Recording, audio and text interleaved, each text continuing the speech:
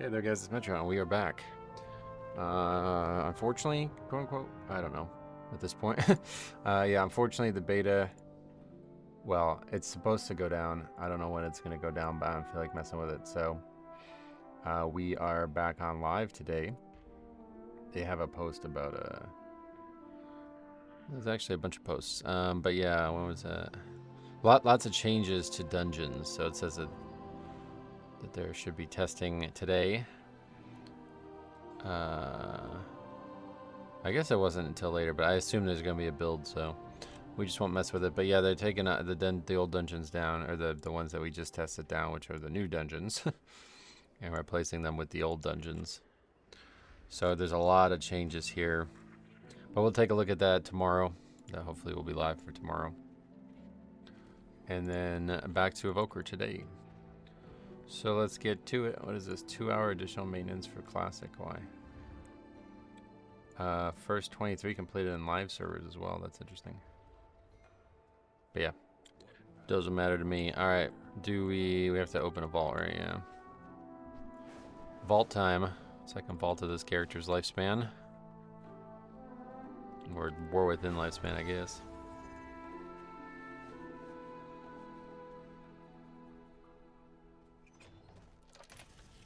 $697 Vris. Wow, upgrading a green, nice.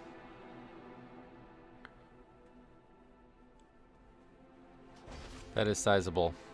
And they came with avoidance, which has no impact on me whatsoever. 40 some item level upgrade. Pretty cool. No. 52 item level upgrade, yeah. Anyway, unfortunately practice canceled again because of snow, so I'm pretty unhappy about that. There's a... It's not even snowing. I'm like, dude, so mad about this. Although, to be fair, every other school in the area canceled their day. So my school was like the only area that didn't. And then they started school and they just had early dismissal. And now it's like it's not even snowing. I don't know why are they getting dismissed. I have no idea. I guess maybe it's supposed to start soon, but it's not. On my phone, it's supposed to snow or rain until 2 p.m. which means that they would have just been able to come home from school normal time and we could have practiced. But anyway, that's unfortunate because the first game is Friday, so. Anyway, exclamation, question mark, welcome, and Wildkid as well. Alright, so what key we got? 3 flooded gate, let's get to it. We still have no Gambit score, and I think also no Hall score. It's out of time, but I think it probably gave a little.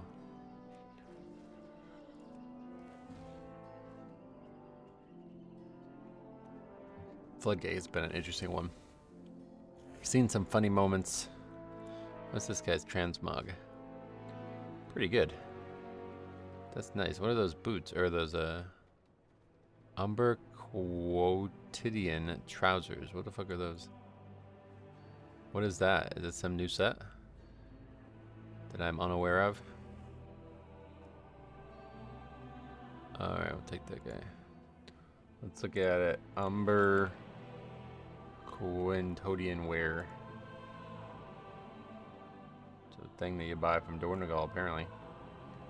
Obsidian. Oh, it's this guy. Yeah, I must have bought that already, probably.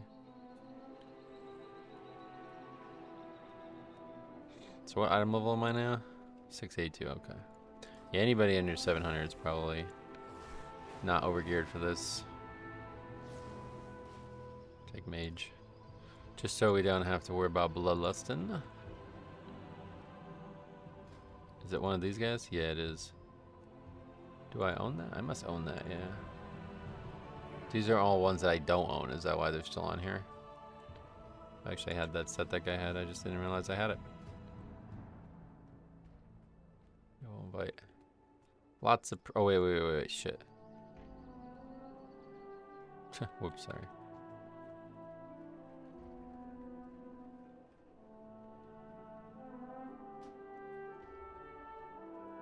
Forgot to invite. Did not mean to do that. That's funny. I thought the healer needed an invite, but I already invited him.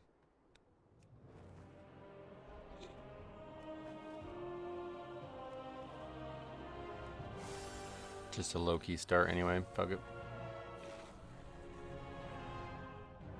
Okay, now we need a tank. And we'll head out to Flooded Gate. So unfortunately the servers were down today, so I didn't get to make an episode of the stuff for the second channel, but I'm still ahead on those, so we're not in any concern with not having one for a little bit, as long as I can get some made tomorrow. Maybe I'll even have time tonight when practice probably would have been, I guess. We'll see. But yeah, in case you guys missed it, second channel has a very detailed and interesting ongoing series where we are trying to gather every single decor item, and we are actually doing better than I thought. I thought we would be like totally never in the realm of possibility, but it's actually kind of possible. There's gonna be a couple that I think probably are impossible, but we're gonna get very close to 100% one way or the other. Andrew, welcome.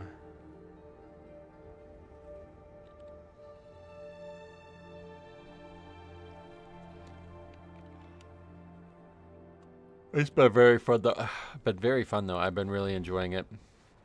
Did I pick up professions on this character? I needed, yeah, this character needs to pick up professions. We're gonna do professions on it at some point. We got Bismuth Bolts already, that's funny. Dave, welcome. If you watch that series at all, you'll know Bismuth Bolts have been a big issue for me for some reason. See, I don't understand. Like what? Alright, well you get invited then. I mean honestly, like I don't like, people are like, don't troll and invite a non-viable comp. Well then why the fuck did they sign up? Like I don't know what to tell you. Like you signed up, you see we have both the healer and DPS, so good, you can come. What are you gonna do? Let's see what happens.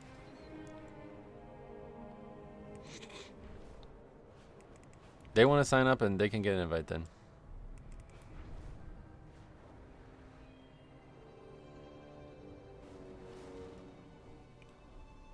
It's ironic considering I typed out don't, or too many DPS or whatever, but.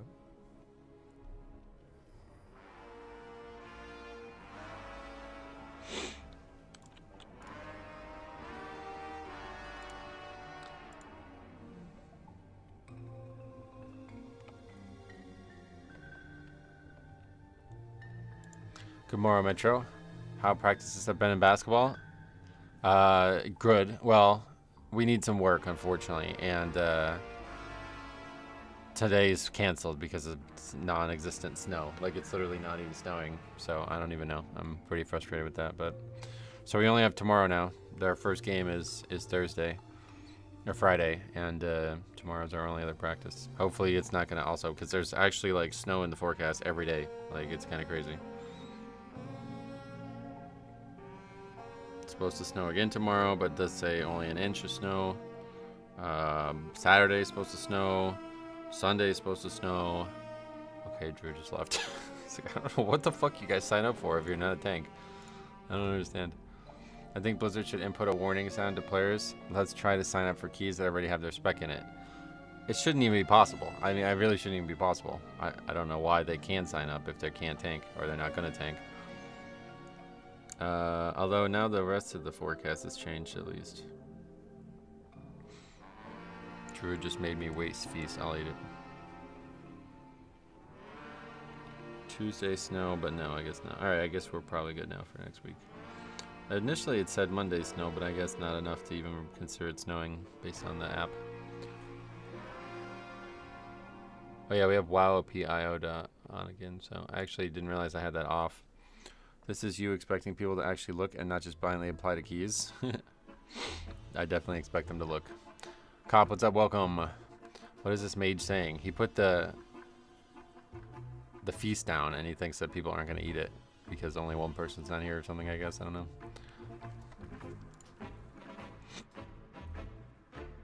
But yeah, we're back to Observation Evoker because the beta servers are supposed to go down today for the patch that will come. Barnes and Nobles, what's going on?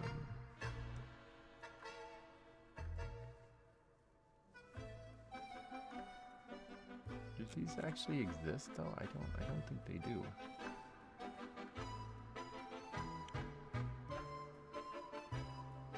Oh, maybe.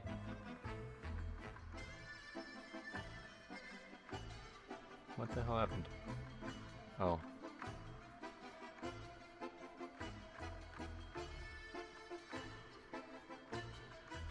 I didn't actually copy paste it. Oh, that's why. It said fucking pop up. God damn it.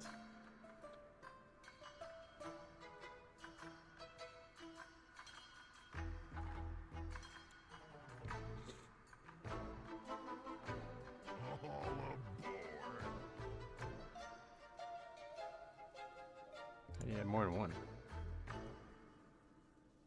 You can't?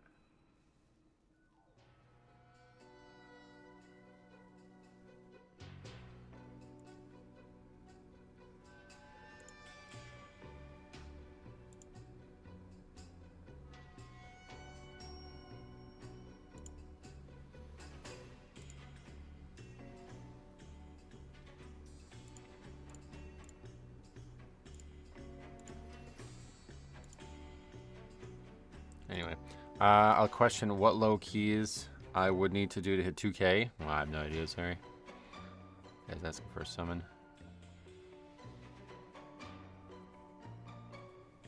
I have something to watch while I relax and get ready for the next 2 days on the RPG channel. Oh, yeah.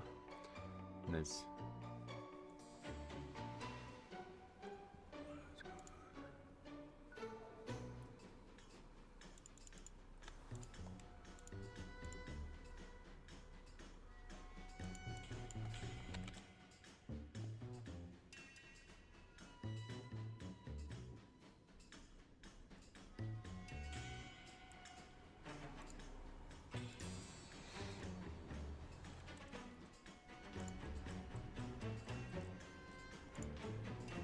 Well, I actually got them, huh?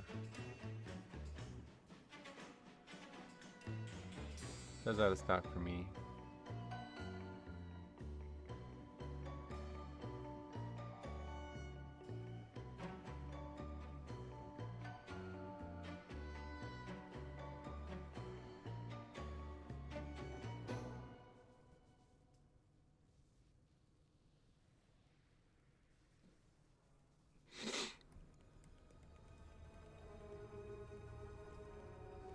This tank's just not coming. He's on his way.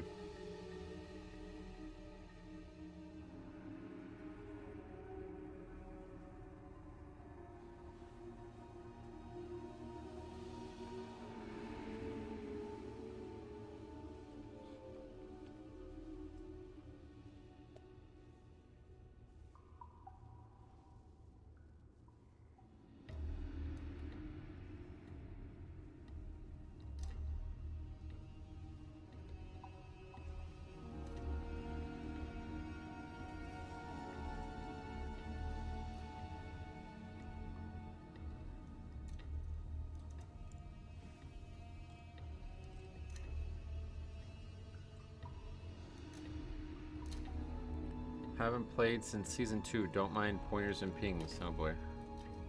Oh, here we go. Finally relatively healthy after spending the last 3 days or so in bed asleep. Oh wow, I didn't realize you were sick.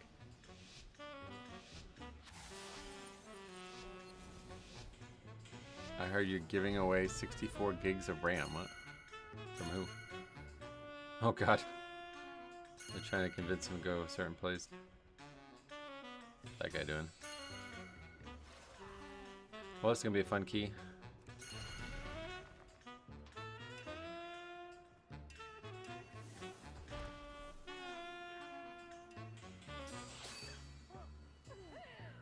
I'll ping that guy.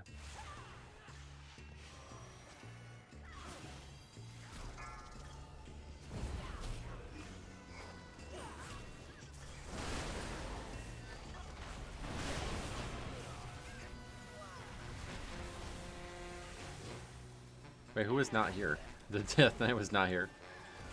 So many pings. Isn't that dude worried about running out of pings? I don't think you can run. Yeah, I don't think you can run out. That'd be cool if you could, though.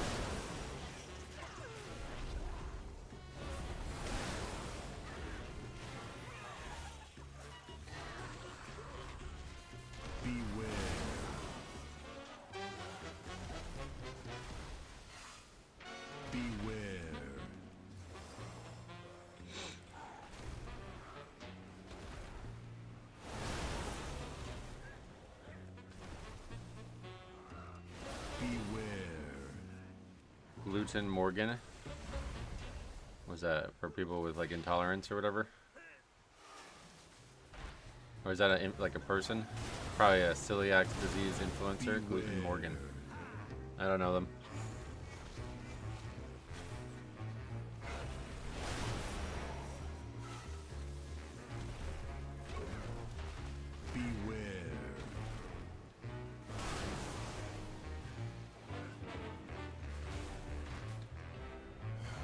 Kyle, welcome. It's a German person? Yeah. That's probably why I don't know them. I think there's a couple people who are from Germany here.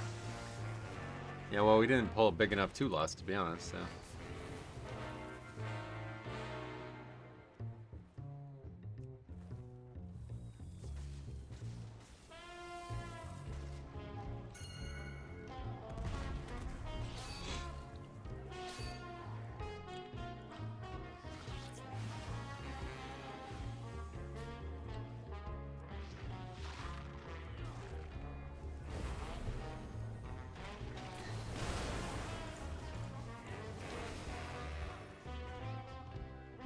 Nope, am I lagging already? Nope, that wasn't me, I guess. I know the game had issues yesterday. Did that get solved quickly?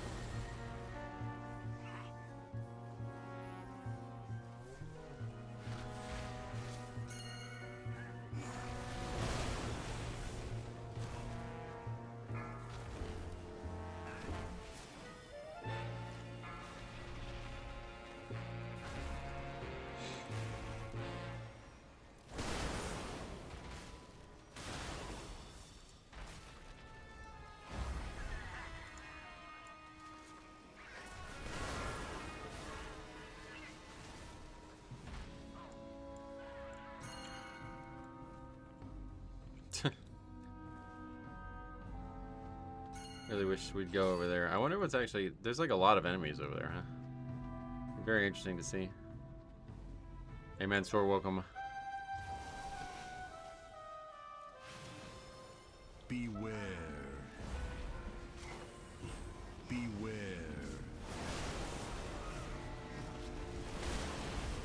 Beware.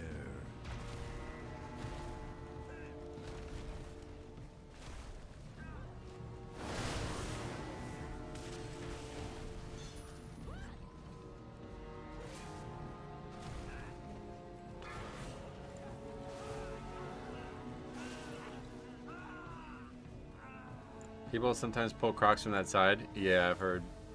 We actually made a review on it happening, and then it despawned the boss and caused it to disband. Beware. That was last week. Beware. They solved the login issues very fast. Nice. Beware.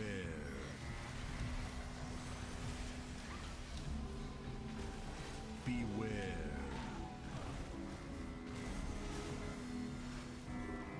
That was a funny review, yeah. It's interesting.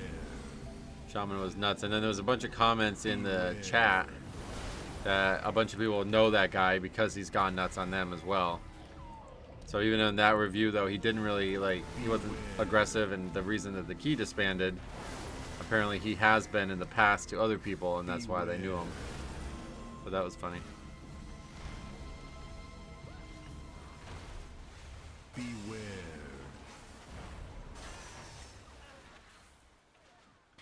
Well, what have we here? Welcome to the fight. You guys stay right where you are. It's playtime. Playtime! Beware. Slow down and enjoy this.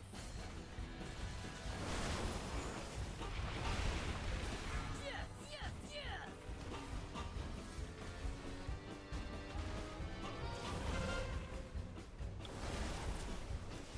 I saw that your comment section is the gift that keeps on giving. Sometimes, yeah.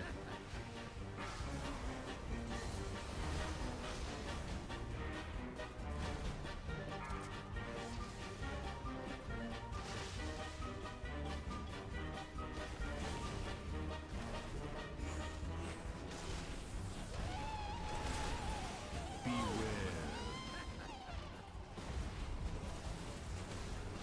Okay. Just not doing the bombs.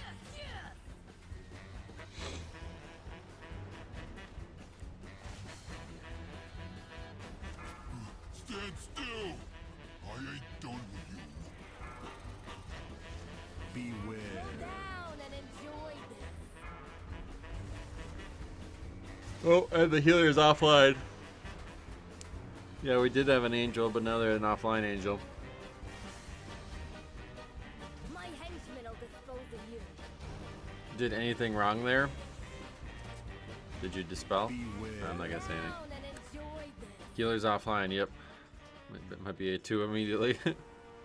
Oh, that was weird. I was like, where the fuck did I spawn? But my camera was just like totally eclipsed by this thing. I've never seen that happen when you spawn. It's rare. Well, actually, he did do something wrong. Yeah, he has to take the boss to the bomb. He didn't do that.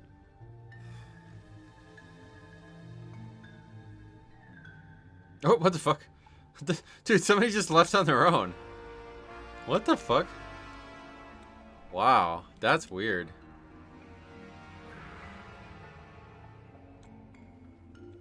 That's crazy. I guess a lot of people don't know about the DC protection. So they just hooked that dude up. I truly don't understand why they go offline. Well, I doubt that was intentional. I don't know. But yeah, I guess a lot of people don't. I have a video recorded of this actually, but I guess a lot of people don't know that that DC loophole has been closed.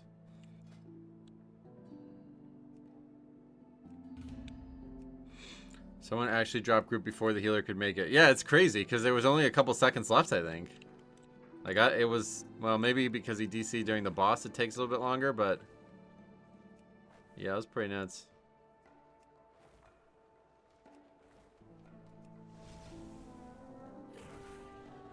So what profession should I get for this character? What do you guys think? I have, can't remember. Wait, I guess we need alchemy.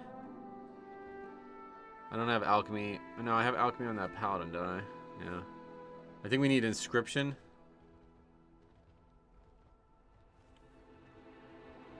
But then, yeah, I don't know. It's kind of weird because herbalism is like, I imagine I only want to have it on one character, so probably, maybe I just won't even do a profession for this character.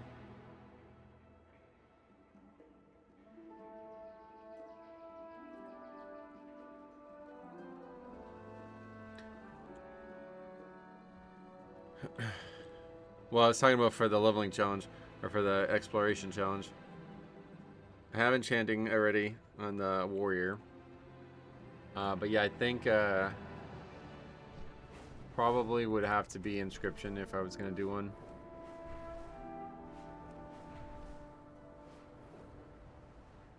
We haven't done, I can't remember what we've not done. Is it just me or simple cast macros not working today? I guess I don't know. I haven't tried one.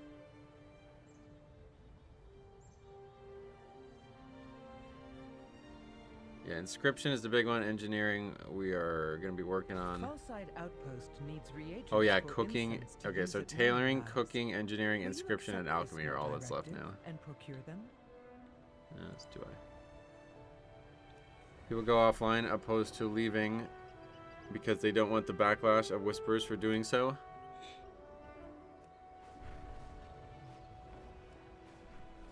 No, that's silly. Coward's way out, it sounds like. No, but I think a lot of people do think it's fine to do that, and they don't realize that they're actually going to get a penalty for it.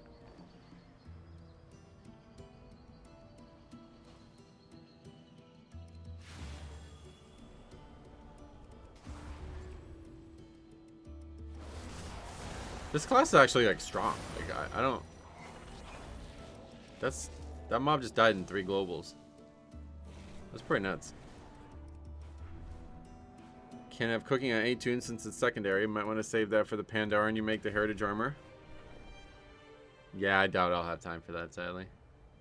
I want to do it, and I still want to do the Draenei one, but this decor thing is going to take, like, it will go until midnight launch, I'd imagine.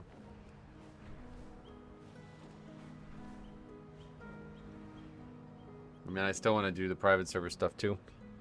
I'll probably never get to those characters. That'll be like years from now, maybe, or something. But I do want to. Oh,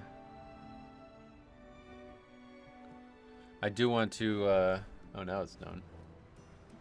What was I gonna say? Oh yeah, I did start working out a little bit on. So the changes I made to the private server, I hadn't really considered this. I had made it so you don't get any stats while leveling from 0 through 80, and that was totally fine for Death Knight because they have Death Strike and a bunch of other spells. But most classes have like one spell. I think all classes have like one spell. So a character with 0 strength, like a melee with 0 strength or agi or whatever, they can't kill any mobs. They lose a 1v1 every time. So I've been looking at how to fix that, and I think the only way to fix that is to just give them the spells. Like, instead of, you know, your first few levels, you just get the spells. So I was working on it. I did it on Hunter today just to make sure. Hunter is actually easy mode because you just give them concussive shot, and then they're like, all right, now they can just kill everything. But I also gave them disengage because I really like Hunter, disengage, and Wrath finally having the actual throw, like you fall backwards thing or jump backwards thing. Hunter, disengage, and classic is actually just like a threat drop. But warrior was a tricky one. I gave them heroic throw, which is a level 80 spell. But since you're never going to get that anyway, I gave it to them at level 1. And I made it have a minimum range requirement, so you can't do it when you're in melee range, and I gave it a 6-second cooldown. So basically the way to kill mobs as a warrior while under geared is to just spam heroic throw over and over again, which I actually really like. I think that's really fun. But those are the only two I got to so far. Shaman seems to be fine. I think like casters are fine. Anybody that cannot get meleeed to death is probably fine. But I think all melee or physical damage dealers need some help. So rogue and paladin I need to look at. I did the troll one yesterday. It was really good. Did we do the troll one? I don't remember. Take a look at the spreadsheet. We did... I remember doing orc. That was really fun.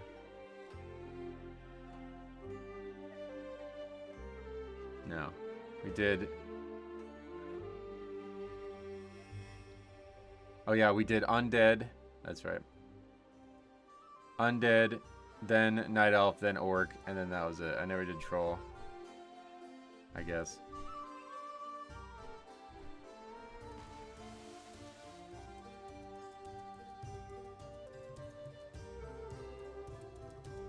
Yeah, that was it. We just did those 3. I still want to do... I never did human. I guess I never did troll. Troll and human came together, is that right? Or did orc and human come together? I don't know why I never did troll. But yeah, I guess I'll probably never get to these.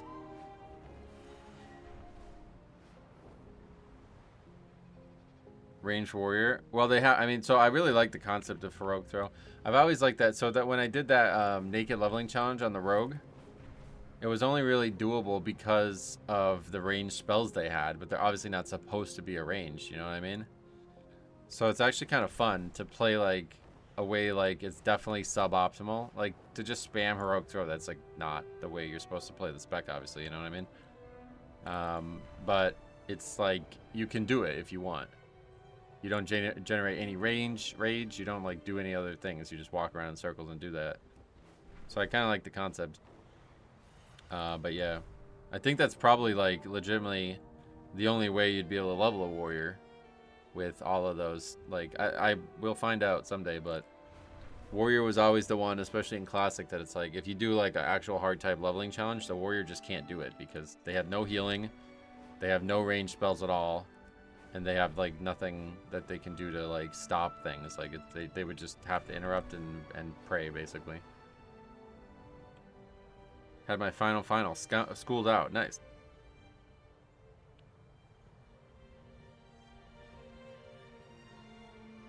I don't think I've seen any Augs in higher keys. Yeah, they're really bad right now, but they look a lot better in the beta. Yeah, every race is in the game now.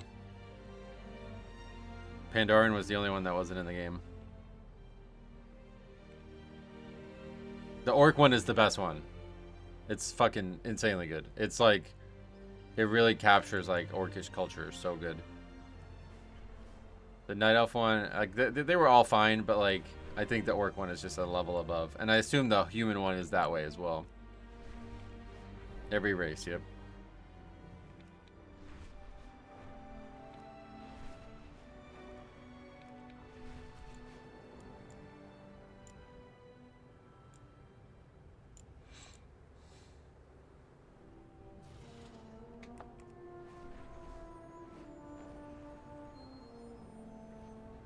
Yeah, we did like 3 in a row like last year or something. I don't even remember when, but it was pretty fun. I did the 1 talent point only challenges. That was quite fun. Garbage truck. What's the little furry things called again? Vulpira, yeah. Vulperia. I don't practice Vulperia. Forgot to do the Pandoran one. Yeah, I haven't done it yet. Have you done it, Cobb? Is it good? Does it capture Pandaren culture well? Because I've heard the Draenei one is really good for that, and that's why I really want to do the Draenei one. I mean, I would love to do all of them again, but it's just there's just no time. I don't know. I think there's like they're like very easy to do now, though, right? Like if you start a new character, you don't even need rep. I think at one point you needed rep. I don't think you need rep anymore, and I think you only have to be like level 50 to start it or something like that. So it's like a couple hours only, and then you do it. I got my 3K radar AO as a tank yesterday, in part thanks to watching your routes. Well, good. I'm glad to have helped. I didn't feel like I helped, but I'm glad I did. Metro, can you link route? No. I don't have to be worried about that on AUG at least. Thankfully.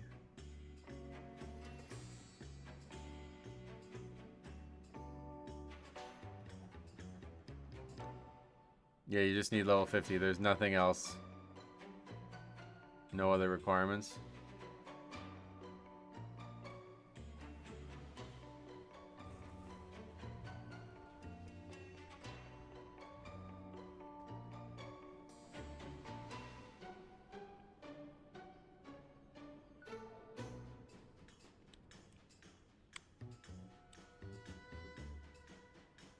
I mean, I assume the Pandoran one's gonna be your favorite one, but be truthful. Like, if you think they could have did better, let me know, because some of the ones I don't remember which one people said was bad. I think a lot of people were critical of the Night Elf one, which I enjoyed. I think it could have been better though. I do.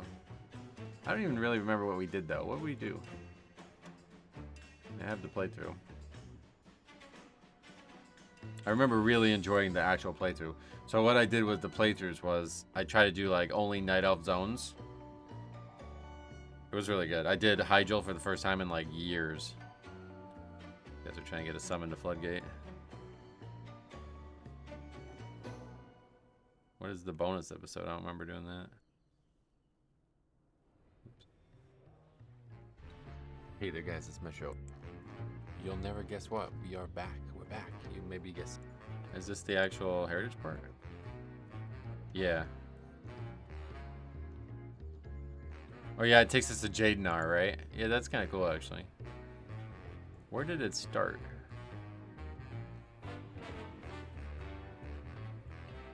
I remember getting like super deep in the lore. Yeah, because there's some like lore related to the characters that were in Jadenar the whole time or something like that. Yeah, I think it could have been better now that I remember it. But the set is really good. I really like the set.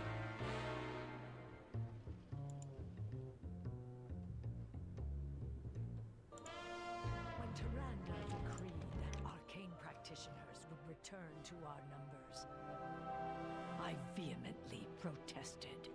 You had every right to be wary, Warden. Yet today, I have witnessed who you truly There's are. people here.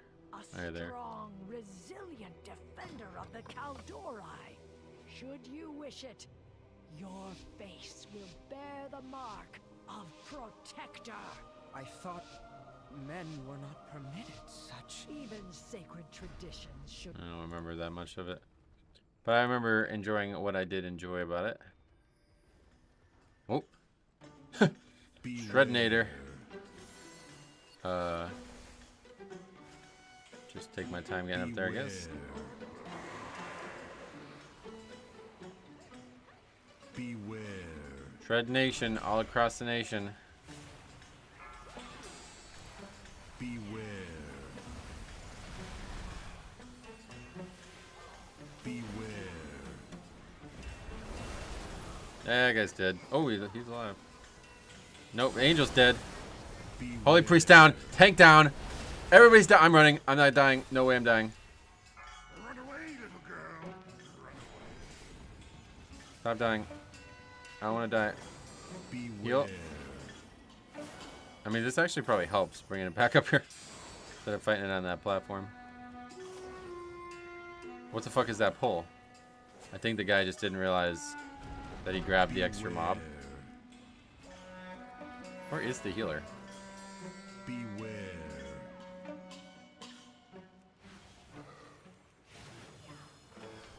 Beware. This is like, yeah, this I should be doing this, I think, huh? Low-key special as well, I think, is also to just run trash back to the start. I think you do this. Yeah, no, I think as Og, I do this. Beware. I just realized I should be doing this. If I can do it, I should do it. I mean, I think in this case it actually helps. Because we're not going to wipe this back. Beware. It's only a problem in high keys where you just wipe a second time. Beware. Well, maybe we are. How the fuck does he die? Brother, how do you die? It's a 2! What's up here? Oh.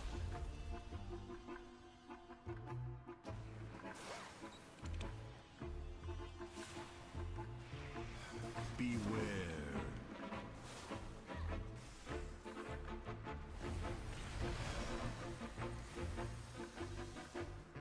I mean, now we want to kill this, I think. Come on. The mobs are fucking... Come on, just res. Why would we not res? They're actually gonna just sit here and not res? It's at 70%! Why were we not? What do you mean? Beware. Why?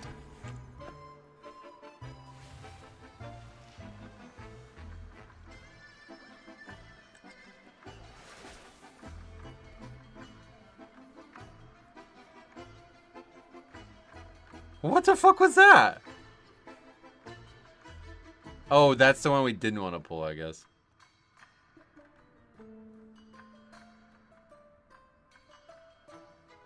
Beware. And he's pulling it again anyway! He pulled it again anyway! Oh my god, this game is something else.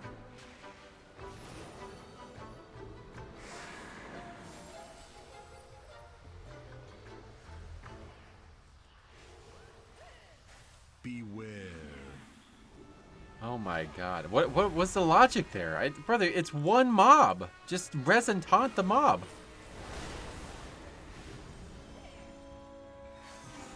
Beware.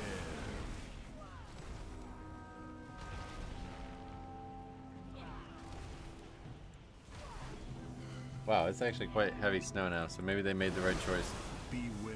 Maybe I was too quick to judge. Fascinating. Yeah, this is utterly fascinating. I love this. It's so fun to do too. It's like so interesting. Thank God Bubbles doesn't exist anymore. No, it's probably a joke in Loki's. Beware.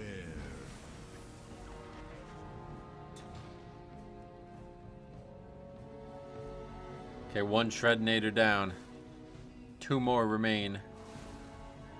Beware. What was said when I was doing that? Sick. Jesus. I mean, I can't believe they thought that was the right choice. That's crazy.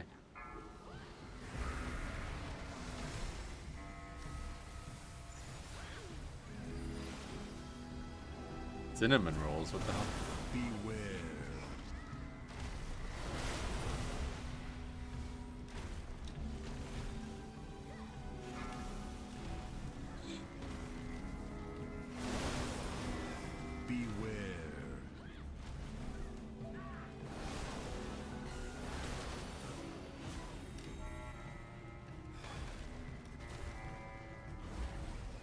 Beware.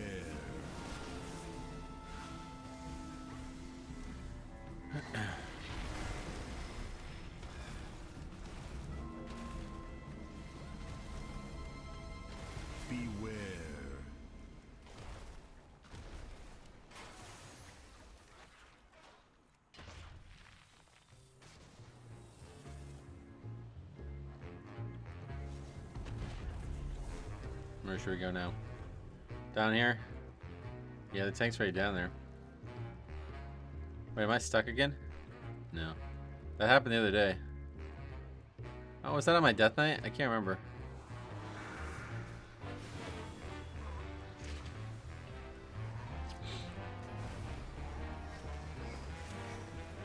Nothing.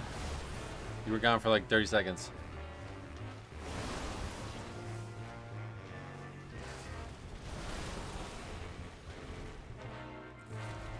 What is that?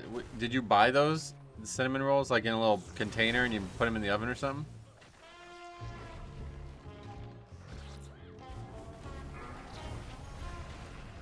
Shockingly, I appear to have too much cynicism today. I was certain that would have been a vote to disband. No, there's like Metro, you don't what do see you a think vote is to the disband best in twos. healer for Mythic Plus? Blood Death Knight. It's Evoker currently. Cobdova, welcome. Glad to see you. Thanks for 76 months. That's crazy. How much is it? Do you remember how much you pay for them? I like the idea of that kind of stuff. That you just literally like put it in the oven and eat it. But I've never purchased it. I don't know if they're expensive or not.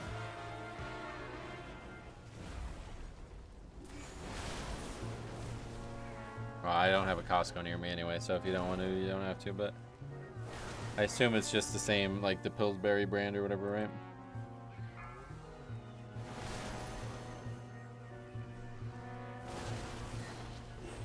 But I struggle to like find good sides for meals at times, so it's like, maybe I should just buy a thing of that and just make a bread or something.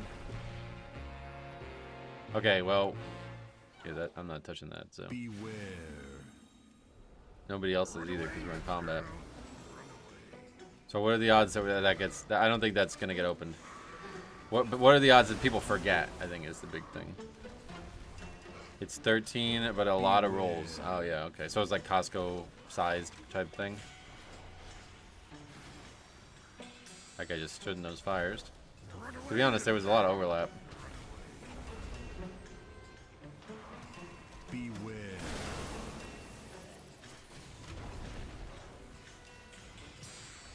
Another one. I've been buying their take and bake meals. It's a lot of money up front, but it's so much food that it lasts a long time. Oh, interesting. Yeah, there's no Costco around here.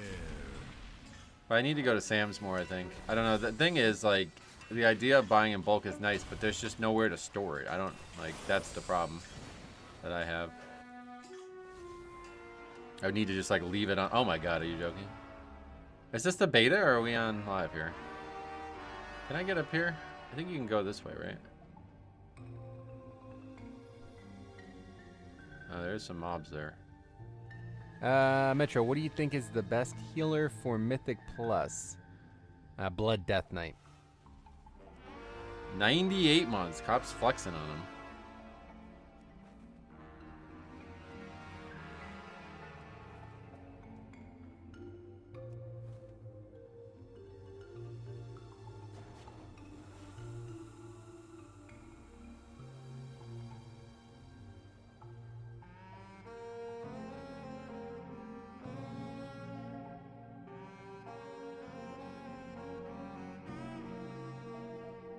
I thought he was gonna skip it.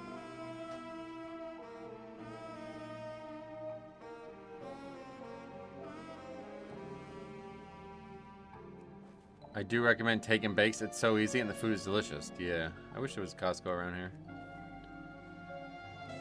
Thank goodness Floodgate's resilient key. Yeah, it is resilient.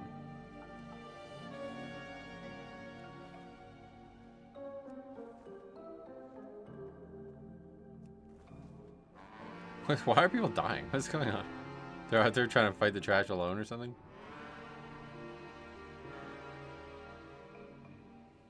We got one in Mechanicsburg. Oh yeah. That's in Pennsylvania? Sounds familiar. Uh-oh. First damage comment.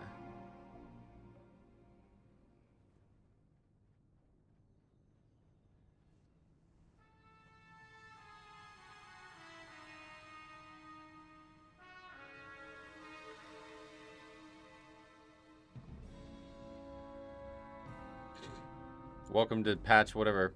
These people still don't know this. Just a bit outside Harrisburg. Gotcha. There's like just no response to that. That's crazy. You did no damage. What does that have to do with anything? I just saved you guys so much time. That's crazy. That's like, I think just like a lot of WoW players just have no idea what they're saying or doing. My Costco is 30 minutes away and the next city over. Oh yeah. Well, the closest one here is an hour away, so. I would, yeah. It's actually quite close to where I used to play basketball, but I guess I'm not gonna do that anyway, so. Not gonna stop at Costco after basketball. Do you live in the opposite city? Yeah, I live in Scranton. They're confident in what they don't know. Well, they had an idea, and then they just don't know how to back it up. That's the weird part, right? That was the weirdest part about that. They're like so sure that what they're saying has to be adhered to, but they have no idea why, I think. That's like the only way to think of it. Like, why? Why do you want me to die? It doesn't make any sense. We're gonna fight. I thought it was because he was gonna skip the mob, and when I realized that, I was like, oh yeah, maybe I should die. But it's like, okay, we're arguing about a route thing at best there. And then he pulls it anyway. It's like, well, okay, so what was the reason? Because I kept that mob in combat. It would have saved a lot of time. No, the Dunder Mifflin thing, that's just for the film or the show or whatever. I bet he's heard that all the time since the 2000s. No, not at all. In fact, I didn't even know about The Office until it was well over. I had heard of the one in England, or the English one. The British one. But I never even heard about the United States one, until it was like well over. I don't remember who the first person who told me about it was, but it was like a while later. It's not a thing here. Like, it's not just like nobody cares. It's not, I mean, the weird part about it is it's like not actually. Oh, that's a healer. Whatever, you can come. Or is it a tank? Anyway, it's like not actually set in Scranton or filmed in Scranton or anything like that, you know what I mean? It was just they used the name Scranton, basically. That was all it was, so. For some reason. I think it was because one of the writers was from Scranton or something. I don't remember why. But I met like 2 people in my whole life who even know, like, who are big Office fans. And when they talk to me, they're like, oh my god, you're from Scranton. Do you ever get a picture with Michael Scott? I was like, he wasn't here. It would be if it was filmed there, but since it isn't, it's whatever. Yeah, that's what I mean.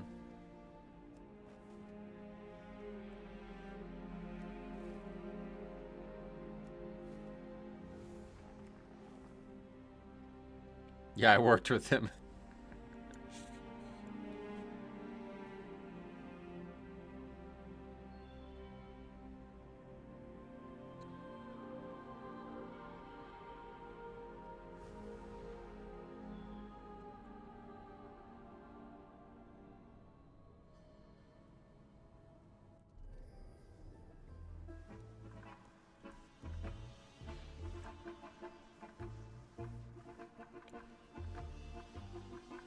This guy actually gonna tank?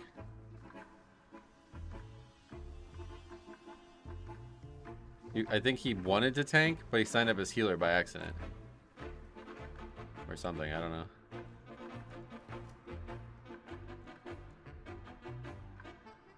Nature will rise against you, this group. That's like when random people I talk to from America ask me if I know Bob from Canada. That would be way crazier, but yeah. Like Harry's a great example of this. I still think this is one of the funniest things I've ever seen in my whole life, but he was on Omegle chatting with like random girls, and he was talking to American girls and asking them like about things that like he thought were American. I have to list. And he's like asking, he's like, oh, you have Black Widow spiders there, and she's like, no. And he's like, you have what do you?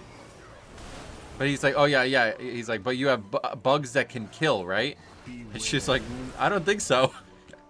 And he's like, well, what about crocodiles? You have crocodiles? And she's like, I think that's Florida. It was just like, brother, the whole fucking country is not like, oh my god. I think like a lot of people from England and stuff probably don't realize how big America is.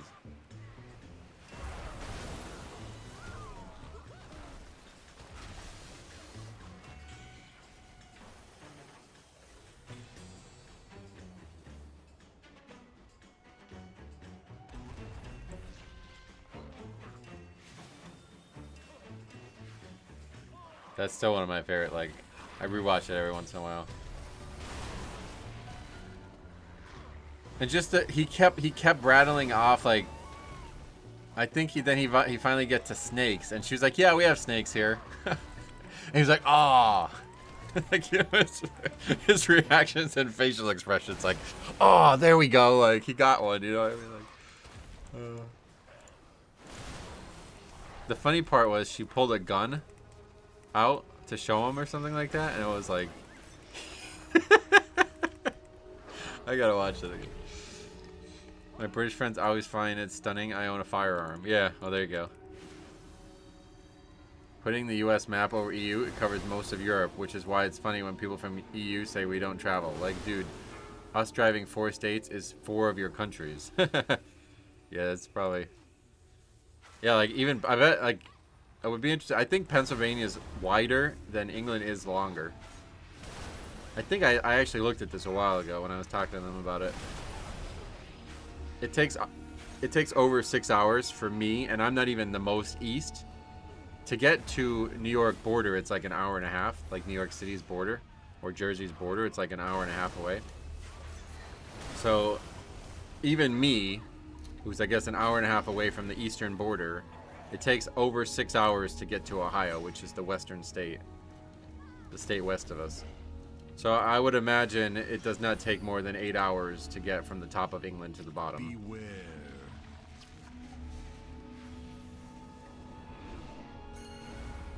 This is a weird pull. PA has more land area than Great Britain. Yeah, there you go. Somebody's getting pulled into a fire patch. Travel is about experiencing new cultures. America is basically the same. Lands don't matter. People do they? I think travel is definitely about more than just that. There's many reasons to travel.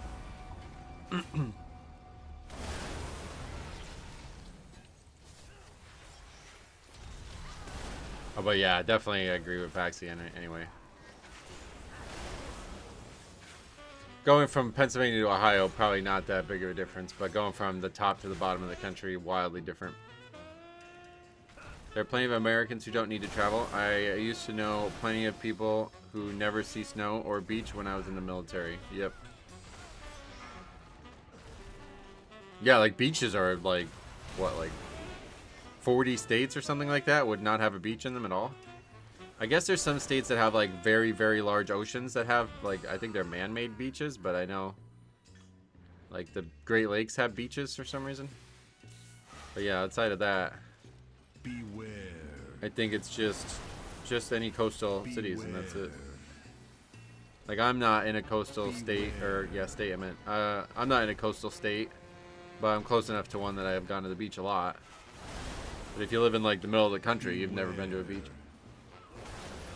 I'm not even an American, and I know people are vastly different all over the states. Yeah, I mean, I'm sure that's true in Canada, right? You have just from what I've heard about Quebec, it sounds like that's enough to say that that's definitely not true, you know? When I went to the Erie campus for a year, it was 300 miles back to Wilkes-Barre, 6-hour drive, yep.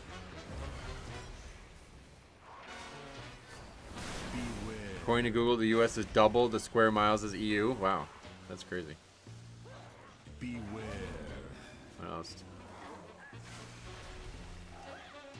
The Walrus said something. To be fair, the size of the countries, our maps are never to scale. Oh yeah, well, Faxi just addressed that anyway by accident.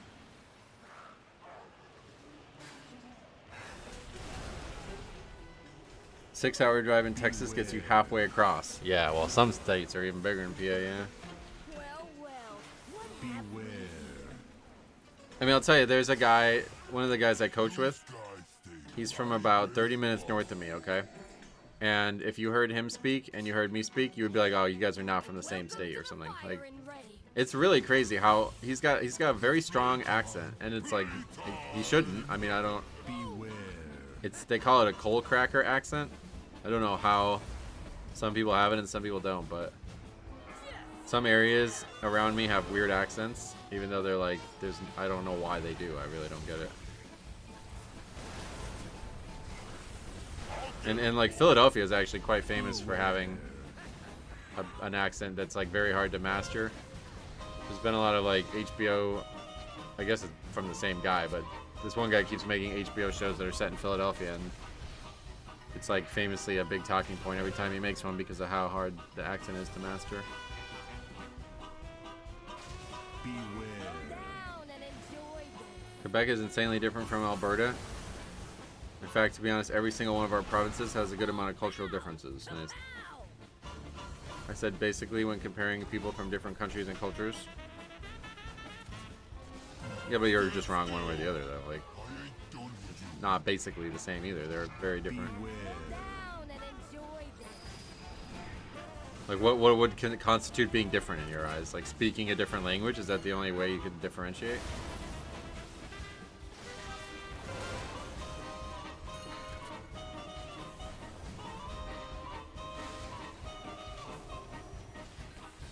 As a Canadian, I can't tell the difference between Philly and New York. Oh, really? I don't really know how to describe them either, but I know they're definitely different. Wow, down to 4K, 24-hour high. Holy shit. Another 1,000 down from yesterday. That's crazy. Beware.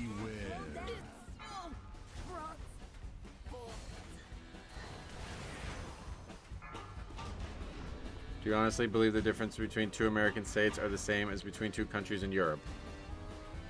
I'm not comparing Europe here. We're talking about traveling and going from one state to the other, and you said distance is not enough. You have to be regionally different as well, people-wise. And that's also the case in America. So I don't, like, you want to just change your argument now, I guess?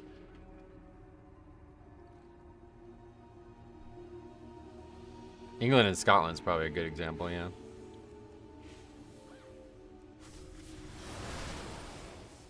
Faxy's talking about Fellowship. We've been looking at the Fellowship data on Steam for the last, like, 3 weeks. Beware. US Route 83 in Texas is 906 miles. That's crazy. Harry's accent is from Liverpool, right? No, he's from London. He's from a place in London called Shoreditch, which apparently has a different accent than the rest of London, and that's why it's so interesting. And he does that like Cockney rhyming slang thing too, which is, I guess, a London thing. Beware. So on top of the unique London accent, like an accent that even people in London might not recognize, he also speaks in like code, basically. It's fucking crazy. I'll never forget the first time. Well, actually, this isn't even. But yeah, he called a house a gaff, and I was like, what? That was the first time I was ever confused by him. But in terms of the slang, I think the first time I ever heard him use it was brown bread to mean dead. Mate, he's brown bread. I was like, what the fuck does that mean? I only know the Scouser accent. Yeah, Darren Till and Paddy Pimblett, right? Fucking mushroom. I can hear him say it. Anyway, England and Scotland are vastly different. Same with Northern Ireland and Wales. And they're all still part of the UK. Yeah, that's a good example. I also like calling the trunk of the car the boot. Oh, really? What the hell are we doing? What the fuck? Should we skip the boss?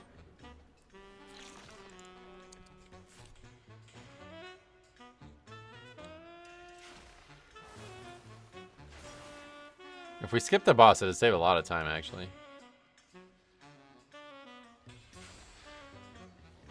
I am from Northern Ireland. Nice. You know about the troubles then.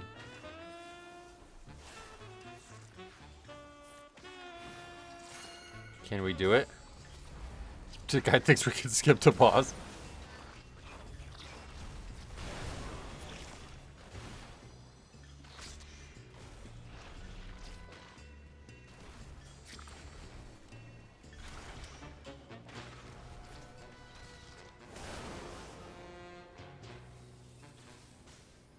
Pulling this instead of going to Big Mama is crazy to me. I don't know why people do this in general, but people do this, like, seriously. I guess it has something to do with cooldowns. Beware. Maybe in, like, the top groups or something. Beware.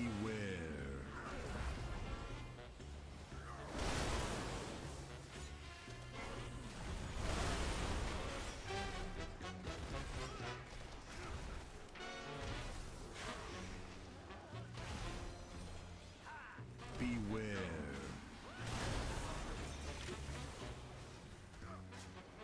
Beware.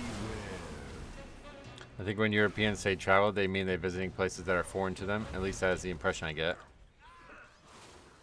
Yeah, I just don't really get the point of saying it.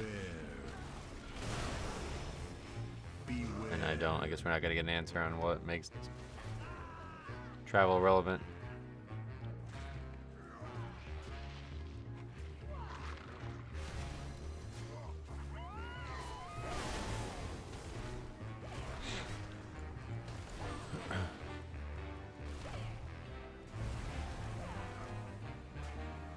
I have never actually heard anybody say that, though, to be honest. Like, I didn't even know that was a thing people said. You say that, you're crazy.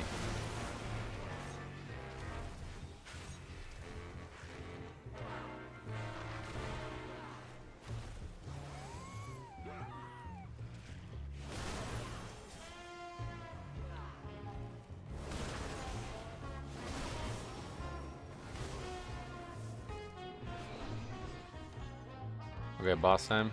That's the list.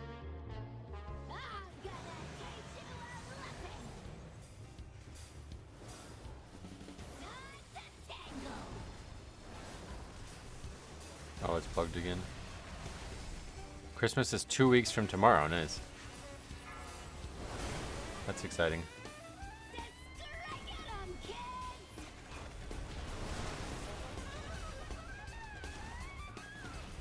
God, these bonkins are just blowing this fight up. Hey, Eve, welcome back.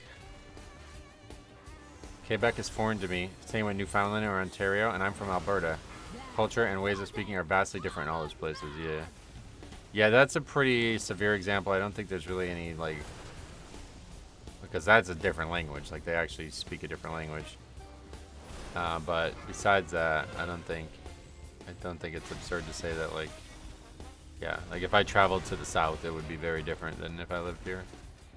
If I go somewhere rural, like where they make moonshine, I'm traveling, yeah. I'm from Manitoba, and I've been to Ontario 6 times, and there's some pretty rude people there. Oh, wow, really? Manitoba's in where? Yeah, I'm not interrupting anymore. One interrupt. Those guys are gonna have to get it. They got it.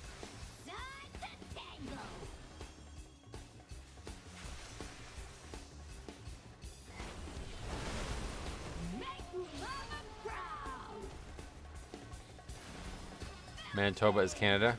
Oh, it's a province, I see. I thought it was in Quebec or something. Winnipeg and not much else in Manitoba. Winnipeg has like a hockey team though, right? Winnipeg Jets, is that the team? Sounds familiar. Manitoba is the center area of Canada, I gotcha. Oh shit. Didn't think that could hit me. I thought it would go underneath me. The Jets, that's it. When did names and chats change to being usernames? I think it's about 3 weeks ago. I don't remember exactly, but it was weird because there was like one stream. We streamed on, say, Tuesday, and it was this way. And then we streamed on Wednesday, and it was the other way, the original way. And then Thursday, it was this way, and it's not been back since. So I don't know that there's like a way to turn it on or off or something, but it did seem weird. Oh, I just rolled out and unrolled out or something.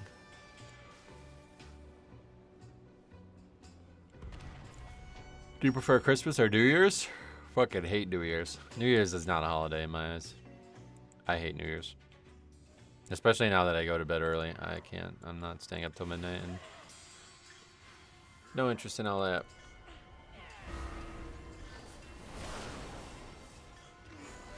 New Year's, I think the reason I hate New Year's so much though is because it's like when I was young, you'd have, you know, the week before Christmas off. Like you'd have like 2 or 3 days off before Christmas usually, depending on when Christmas was, especially if it was a weekend. Or if it was a Monday, that would be ideal, I think. But anyway, I guess if it was a Tuesday, that would be best in slot. But yeah, you'd have at least a couple days off before Christmas. And then you'd have Christmas, and there'd be all that excitement. And then there'd still be like family, like outside family who couldn't come for Christmas Day. They'd come the day after or the day after that. But then usually by like 3 or 4 days later, Christmas is over. And then 7 days later, it's New Year's Eve. And New Year's Day, I think it's New Year's Day 7 days later. And then 8 days later, you're back in school. And I was like, fuck. I hated that. Like, New Year's, you know what I mean? Shit. But I think that's why I dislike New Year's nowadays. But it just seems so phony and so bullshit. Like, let's watch a bunch of idiots in the square. It's fucking 30 degrees out or less. Probably not even going to be... It's going to be more like 0 degrees this year. For some reason, every day it's freezing anymore. Listen to a bunch of, like, washed-up musicians lip-syncing shit. Like, yeah, I'm all set, man. This is not a holiday. I had, like, one positive experience on New Year's, and that's it.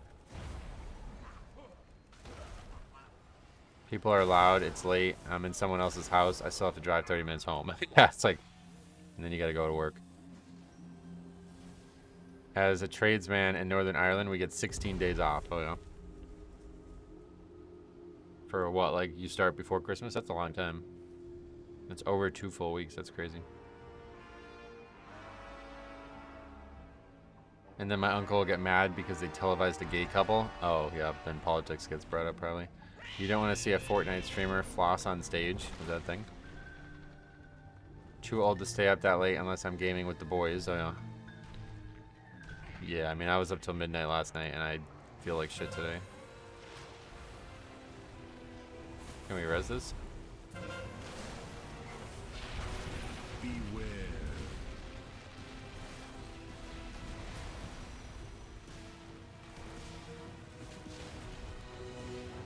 The gnarly New Year parties. What would be like a good experience of a New Year party that wouldn't exist on regular days?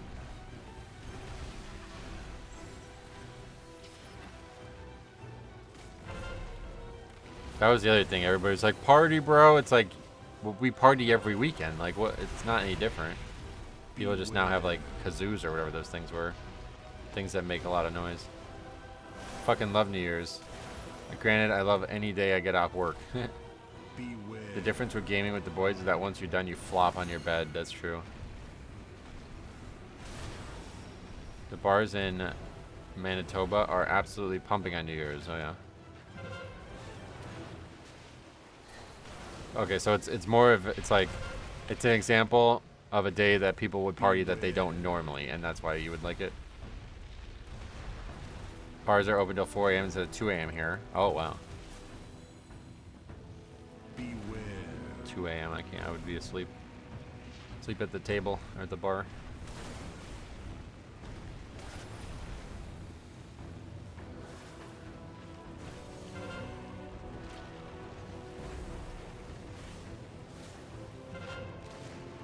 The spinning things. Yeah, what are those spinning things? What are they actually called? I don't even know. Were you a party harder when you were young? Oh yeah, when I was in college we used to party like that's what I said, like it'd be Friday, Saturday, every weekend, party, all different people. And then it was like, all right, New Year, we got a party. It's like, no, I'm going back to school tomorrow, man. Like, I'm not, you know what I mean? Like, no thanks. Even when I was in high school and college, it was like, no, I'm good. I'm not interested in that.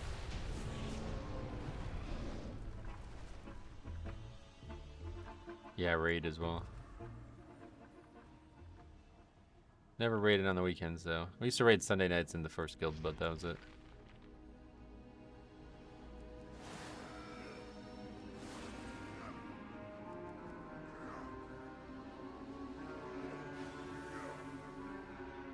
After the bars closed, we literally go drink at the rinks. What the hell? Beware. The hockey rinks?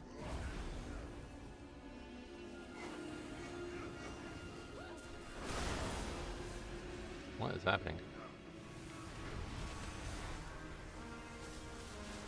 I am raiding 6 nights a week right now. Still?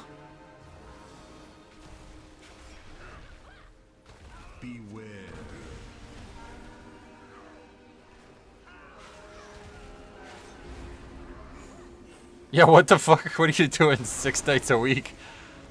It's like 6 months into the season. It's 1 hour a night or something, probably. Oh, in 2 different groups, I see. 4 days on Classic? What the fuck? What are you guys doing Classic for 4 days?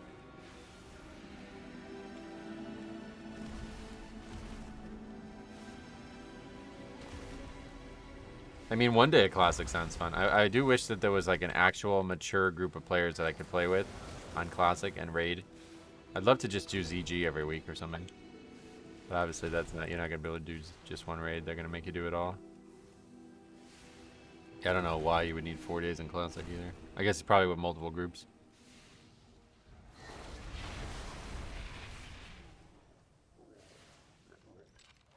You actually need 4 nights for all of those different raids? Don't they take like 30 minutes? Like MC takes like 30 minutes, doesn't it?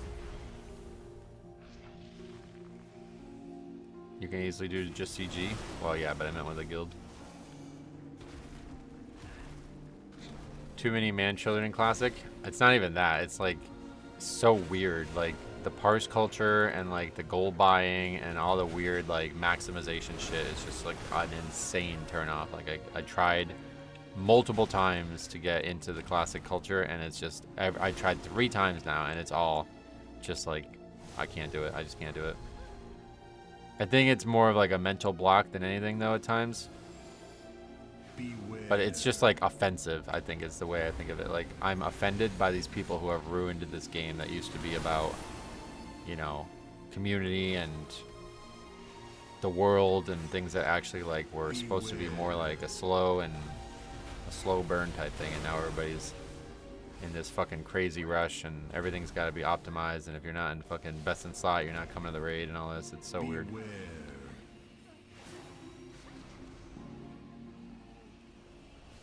Nax takes forever. Yeah, no, I'm sure Nax does, but when we raided on Beware. Nostaria, so we would be able to do MC and BWL in like 2 hours it took only. Sometimes we would wipe on Chromagist and Nefarian, but that was it. I mean, I honestly wouldn't, like, if that guild was still around, I would rather rejoin them than play with some of these people.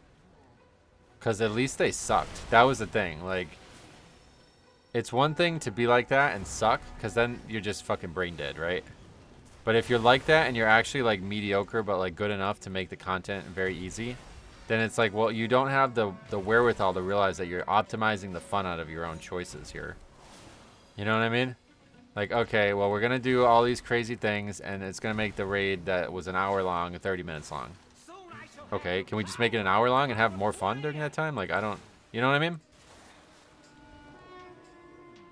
That makes... That's better, I think. I'd rather, like, wipe and fail and it actually feel like progression rating. Than be like, alright, we just turned this farm into, like... It's like progression farm or something. Like, we have to take progression...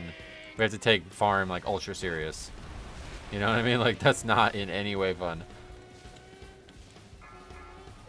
That was, like, the only, like... I mean, I remember that. So, like, anytime we would do farm, that was, like... I still took it serious, and other people wouldn't. And I would get mad. And everybody would be like, come on, dude, it's just farm. Chill. And it's like, alright, yeah, you're right, you're right.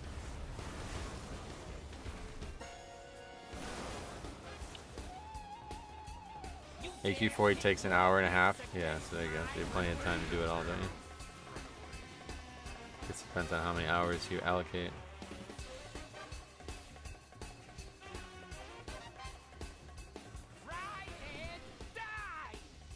I will not be playing TBC Classic. Oh no. So what happens to the group that you're in? Do they just leave you? I feel like a lot of that is because of world buffs and how much it sucks to die / wipe and lose them. Many people will freak out. Yeah, I don't know if it's just world buffs, unfortunately, but it's probably a good portion of it.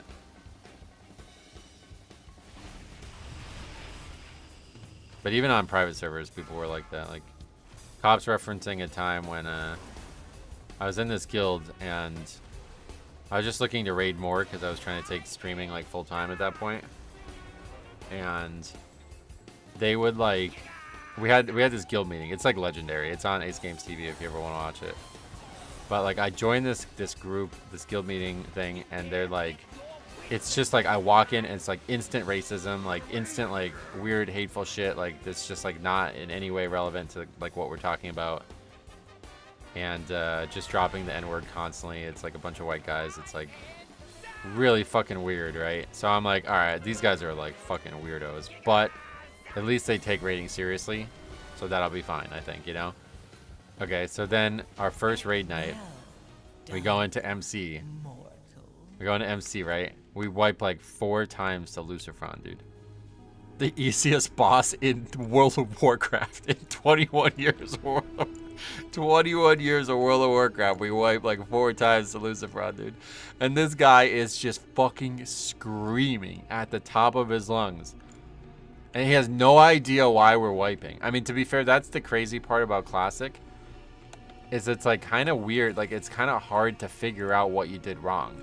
Because there's no actual mechanics. So if you die, it's like, well, I don't know what happened. Because you didn't die to a mechanic. You know what I mean? It's really weird. But yeah, it was fucking nuts. I couldn't believe that after all of that. Like, you're going to have fucking 8 full consumables. And then they're on my dick about not having consumables. And I was like, brother, we're wiping to Lucifron. Like, what? I don't think that's the issue. Like, I really don't think you have the right mindset here. What's going on? These guys are talking about gear. Oh, the guy doesn't even have the cloak.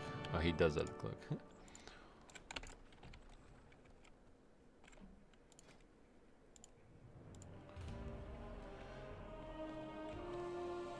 Pete Alonso signed a 4-year deal with the O's. Oh shit, what the fuck?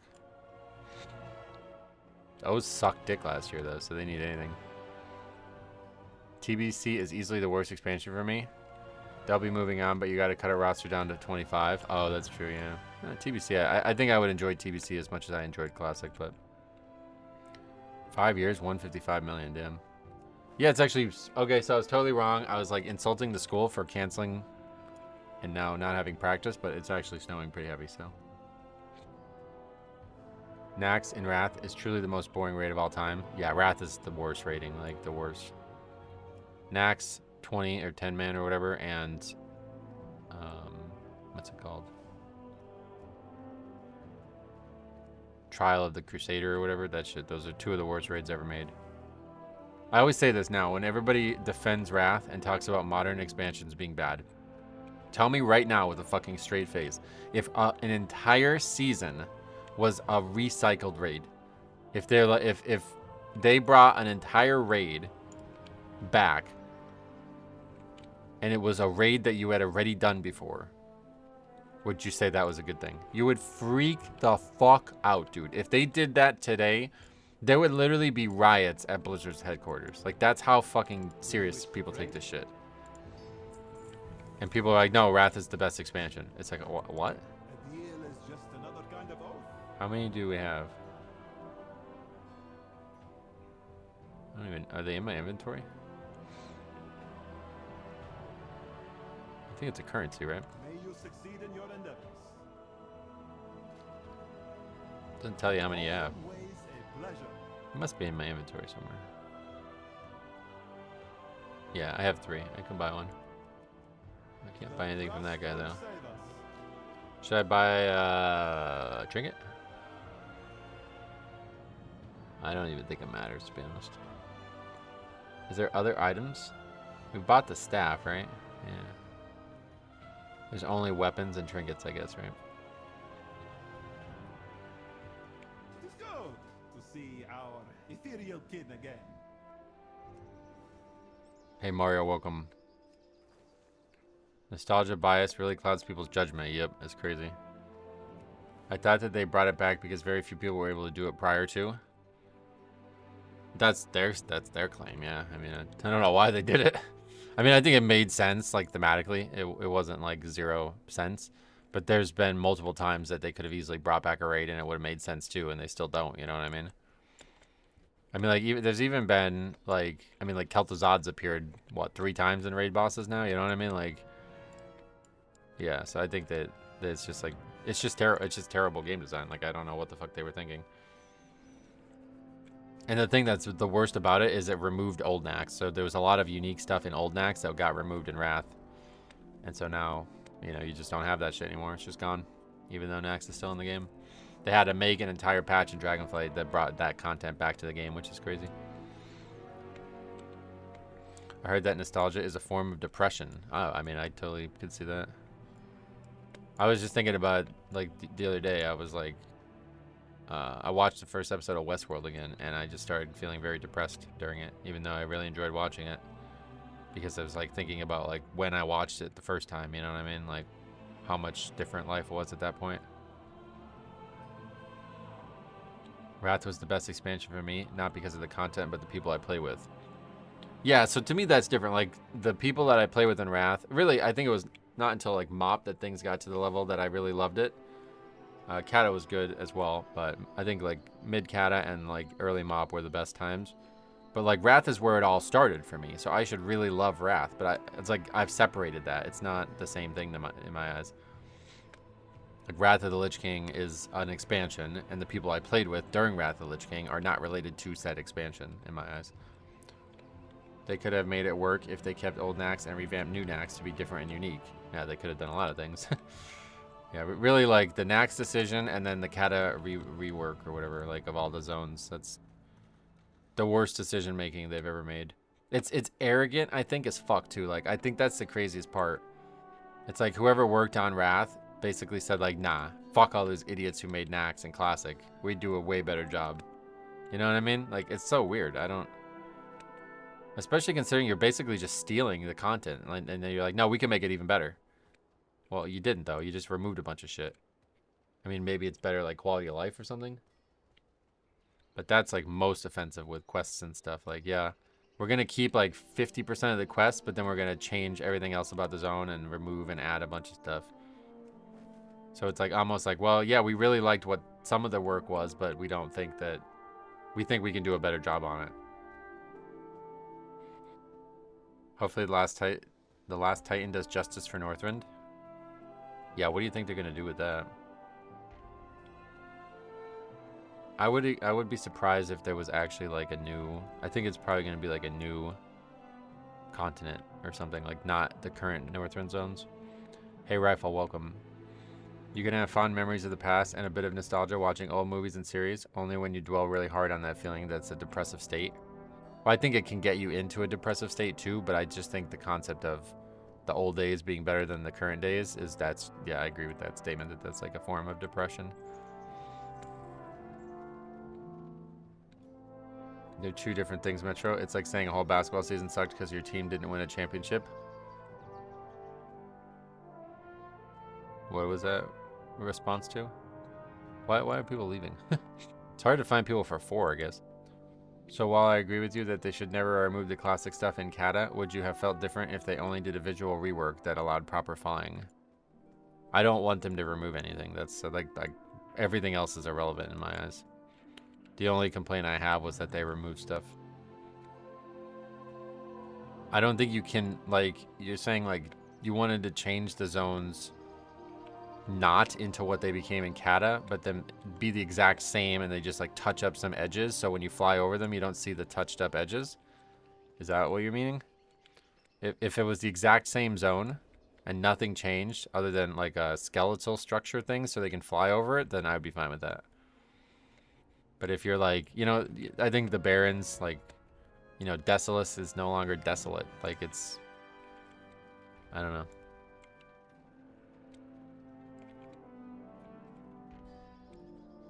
Tenaris, totally fucked.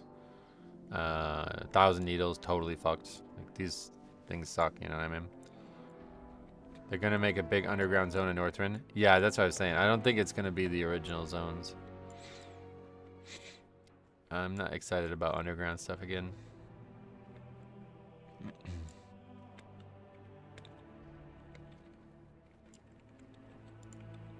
Hard to find people for a 4.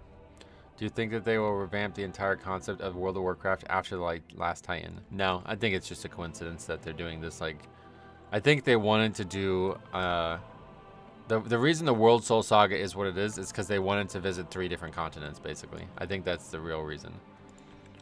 That's the only reason they're doing it across 3 expansions. Because they knew they wanted Quell the Lost, they knew they wanted Old War or whatever it's going to be there, and they knew they wanted this concept of like going under the Azeroth or whatever. All they have to do is have a bronze dragonflight person teleport you back in time. Yeah, that's what I was sure when they added Chromie time. Like me and Cop, I think we made videos on this shit. Like I would have bet money that they would have had Chromie time classic, or yeah, whatever you'd call it, vanilla or something, you know. I can't believe they don't, but I guess they don't want to return all of the stuff that was removed.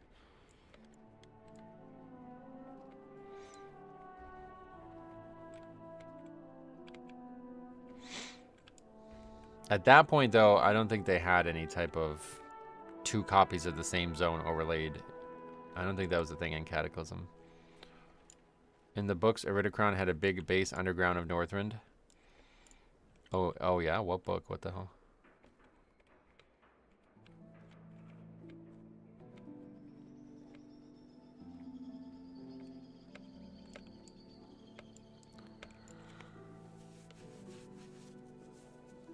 Yeah, it was literally like... I was sure of it. I thought that was going to happen. Meanwhile, like, what's that been? Like 7 years now or something? Chromie time came with Shadowlands, right? Or was it BFA? I think it was Shadowlands. No, it was BFA, wasn't it? I don't remember when they did it, but I also remember the party sync update. That is like one of the craziest things in the game, and nobody uses it. And I think it all starts because it came out. That patch was like tested, and it launched like 2 weeks after 2019 Classic launched. So it got like no press whatsoever.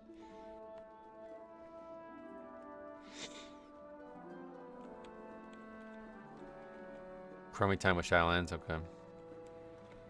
But Party Sync was before Shadowlands, I guess. That's the thing. Oh, yes. No, you're right. And now I remember why.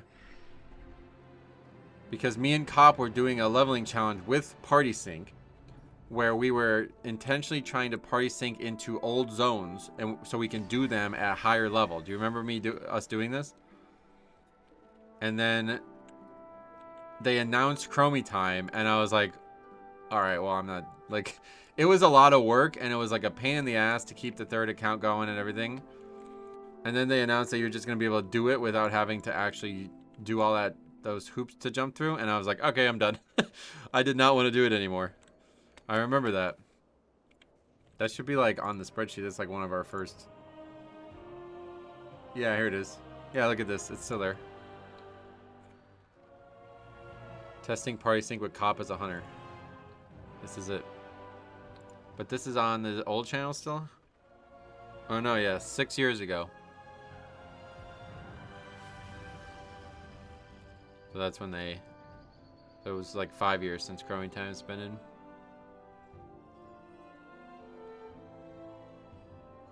That's funny.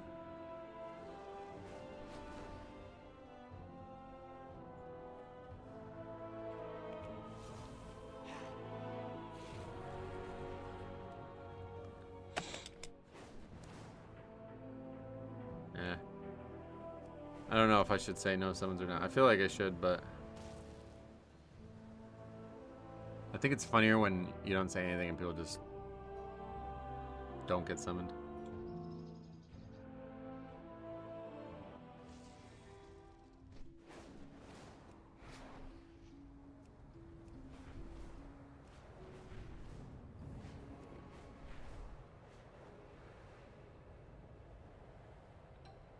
I guess it's not gonna rain. It was supposed to be like warm enough to rain, but it's snowing like crazy. It says we're only supposed to get 2 inches though. Don't look like that out now.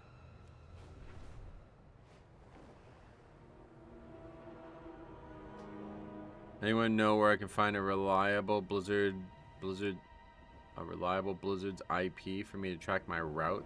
I don't know what any of that means. Sorry, man. No idea what you're asking there. Oh, I went to the wrong place.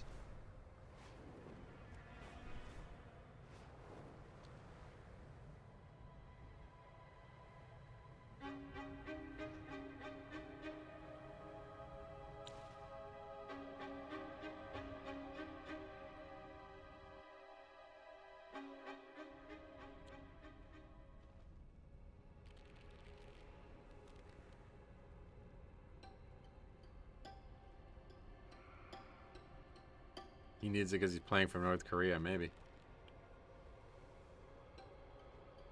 Check whether I need a tunneling service or not. Well, you're gonna have somebody to build the tunnel just because of your...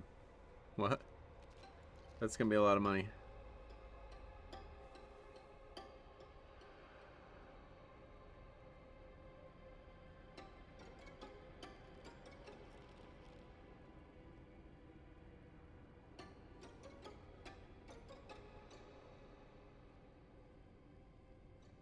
This guy got a summon and he... Okay, he's taking it. Alright, this dungeon has been like absolute untimeable for us on low keys. I don't think we've... I guess we must have because we have score from it, but gotta be very low. Player housing out there got me doing Legion World quests. I'll be going back to Remix on the series because I need to get those things still, but outside of that, we do have a lot of other stuff to do in Legion 2 from there.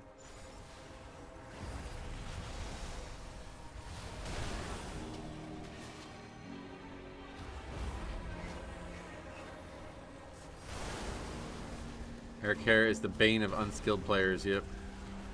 I went back to Remix yesterday to get those weapon enchants. Yeah, that's true too. I forgot about those. There's some good housing stuff, yep.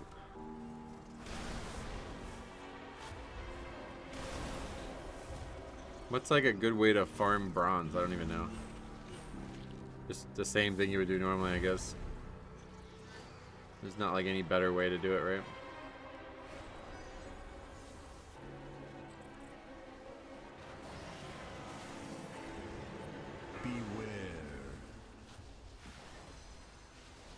I need that Nightmare enchant before Jix. I don't think Jix has played in a while. I guess I hadn't really put 2 and 2 together because when we got together in the summer, he was asking me all kinds of questions about the patches and stuff. I guess he wasn't playing at that point either. Let its darkness fill you. Beware.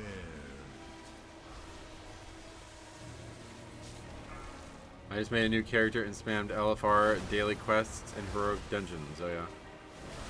Beware.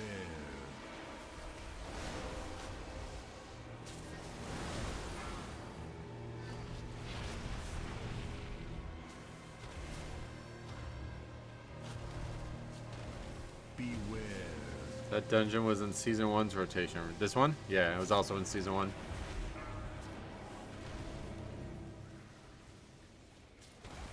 Beware.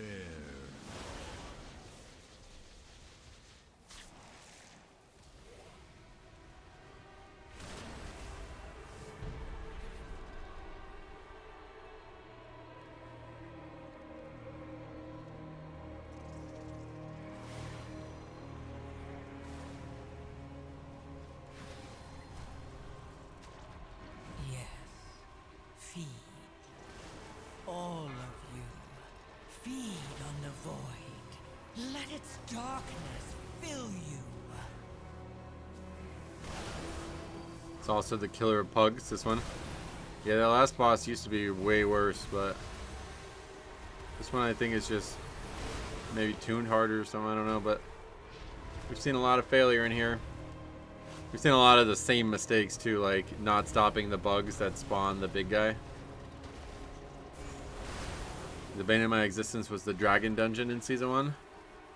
The dragon? You mean Grim Batol?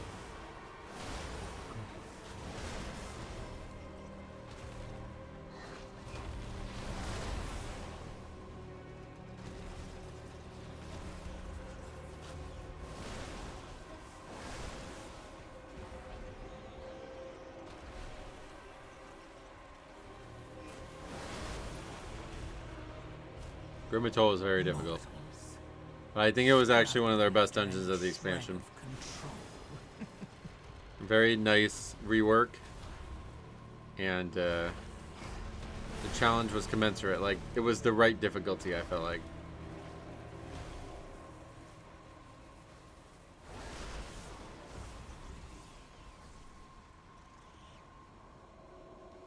I had totally forgotten that Grim Batol was a thing. Oh, really? I'll never forget it because the first thing we did in Season 1 was Grim Batol 0. And it is like one of the most, like I can't express to you, I probably overstate some things like that, but I cannot overstate this. It is one of the most legendary things that has ever happened on this channel. Day 1 of Season 1, Grim Patrol. You will never see that again. That will never happen again. It was a very unique confluence of things related to the fact that it was Grim Patrol. And also to the fact that it was... I don't think they're doing that anymore, right? Like, the Season 1 dungeons are not the Mythic Zeros, or are they now? I think they went back and forth a few times on that topic.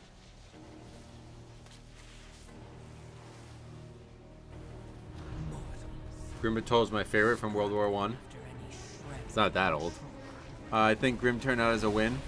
Yeah, that's what I mean. It was a great rework. You know, I think it was hard, but it was like, I think the difficulty was quite fair. Like, there wasn't any mechanics in there that I was like, man, this is just bullshit. That first pull in Grim Patrol is truly terrifying, though. Oh, yeah.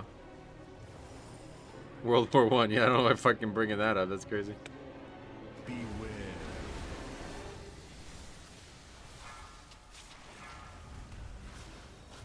I like the last boss there. Yeah, it was interesting. I like the tank not mounting and starting to fight the trash. And there was great, crazy moments that could happen in that. We had some great reviews of Grim Patrol even past that first one.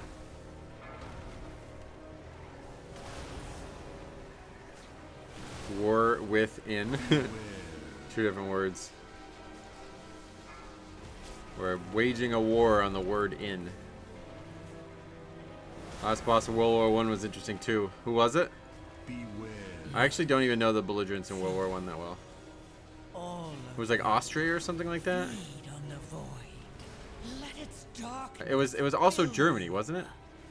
It was like a different regime in Germany, right? Somehow Germany was also the bad guy, I think. Or am I confusing? Maybe that's Austria that was the bad guy. Something happened in World War I that set Germany up for World War II, though. I don't know what it is, though.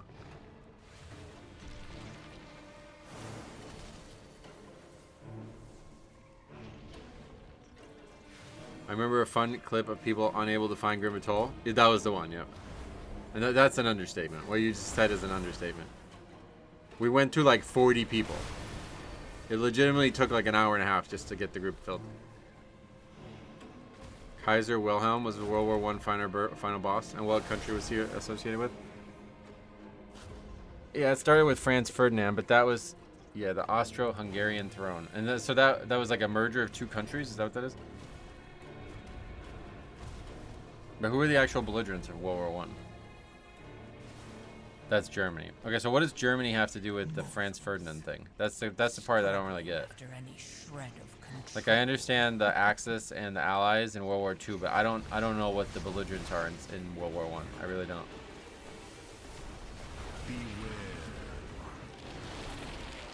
It was a punishment Germany got while signing the Paris Treaty. Yeah, but why did they get the punishment? Because they were the bad guys? The losers?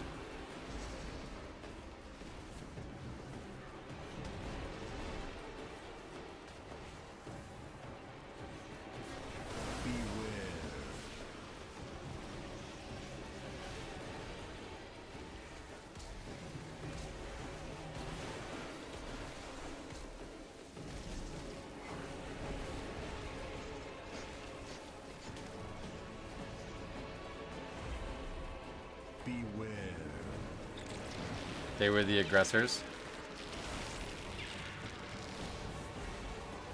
It's weird though, right? Because we just said it started because Serbian person assassinated a Hungarian Austrian person. So what does that have to do with Germany? Like, why is Germany involved and what were their relationships?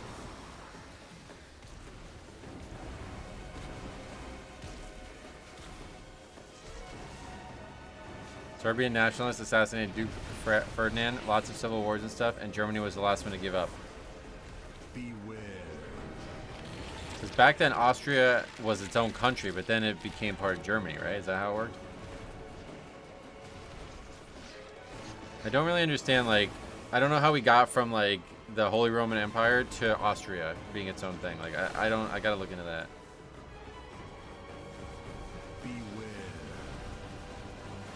Germany was allied with Austria and Hungary. So they were not like the main aggressors. The main aggressors were actually Austria.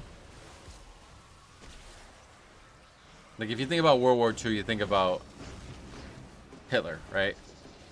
Is there a Hitler equivalent? Beware. Like once Hitler's down, it's like, okay, World War II is pretty much over. I know there was still like the Japanese, like the Pacific Theater or whatever, but like really I think most people look at World War II ending when Hitler's done. After any shred of control. Austria was part of the Austro-Hungarian Empire and it broke up as a result of World War I. Oh, there was an empire between the two nations, I see.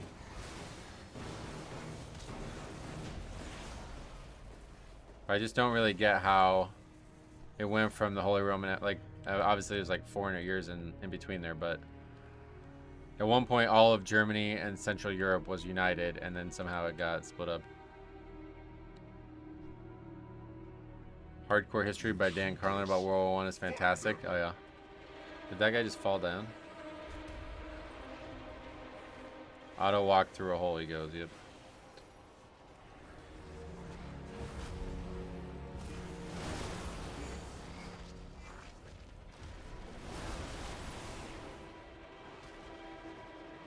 Token prices have plummeted after housing was introduced. Why? Beware.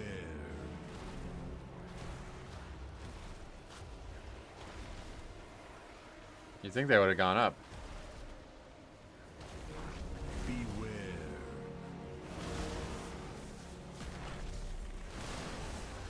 So so High Priest John says it's more complicated than. Yeah, I get that. I was just kind of making a joke, really.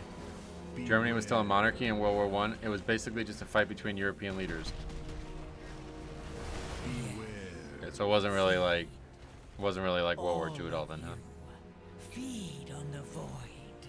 Let its darkness fill you. Beware. That's very interesting. It was still a monarchy. So then, that's pretty crazy. So the monarchy gets dissolved because of the Paris Treaty thing. And then the next leader is Adolf Hitler. Is that really the case? That's crazy. There's not that many years between World War I and II, right? What's that, like less than 20 years, I think, only, right?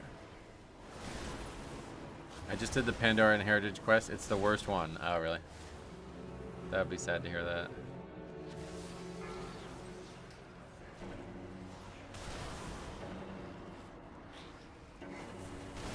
Germany was afraid of Russia growing and growing.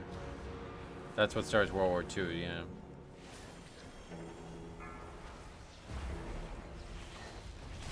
Still a problem. All Quiet on the Western Front is a good film depicting World War I. Oh, yeah.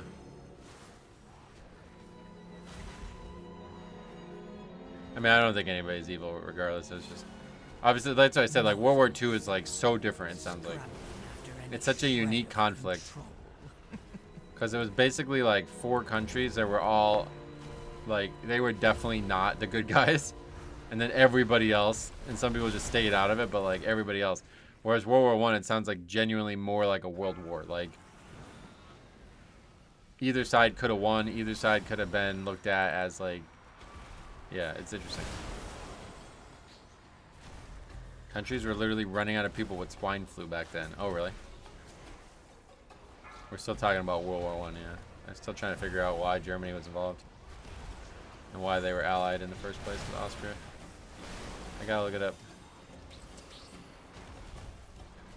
There's a full documentary on World War I. Oh, I'm sure there is, yeah.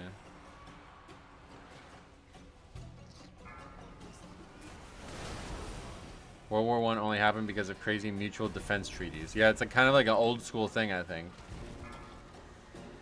It's like, we won't attack you if you don't attack us. Okay, somebody attacked us, we're all in a war now.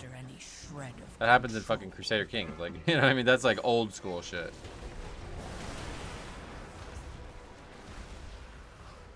Beware.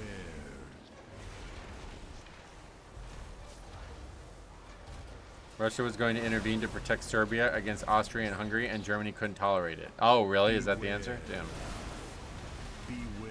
Oh, so even in World War I, Germany was worried about Russian advance. That's crazy. I thought that was a World War II thing. So that was like always a problem. Beware. Yeah, because for a long time, there was multiple countries between Germany and Russia, right? Like, I don't know when these countries changed into what they are now, but Russia, like, subsumed them all, right? Is that what happened? I don't know, like, the Russian advance into, like, proper culture as well is very unique as well. Because at one point, it was just, like, a bunch of tribal shit. France had an alliance with Russia, so Germany had to knock out France before switching to Russia. That makes a lot of sense. That's crazy. Everyone had basically signed treaties in 2 blocks of massive collections of countries that Ferdinand was killed, and it was declared an act of war. Yeah, that's so fucking crazy. See, that's what a world war... That sounds more like it to me. Like, that sounds like what I expected it to be. Beware. Not like this one maniac is trying to fucking take over the world. That's kind of crazy. Beware. Alright, this guy's still in combat, damn.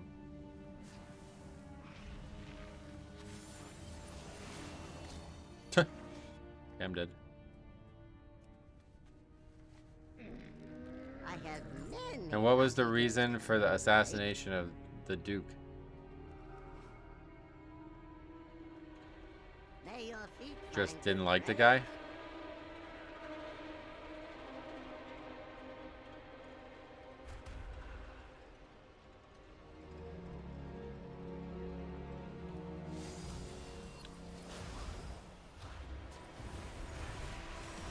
Serbian independence. Oh, okay, so part of the Austro-Hungarian Empire, Serbia was in it, is that right?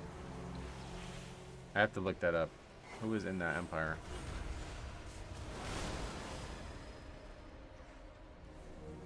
This is so... I'm so fascinated with that area of the world.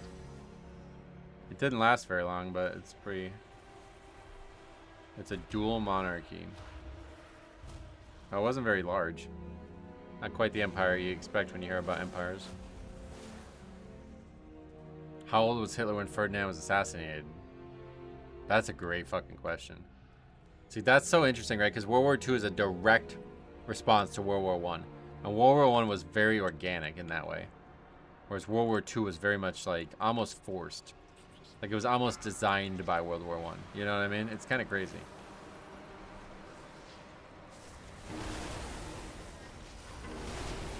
Assassination nearly didn't happen as well. The card took a different route. I've heard about that, yeah.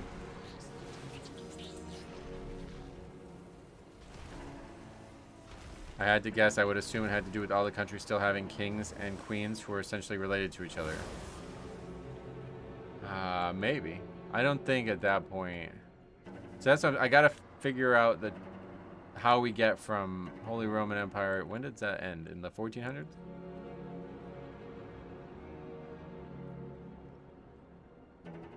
Be just a history stream at this point. Oh no, all the way to the 1800s. So there's only 67 years in between the Holy Roman Empire's ending and the Hungarian Austria Empire thing. So I bet that's probably the successor to it. Is that what happens? Beware. That's probably the case. Or something's related to it. It's gotta be. I gotta learn about the end of the Holy Roman Empire. I don't really know a lot about it. Beware.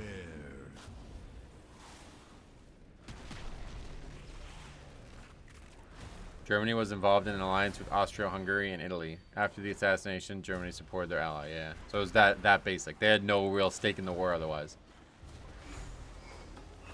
It's pretty nuts. That's why Lord of the Rings was written.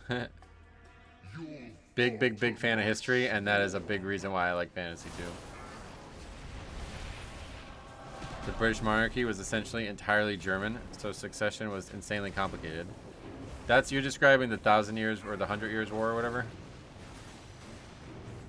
But the German kingdoms, like the Holy Roman Empire, had absolutely no, like there was no affiliation with anything that was going on in England. At least not in the early years. I don't know, maybe it's super late years somehow it still happened, but...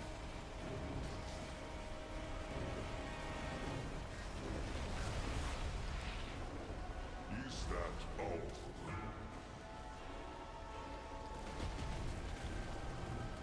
Can actually just kick that, yeah. Oh, I should have listened. Oh, we'll save it for last post. This key's not gonna be in time, it looks like.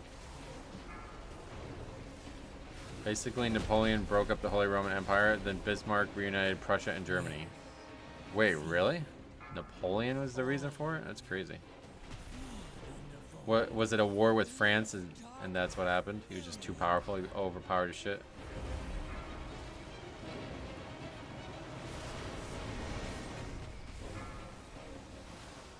Monarchs around King George's time. When is this? What year? Oh, that's interesting. I didn't know that.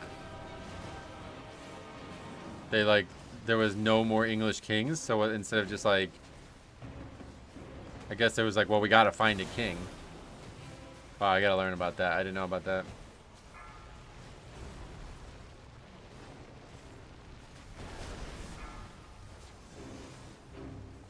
Gather my prey to me.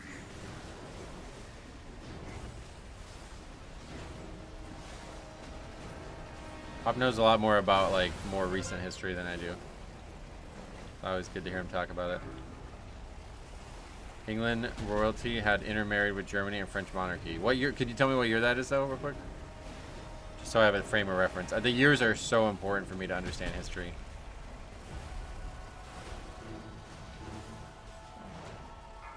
That's pretty much what's depicted in the film. Royals had petty feuds with each other and sent millions to die because they disliked their second cousin. Damn, that's crazy. And then they would become all obsolete, right? It's like, is there any kingdom that still exists after World War I in those areas? I think no, right? I think most, there wasn't really kingdoms much at all yet at that point, right?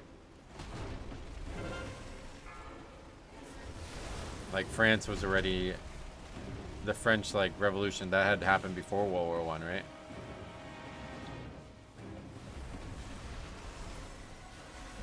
I think that was in like the 1800s.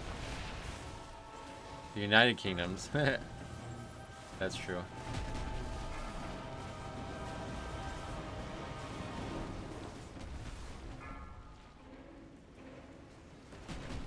Gather my prey to me.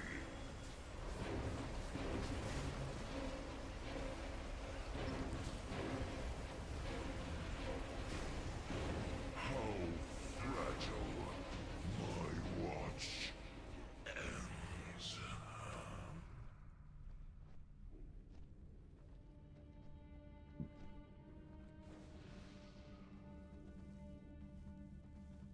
That boss took a while. Yep. Once my people thrived. French Revolutionary was in 1780. Yeah, that's right. Napoleon's campaign was 1804 to 1815. German reunification around 1870. Gotcha. I gotta look into that era.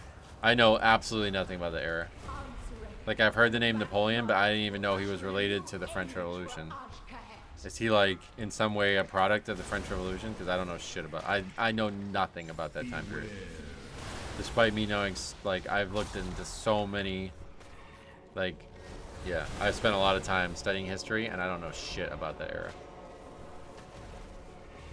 Which is fucking crazy. It's basically like... This is how it works for me in history. Until the United States is a country, all I give a shit about is history in England. Or in, well, in England, yes, but Europe, mostly.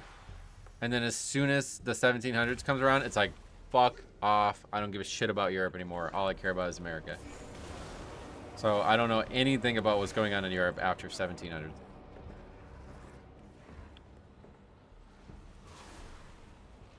It's like canon that someone has to die on that boss. He helped overthrow the monarchy and became the new emperor of France. Damn, that's crazy.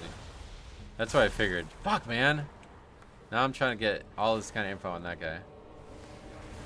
Because you're saying he was like directly responsible for the end of the Holy Roman Empire too. That's crazy.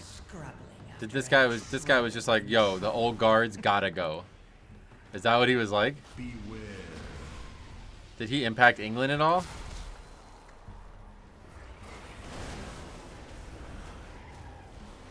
Can you get that off, people? Beware. From Google, the connection of German lineage began when George I, Elector of Hanover, inherited the British throne in 1714. Oh, that's so fucking weird. So that's around the time that the Americas... Wow, so I somehow didn't know that.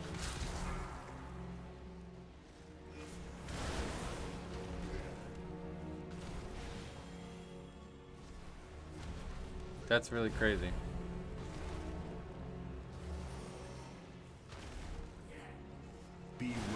So the time of the British or the American Revolution, the kings of Germany, or like the royalty of Germany, had basically taken over the royal throne of England. Is that what's happened? It's pretty nuts. After any shred of control. Beware. Google the 7-Year War. Napoleon waged World War Zero against England. Oh yeah, World War Zero. Damn, that's a cool way to put it. What was the conflict, like what was the conflict with England about? Napoleon was just like warmonger, dude. He went on everybody, huh? I gotta look this shit up. That guy's fascinating and I somehow don't know shit about him. He was eventually defeated by England at Waterloo, but England just didn't like a powerful guy on the continent affecting trade.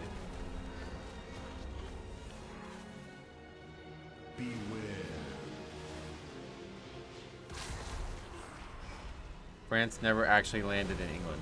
Oh. So England fought France in France? Is that what happened?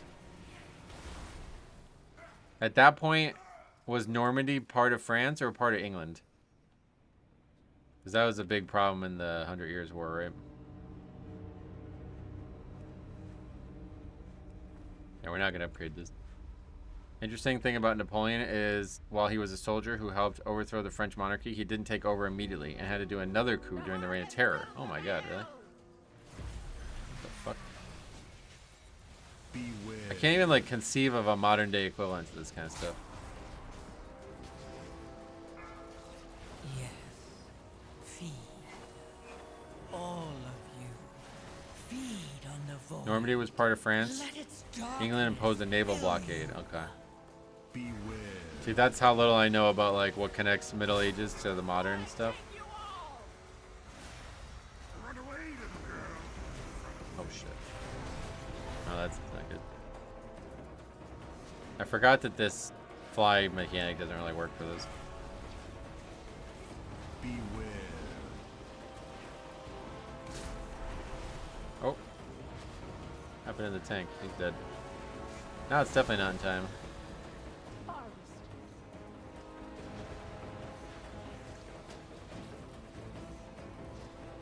It was World War Zero because England fought Napoleon from Canada to Egypt and India. Oh, that's fucking interesting because, yeah, they had all that, like, they were in their height of their empire by that point, yeah. Oh, and he's DC'd. What the actual fuck? Wow, that's a weird day of keys. Oh, he's back. Beware.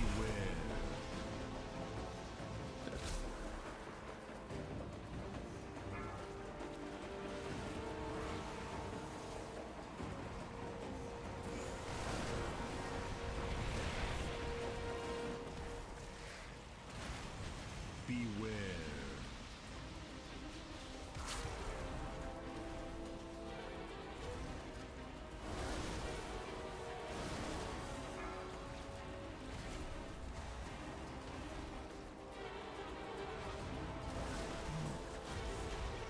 Beware. Yeah, that's so interesting. Yeah, because both France and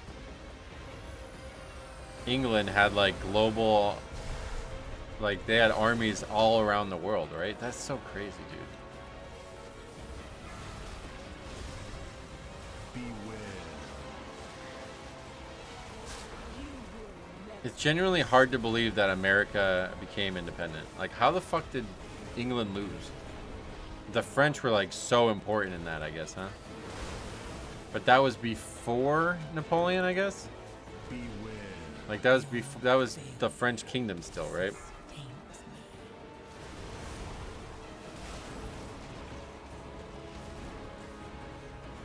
The sun never set on the British Empire, yeah.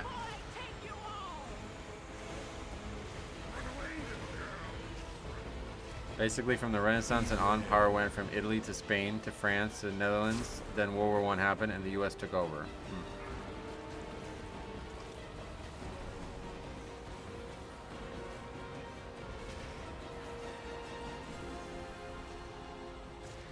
Man, how is this guy still alive? Who's fucking tanking this right now? We have a Death Knight DPS tanking this. Napoleon is funny because he was exiled once. They took the monarchy back, and then after a couple of years, they were like, on reflection, you were better than the monarchy. Wow, that's crazy. I gotta look into that shit. I bet there's great documentaries about that guy. Wait, isn't there a film now? That was like a couple years ago, right? Who's the guy who plays him? Joaquin Phoenix, right?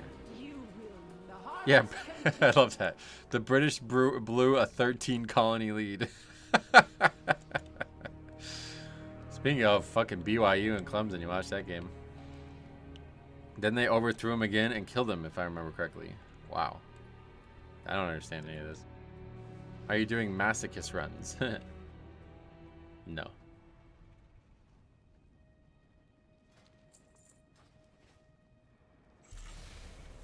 Oh, I forgot to list again, didn't I?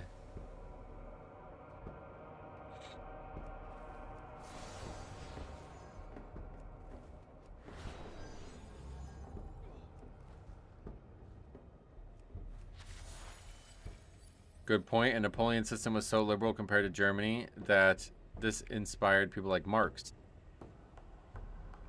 Huh. The British were fighting the war against the U.S. in the old style of warfare, whereas the U.S. during the Revolution started using guerrilla warfare.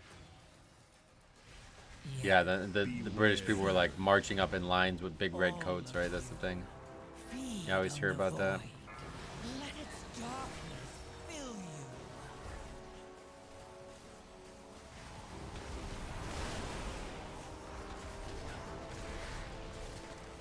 But it's just, it's hard to believe though, one way or the other, because if you think about England at that time, they had like, that's like the largest empire ever, right?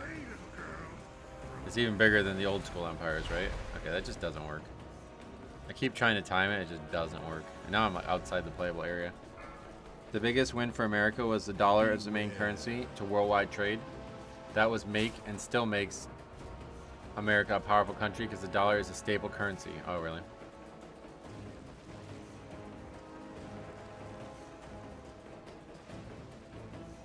There's a reason the British and French are frosty to each other. Oh, that is like, we're talking about like thousands of years of hatred there. And that's what I thought you were talking about at first. Because the 100 Years' War or whatever, it's like really endemic of the problems that two countries have had together.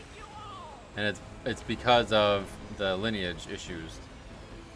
Like, the problems really start with William the Conqueror. And the Norman conquest of England clouds things up for like 200 years, basically. At least, if not more like 1,000.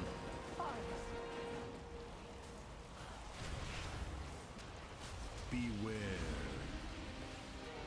The British still almost won because of the overwhelming numbers. They should have had like 100 to 1, right? It's hard to believe that the Americas could have even put up a fight. Let its darkness fill you. Yeah, I think too many wars, and I think there was like a French blockade that made it really hard for. Oh, I'm not even. This is not safe. What's happened? You can't go back in one, I guess, once you get out of one. But yeah, the French blockade of an integral part, like England had a base, I think it was in Canada, right? And they had all their military might coming from there. But the French stopped that, basically, and that's how the United States won, basically.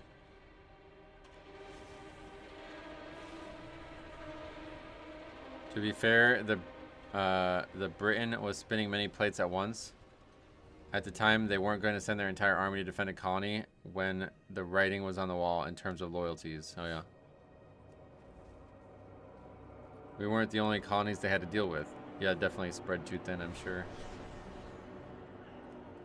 They had an ocean between England and the colonies. They couldn't bring their entire army, and their constant U.S. raids were too costly, so they rage quit the war. Is that really? Did they really rage quit? Wasn't Canada the precursor to World War II, was it?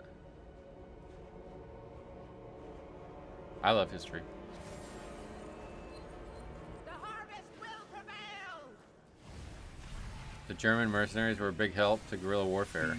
Yeah, and then the prince or whatever like burned the ships and blamed the... Oh no, that's WoW. Yeah, no, they kind of all blur together. That was WoW.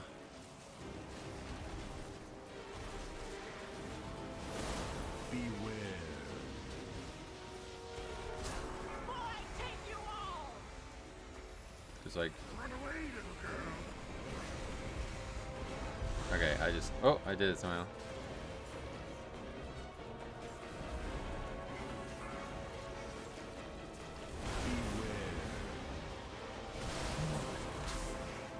Germany burned the tree. Yeah, that's World War IV, right?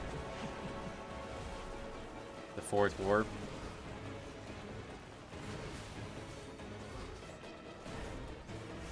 Plus, the British almost took the colonies back during the War of 1812. Yeah, so that's like, you literally don't learn about that here. I don't even know what that is. You brought that up to me a while ago, and I was like, I had... And it's something about the White House as well, and I was like, I literally never learned about that. That is not taught here at all, which is crazy. I guess it's not really that crazy, sadly, but...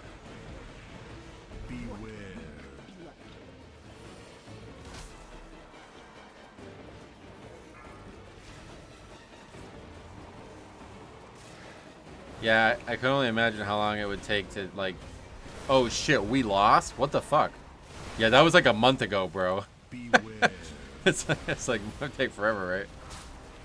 No, they had ravens, right? Or is that only in Westeros? Shit, I can't keep them all straight, man.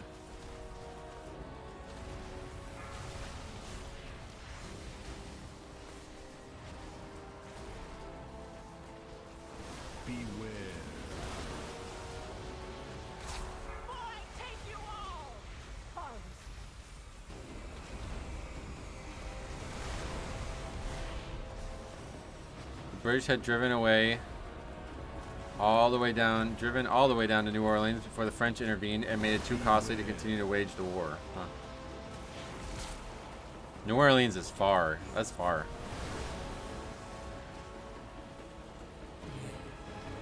What do you not know about? Metro, since the introduction of housing, do you feel that rubber banding has increased? I've never seen rubber banding in live WoW. Rubber banding is like a private server thing. It's the only place I've ever experienced it.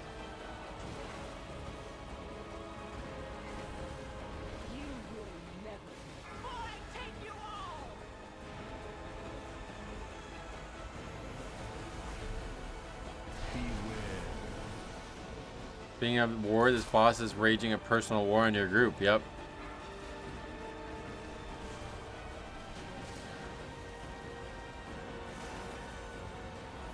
Could like theoretically finish this, I think. Not sure I can live through it, but hope as much as I can. Could I keep... Does blistering scale stay off after I die? Probably. Okay, I need to dispel that instantly. Beware.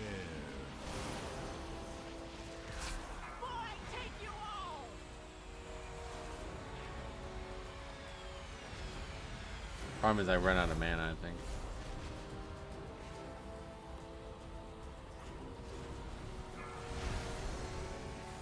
Beware. Yes. Oh, I just missed. Wow. All of Pull the Harry. feed on the void. Let its darkness fill you. Yeah, I'm out of mana. I'm healing myself. Beware.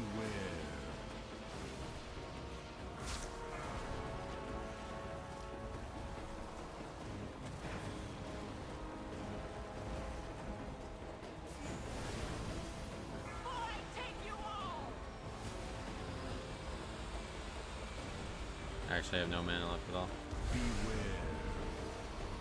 And it's just not coming back. You just like don't get it back.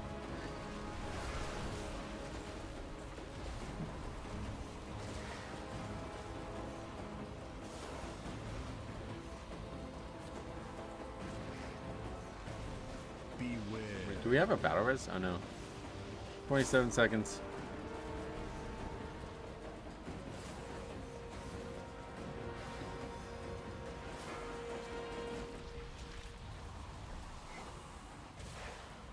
Harry would be hitting and killing the priest with those green orbs. Oh shit.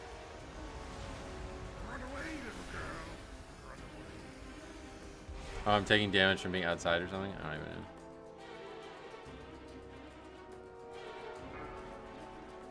Conversation is interesting. It's just y'all be dropping like bricks. I know we were all just noobs, but it's difficult right now. Damn. Damn it, you couldn't solo save that? That's crazy.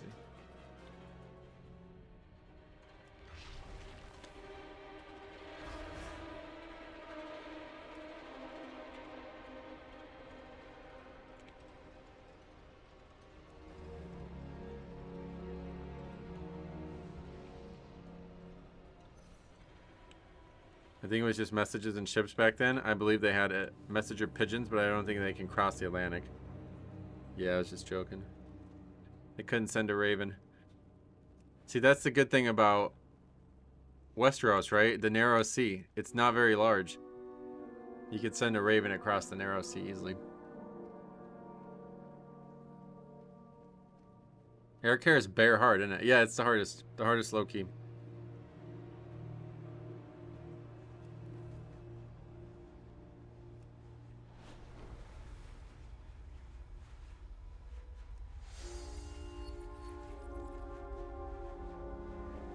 I keep forgetting to change the harvest will prevail. or to get rid of the thing.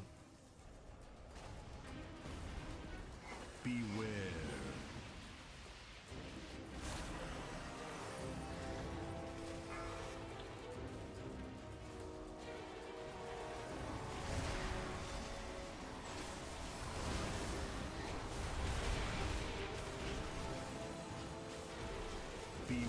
This boss is harvesting the group, yep. Oh shit. That's really bad, I think.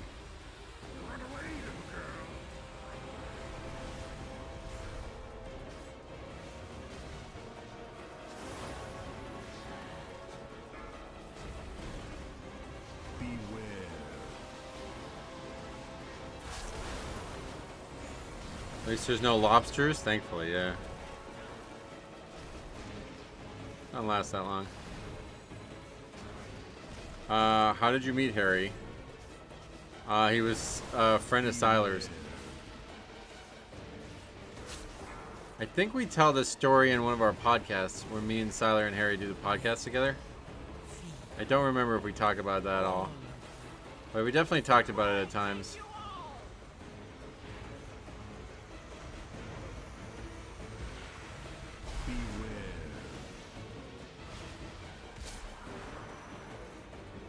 DK has it so easy on this fight with disadvance. It is crazy, yep.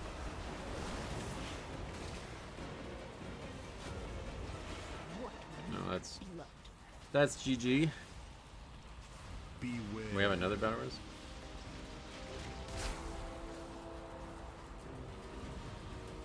Probably easier to just leave me dead.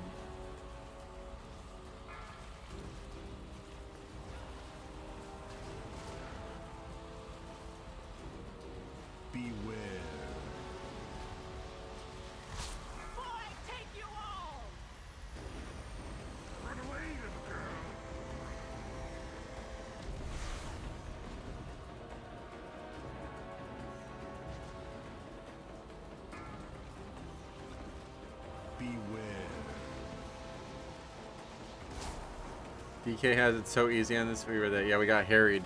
Yeah, ran over by another orb or whatever puddle.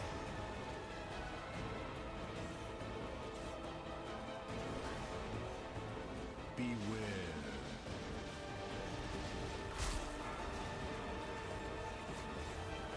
What's your item level? Let's see. 684.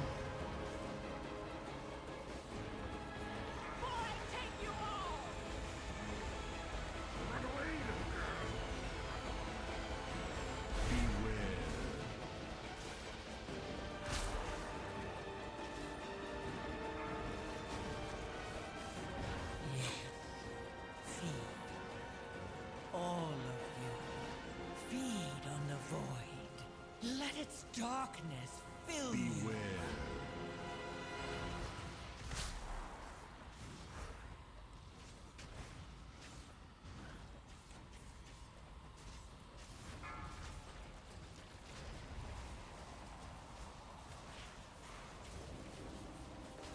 Beware. Boy, take you all! Run away, little girl.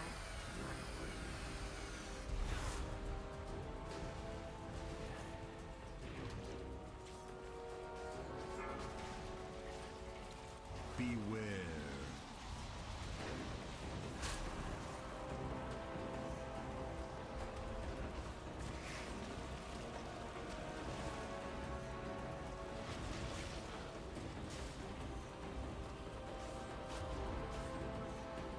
Beware.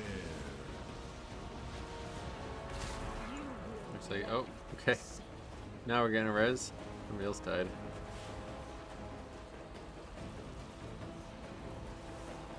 Boy, take you all! What? I keep forgetting that it does not actually send you forward. Is Midnight still salvageable? I don't know. Midnight's like, yeah. First of all, nothing wrong with Shadowlands, but Midnight's not in any way a problem. Just some bad decisions that are coming with Midnight, but Midnight itself, like the actual content that's coming with Midnight, is amazing. Shred of control.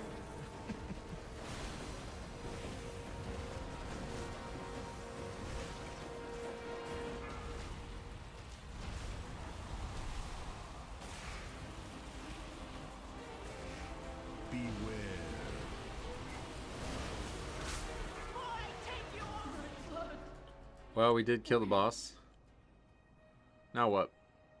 What was the podcast with Sai where you talked about how you met Harry? Was that the podcast with Sai? I assume so, yeah. We had one podcast with the three of us, and I assume we talked about it then, but yeah, we still didn't count.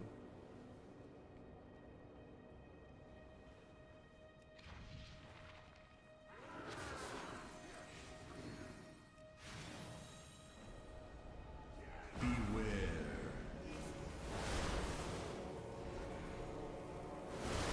Beware. Beware.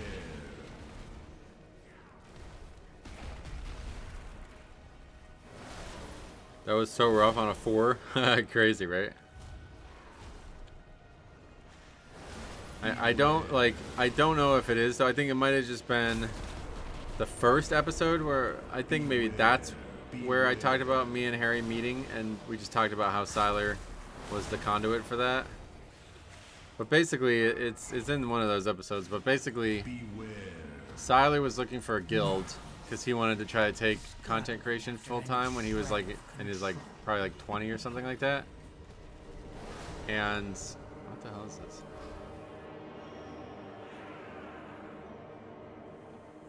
Anyway, and so he was approached by one of our officers because we were looking for a tank, but he didn't actually want a tank. I think he was just tanking by accident or something like that. I don't remember what happened, but anyway, we found him and he came over to US, and then he brought his friends over to US because of how much time he was spending and enjoying on US, and one of those was Harry. But I think the origin story of him and Harry is that they like met in Hellfire Peninsula or something like that, and they like grouped up for a quest, and they just started talking and became friends.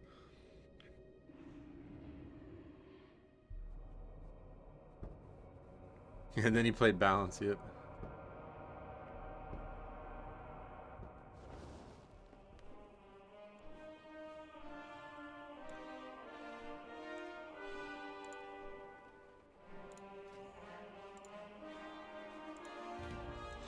Alright, Gambit. We still don't have any Gambit. Good old times when the game was more social. Yeah, it was forced to be more social, really.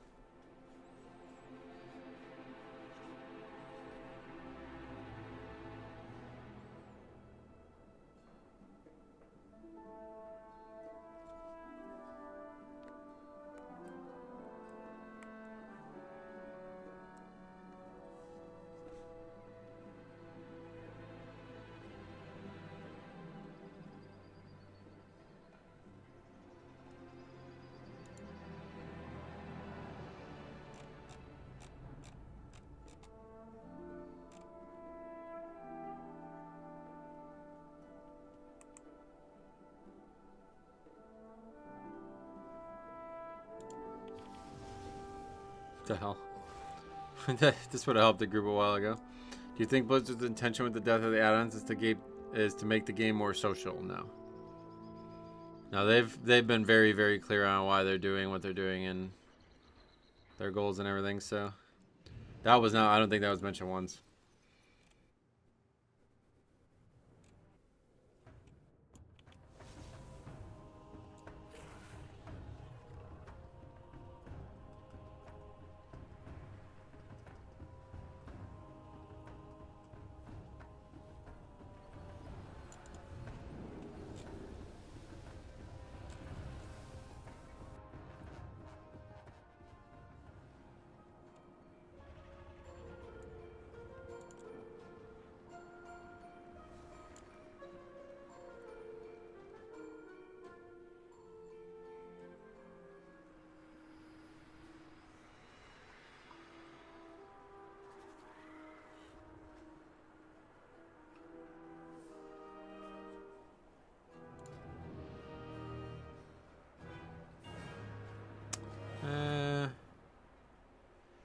Yeah, I guess so. A little higher than I would want, but that's pretty close. However, it's a likely outcome, especially for raids, right? Why? Why do you think so? I mean, the add-ons that they're nerfing are not... Like, what are they going to make people talk about? I don't get it. There'll be more vocal leadership required, but that doesn't make anybody more social, I don't think.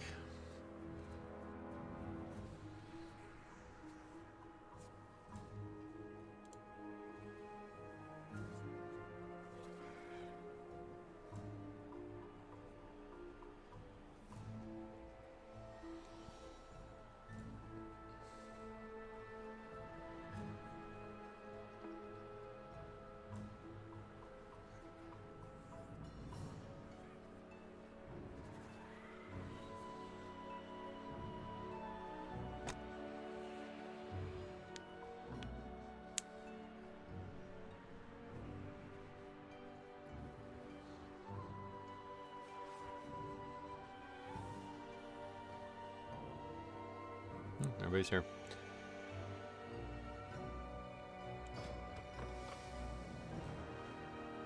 I think Blizzard said their goal was to make difficulty even out to be the same before the change, so it shouldn't really matter, socializing wise.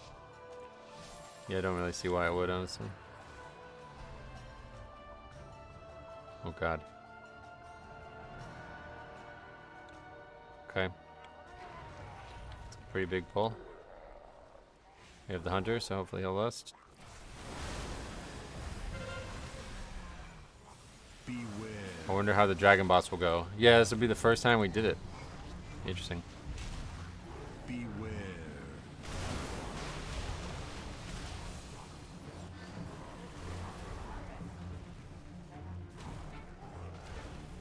Beware. Tank is stop damage. I tried raid plugging to get cartel chips. The experience was like flossing with razor wire. Yeah, pugging raid is actually even worse than Mythic Plus. Beware. Beware. You staying on 2 to 3 keys on purpose? Yeah. Well, I wasn't like... okay, hold on. No, actually. The answer is no. I would consider going up if we actually upgraded keys, but we don't. Like, the key is just what it is. I'm not lowering it. I think I lowered it once this whole time. Beware.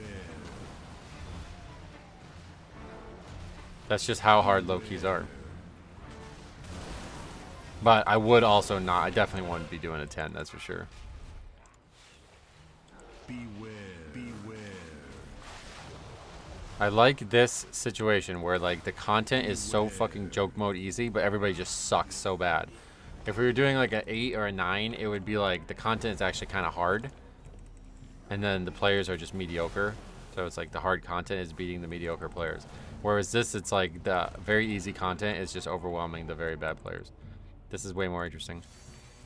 I pugged normal raid last week in order to be able to buy the heroic raid boots. It was fine, nice, and smooth, especially for a raid with no voice comms. Normal, it's like, that's like, don't think that's the same thing. But yeah.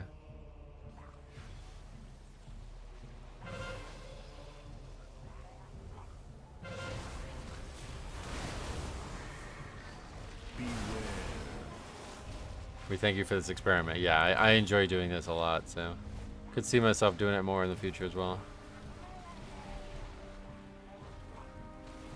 When was the last time you Mythic raided? Mythic? Last time I did Mythic was Painsmith, yeah. Normal raid is the equivalent of a follower dungeon, right? I'm actually surprised people even do normal, but that's a whole different story. Beware. Oh, tank down. Okay, what are we gonna try? Nope, couldn't get very far. Too many casters.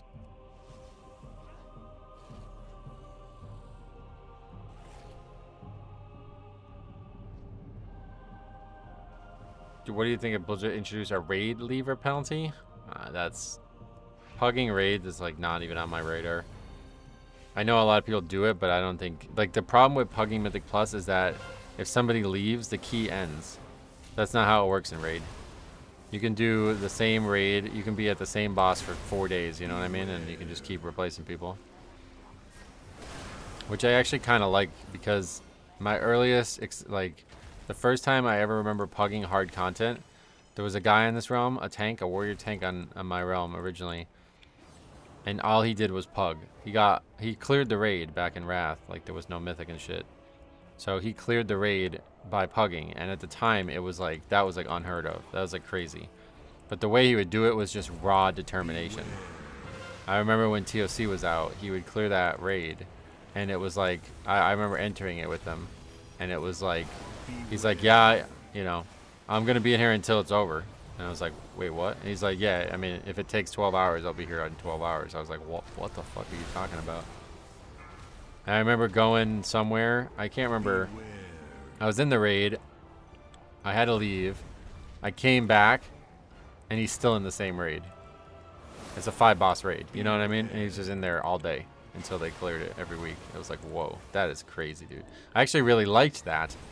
And then when they were talking about adding LFR, I thought what LFR was going to be was like a queue system where you, or like a group finder system, where like we have now, where people would just apply to your group. And I was like, oh shit, I'm going to go lead pug raids then. You know what I mean? Because that guy, it was basically like a raiding guild. Like you got in Discord, he assigned roles, like he was a leader of a pug. You know, that's all it was. It wasn't now like YOLO raids and shit. So I was like, well, that sounds fucking awesome. I love that concept. And I wanted to do that, but by the time LFR came in, we found out that it was just like random, no Discord thing ever gonna happen in that situation. I think you gonna raid in the first week of midnight. Me, no, I won't ever raid again. Now it's like a thing like I'm gonna intentionally not raid, so someday I can go into the content and experience it like myself. I need to do that. I've been talking about this for like months now, but I need to go into the Dragonflight raids. I should be able to do them now. LFR Deathwing back then, the worst experience ever. Oh yeah.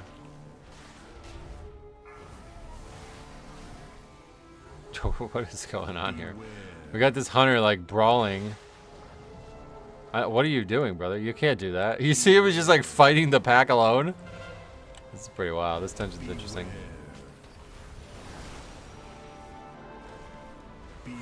We basically pulled like 4 different packs that are not intentional just because of runners. I get 6 of 8 heroic on 6 characters basically every week in Pugs. Oh yeah. Yeah, nowadays it's it's probably a lot easier to facilitate it.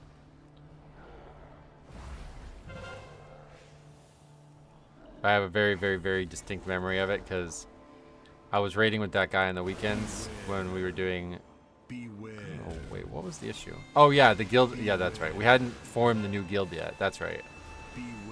But I was back playing, and TOC was out. And I was raiding with that guy on the weekends. And I think he was... Yeah, he like texted me or something. I don't remember, but I have a very distinct memory of being somewhere with someone, and he was like, "Hey, can you get on? I need you for the raid." And I was like, "I can't, man. I'm with somebody right now," kind of thing. And that was the last time I ever did it with him. But yeah, I remember he would literally like sit in that raid until it was over, no matter what. And he was like super like fine with that. Like it was like very even. Like his personality was never, he never was bothered by the fact that they would be wiping and having to replace people constantly. And that was back in Wrath, so there was like no cross realm shit at all, you know.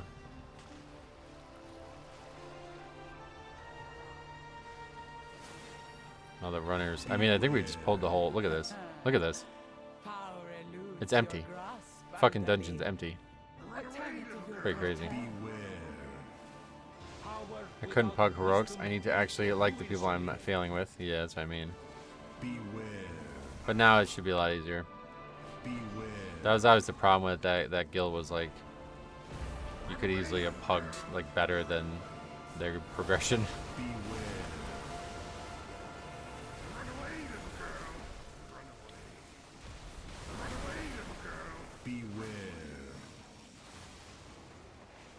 It took me all day to clear Heroic Mana Forge, but I cleared it the second week it was out. Nice. Yeah, I remember Siler used to do that a lot too. Pugging Heroic the early weeks, it's like very serious progression. Like people take it serious. I don't know why there's so many serious players pugging the raid the first few weeks, but it is something people take serious. Beware. Beware. Beware. Run away, little girl. Run away. Beware. The concept of raiding in a pug environment, seriously, is still very attractive to me, honestly. But tanking raids is just so unfun that I would never consider it.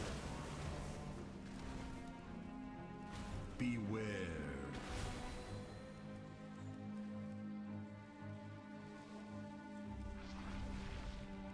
You desecrate these halls.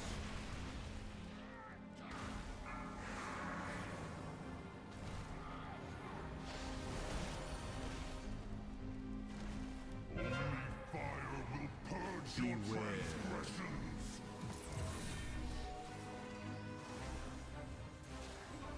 This here had a couple bosses that were fun to tank, but yeah, the rest are a snooze fest. Oh, yeah.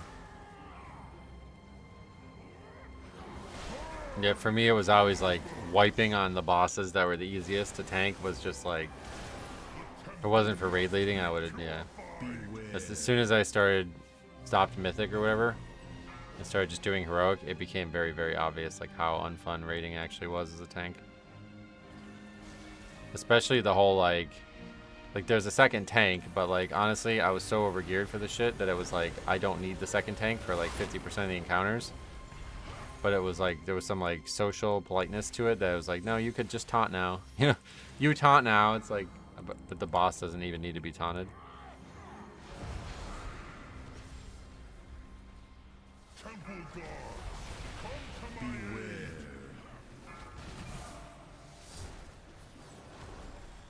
I do the EU version of WoW. I made easy pugs, but those are well organized. Yeah, that's probably the evolution of what we described before. So that's like the new version of it. In pugs, if you continuously mess up, you get kicked. Oh yeah. Like on Nexus King, if the tank don't use a defensive CD on beam, on boss beam, entire raid will wipe. Oh yeah. Nice. I don't have time to wait for a guild to get it together.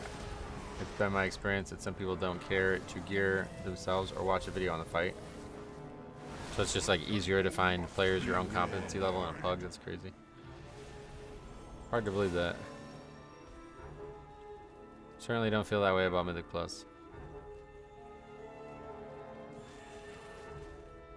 I guess if I was sitting here like vetting every single person that signed up or something, maybe it would be easier, but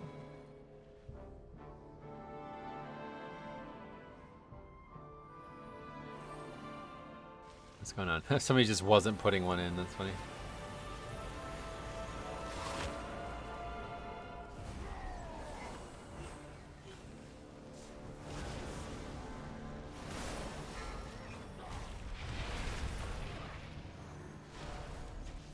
Do you ever consider healing a raid again? I just don't have any time. Like, I have no real passion to play alts, but I certainly don't have time to like gear an alt and then do content I'm not currently doing on said alt. You know what I mean? Like, that's just not where my life's at, unfortunately. And I don't really think anybody would be interested in watching it. There's been a lot of like rumblings of like, oh, I would like to watch you raid over the years, and I used to stream our raid and they would get like a quarter of the viewership of the actual streams of Mythic Plus. So even though it sounds like the content's similar, I don't think people enjoy watching people fail raids over and over again, like mediocre groups fail raids over and over again. The only niche I could possibly have was pugging the raid, and then that would probably still not be interesting because I doubt there's any like it's just the same bullshit. You just kick people and that's it. Raids IMO are boring as fuck. They're very fun to do, but yeah, I don't think they're very fun to watch. Like, all my favorite, like, if I was to watch somebody raid, it's all just to, like, okay, let's hear what these people are talking about while they're raiding, you know what I mean? That's all that's ever interesting. That's why I stopped streaming raid. People just don't want to see it. Yeah, I think it's just, like, there's just, like, they've probably done it themselves, and, like, we're not skilled enough that they are going to learn anything or anything interesting happens, you know?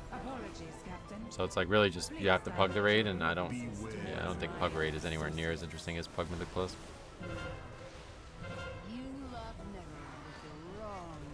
For me to spend time on, like, you know, if it was like a good career move, maybe I would, but in terms of just actually wanting to do it, no, zero. I wish there was a way that I could still play Holy Pally on Blood Death Knight. Like, if that was somehow possible, like all the gear and power I had on my main could also be played on a Paladin alt, then I probably would still raid. I never would have stopped in the first place, probably.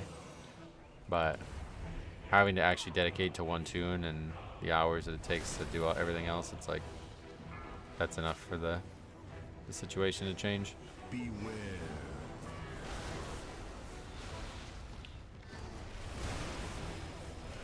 I just remember after I left my first guild, I did nothing but pug for ages and got pretty good at sussing groups and pugging times. I got tired of essentially being an unpaid carry though. Oh yeah. And then there's a group of people who tune in and can't understand different groups doing fights differently. Oh yeah, that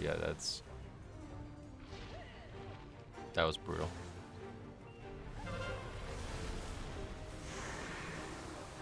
Beware.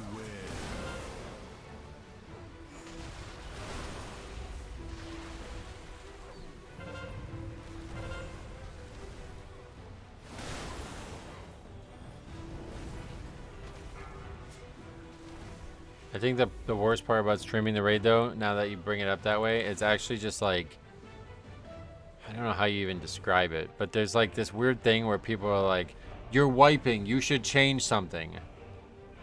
It's like, no, it's just raiding, bro. Like, what are you talking about? That's what happens. It's okay to wipe. I remember literally from the first pull on the console boss, whatever that fight was called, there was people backseating us, and I knew the strategy I wanted to do was going to work because I had just watched a bunch of videos on it, and it was contrary to what a lot of other people were doing. But it was like, you will never kill the boss this way, comments like that for like hours and hours and hours of progression, and we eventually killed the boss that way.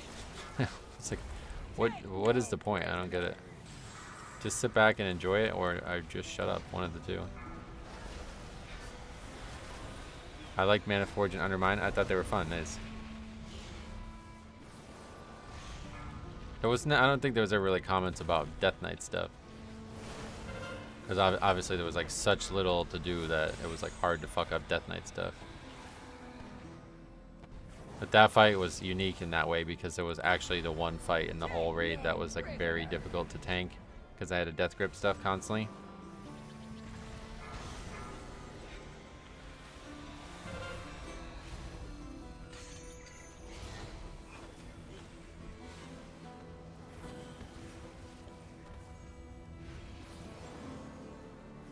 Yeah, and I remember when we killed the boss that way, I like talked for like 10 minutes about how vindicated I felt, like how great it felt after killing the boss that way.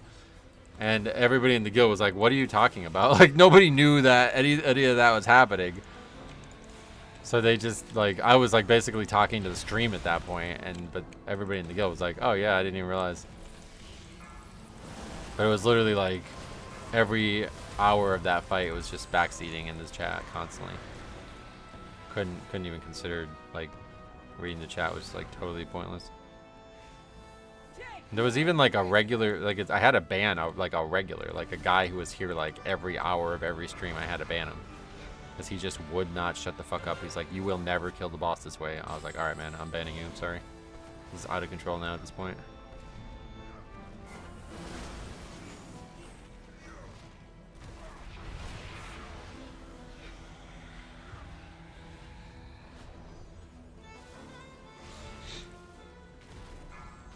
Do you watch the Race to World first? No. So like I was saying before, my new like goal with raids is to like get like as little info about them as possible, and then one day like go in there and like do them blind alone for the first time. Now you're the one to be looted. Cop did, because I just stream up on the other monitor. Yeah, you were aware of it, at least I remember that. A lot of weird egos in WoW raiding. Yeah, it's just really weird. That's why I always said, like, you have to make sure you don't invite people who have killed the boss before to your raid guild, because it's just, I think it's just human nature. It's like, listen, bro, let me show you how it's done. You know what I mean? It's like, I don't care how you think it's done. This is not that kind of thing. There is no timeline in which you defeat me. A vote to abandon. I think that's like one of the first we've seen.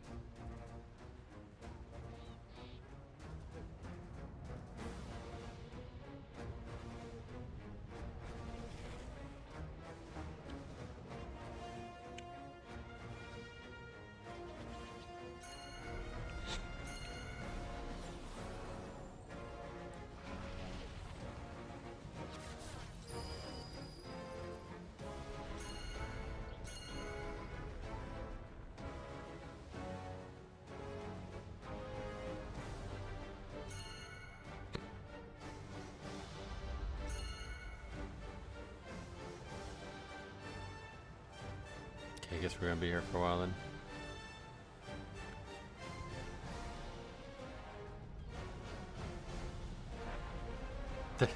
This is a really serious strategy on a 3. Gotta stack those fire puddles up, otherwise it's impossible, huh?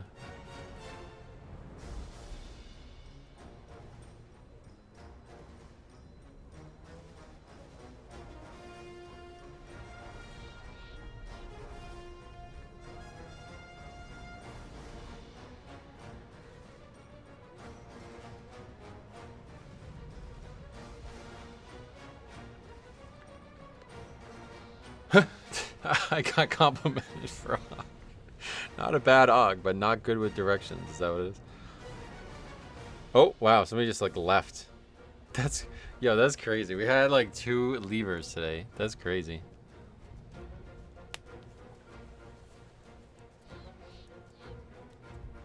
Wow.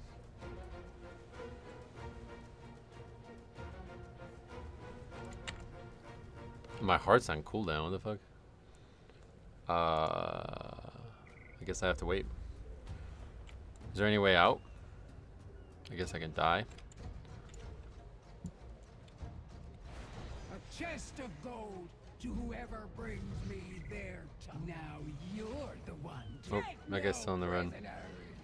That's funny. Now. Why was he sat down? What the fuck was that about? There is no timeline in which you. Wait, you still can't get out, I think.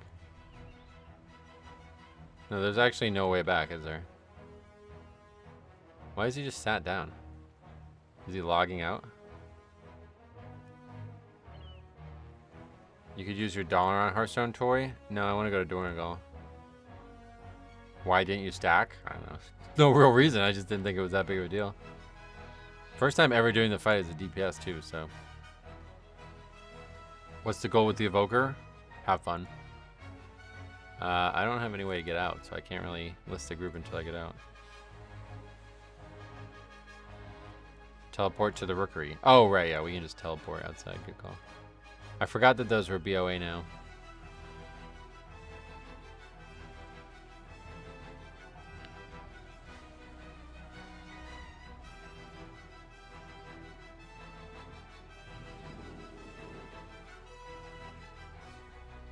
That's fucking crazy. Though, am I crazy? Like, that's insane for a 3 to break up because one player isn't doing what the other 4 players want them to do, right? That's fucking nuts, dude. What the fuck? I can't imagine seeing that very often. Now we're gonna have to make sure we never stack.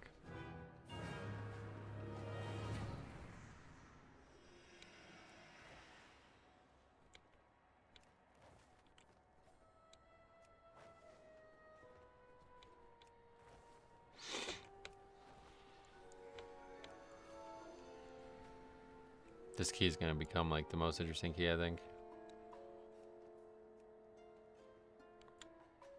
Big MDI energy right there.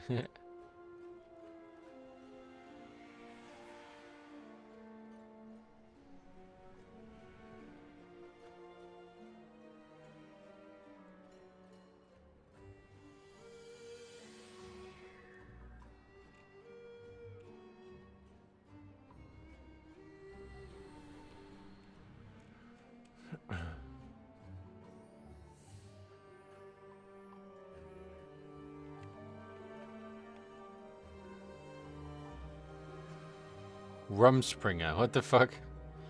That's funny.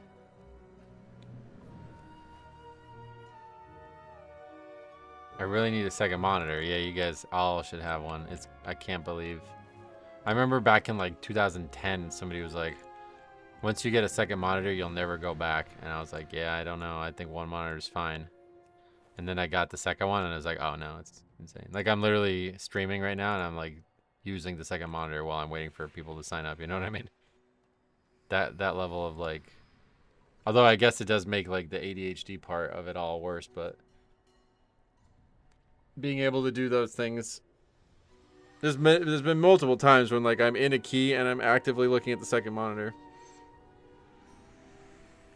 I hear this the same about a third monitor. A third one I don't have physical space for. I don't think I would use a third. I don't know what would be on the third. Yeah, I don't like. I think if you have something that you want on the second that's also full screen, then you would need a third. But I don't need that.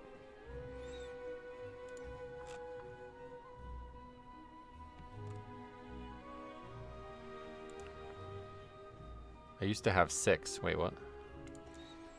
I've been using 2 monitors for 20 years. Maybe I should upgrade to 3. If you have space, I guess you could, but I just don't. Like, I'm pretty sure it taxes the graphics card having another monitor, right? So it's like I don't have a need for a third one. Then there's Rusty playing on a single laptop in a closet. The gaming closet, yeah. For me, it was game, Netflix, game guide on 3. So yeah, you have like a second full screen application. Is that what it is? I would never watch something while I was doing something else. Unless I was playing classic, I guess. Only problem with having 2 monitors, I always feel like I have to have something going. Yeah, that's right. Like, I think it does elevate the, like, kind of ADHD propensity that gaming puts in our head, but I have my third on an end table next to my coffee table. Oh, yeah. What I really need to figure out, like, I need a good solution to be able to use either my laptop or my desktop. I think maybe the best choice is actually to drill a hole in the wall. So it's going to be very hard for me to explain this to you, but my computer's on the inside of the left wall, and then on the inside of the right wall, or on like the outside of the right wall, is where the TV in my bedroom is. And so I was trying to find a solution to be able to like play stuff on that TV through HDMI, but like a cable from here to there would have to go out the room, down the hallway, back into the other. It would have to be like 50 or 60 feet or something like that. So I think if there's no actual, I think like wireless is like not an option. You need a wire. So I feel like there is a hole somewhere. Maybe not, but yeah, that might be the only option. Or maybe up through the ceiling. But otherwise, I need like, I guess one way or the other, I need a very long cord. But like the bed and where my laptop is in the room is on like the opposite wall of the TV. So in order to like watch stuff on the laptop, I have to like get up out of bed, take the laptop, unplug it from the wall, put it up by the TV, plug it in, and then set things up and then go lay back in bed. I think if I can get like a really long HDMI cable that goes in the TV and gets like tucked against the floorboard and then comes up the wall next to where the bed is, then that might work in that room. But I've tried the streaming. It doesn't work. It's too laggy. It's really weird. I try to stream stuff and it just lags like crazy. What was I watching the other day? I was watching a sports game or something like that. Oh, maybe the Duke game. But I was watching it on my... Oh, yeah, it was the Duke game because the fucking CBS... We don't have CBS for some reason. So I had to watch it on my laptop. It's pirated, basically. And I wanted to watch it on my TV, but I couldn't. It was like... I cast it. It casted it. And it was like the audio and video were getting desynced. So I couldn't watch it. So I had to watch it on my laptop. Or get up and plug it in and then lay back down and stuff. Run it through the outlet holes? No, it's way... I mean, because like the end of the HDMI cable is quite thick. So that's not going to fit there, but... If you're going for a long HDMI cable, you need a fiber one, and they get expensive. Oh, really? I have some long ones. They don't count.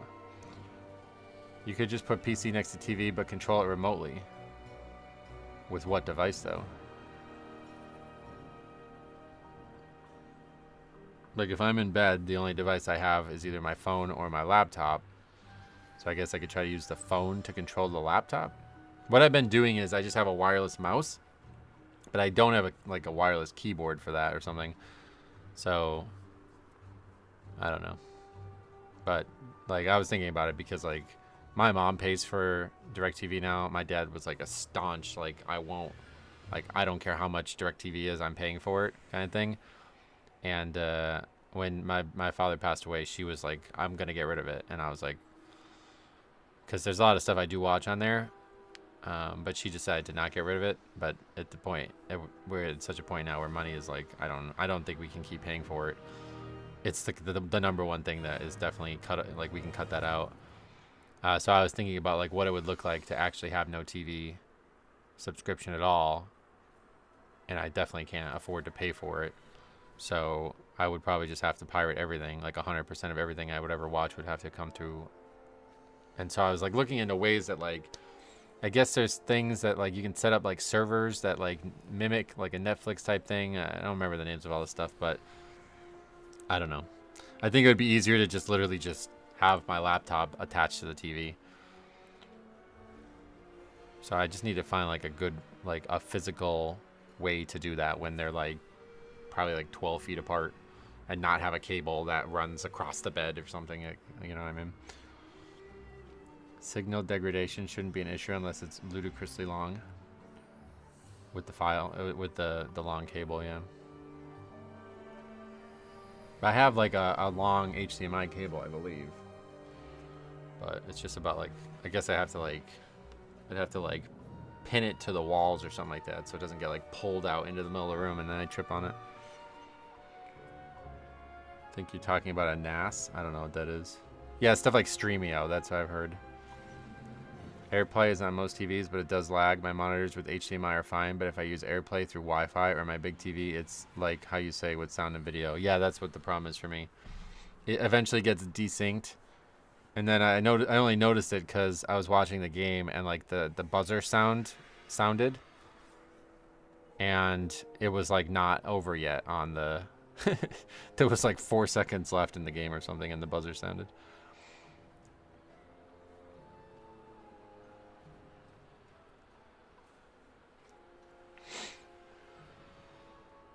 But it's either that or just like, because like I don't really want to watch stuff on the TV, to be honest. I think if it was up to me, I would personally just watch stuff on a laptop or a computer. But if things went, like if I was just the only person who mattered kind of thing, what am I going to do with the TVs? Like, they're just going to get thrown out? I'm not going to use them ever again. So I feel like I kind of like owe it to the TV to make it useful, you know what I mean? So there's got to be a way to be able to just watch nothing but pirated content on a TV, but I don't know. The HDMI length limit depends on the cable type. A standard passive copper cable typically has a limit of around 15 meters, while longer distances require active cables. Yeah, I think I have a 50-foot one, yeah. That happens when I'm watching Kings games through ways that I don't want to admit using on stream. Nah, everybody knows it. I mean, the countries are trying to crack down on it, but it's like so hard to crack down on. They're losing the battle.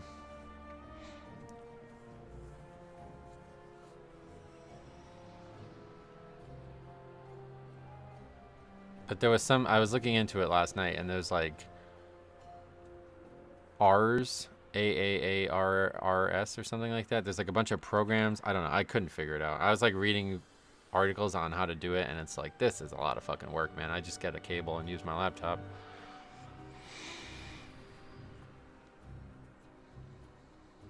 And I guess you need some kind of device. Like I remember like 5 or 6 years ago, a friend of my uncle's was like, oh, I just watch everything through like a cracked Fire Stick or something like that.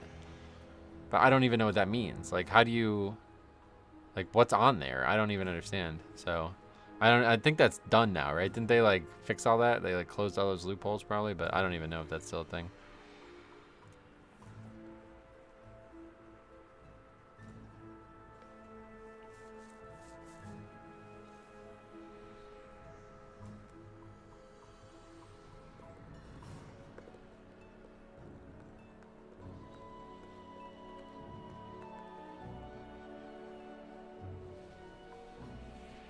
Especially in Canada, our copyright laws are so much more lax on things like that than America that YouTube actively blocks me from watching a ton of content. Oh, wow, really? Cracked Fire Stick sounds like something people would try to sell you on the streets. No, it's like a real thing. It was like a huge thing about like 7 or 8 years ago, I think. Let's see, Fire Stick. Cracked Fire Stick.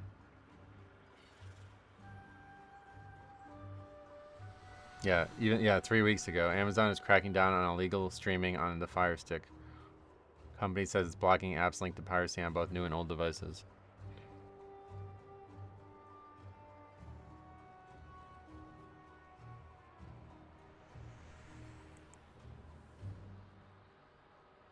Yeah, look, they're on eBay too.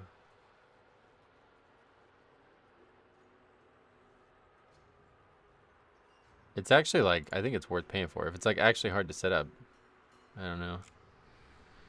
I paid somebody to jailbreak my 3DS, and I think that was a good purchase, but it was quite expensive. Where's the description? They come with many legally acquired apps that you can use for extra services. If you like specifics, please don't hesitate to DM me. But yeah, I think they're like actually gonna stop it. What do you do with it when you jailbreak it, though? That's the thing I don't know anything about. There's probably like whole Reddits or whatever communities explaining how to use it, but it just seems like so much work just to learn how to do it when I can literally just use my laptop.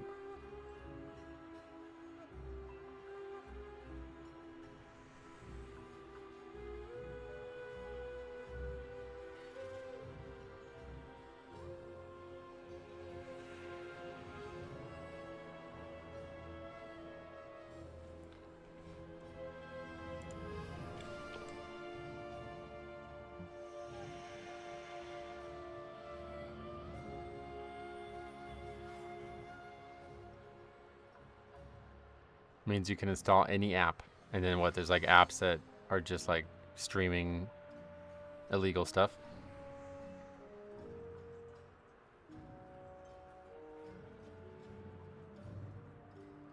At the end of the day, it needs to be simple enough that you don't watch stuff on the phone instead of a TV. Yeah, that's pretty much what I'm saying. Like, to set this all up, it's like I would literally just rather use my laptop or my phone anyway. The problem is, it's just like I said, I just don't want the TV to just sit there and collect dust.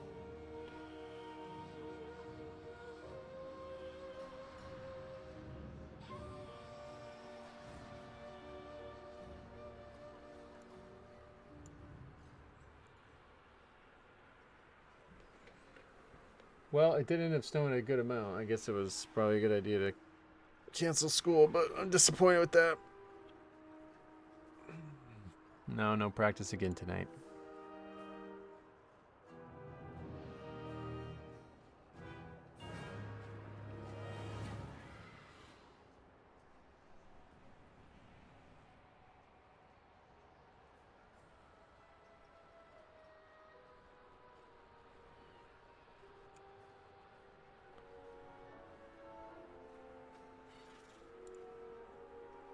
What really interests me is these little sticks you can buy with every possible classic console built in. Oh yeah, so that's pretty much what I did with the 3DS. The sticks are interesting though. What, you put it on your computer or something? Your laptop? Or I guess your TV or something? You can actually sideload stuff right into the $20 on Chromecast. I think it has 2 gigabytes of RAM and 8 gigabytes of storage. Can even run emulation on it since it operates on Android. ONN is important, or was that a typo of some sort? Because I actually have a Chromecast. I just don't know what happened to it. Diabolical gave me one, like, back in Legion.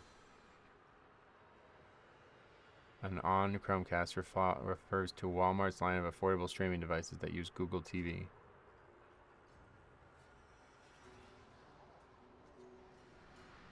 Plug it directly into your HDMI port. Since my PS3 died, I have an open slot. Oh, okay. Yeah, that's cool.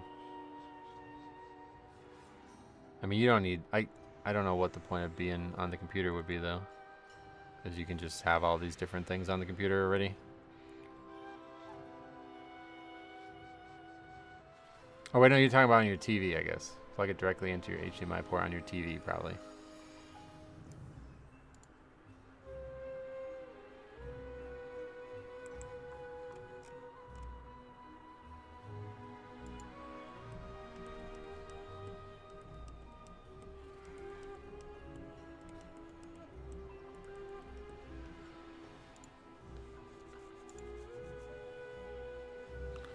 And then how do you play it?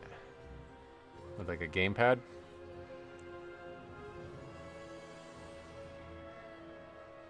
Yeah, see, I think that's the thing. For me, like, it's better, I would rather a handheld. Like, if I'm going to play a game, I'm either going to be sat at my computer or I want it to be handheld. That's all there is to it. I'm not going to ever sit in front of a TV and play a video game ever again, I don't think. Too few options. Like, I remember the last time I tried playing a video game on a TV, I was like, whoa, I am way too far away. Like, after you get used to the computer and you're only like 2 feet or less away from the monitor, it's like, I cannot, like, no way I can be like 10 feet away. Like, no way. I don't know how people play games like that. The controllers that come with are supposed to be light years ahead of generic controllers. Oh, really? That's cool. Well, if you check it out, you should do like a review or an unboxing or something.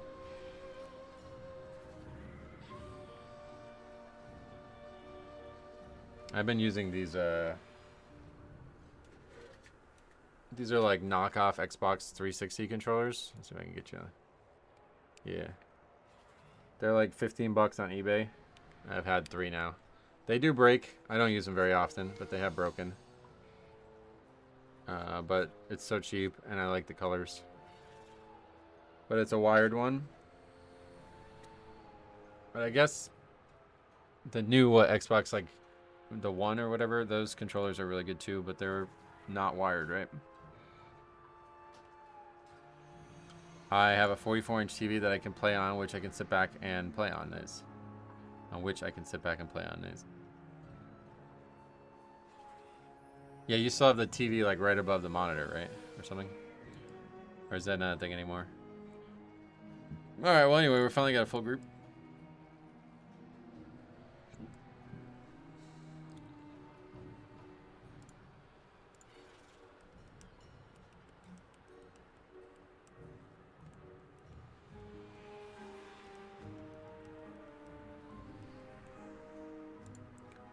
I really like the 8-bit Do controllers. Yeah, I actually have one of those.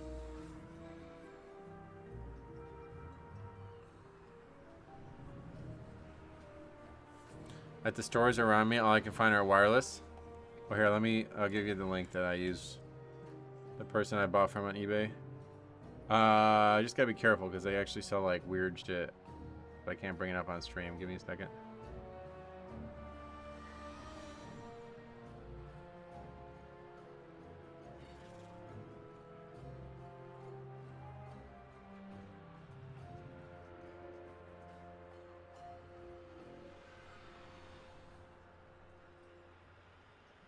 Yeah, this guy, Hank's Minerals.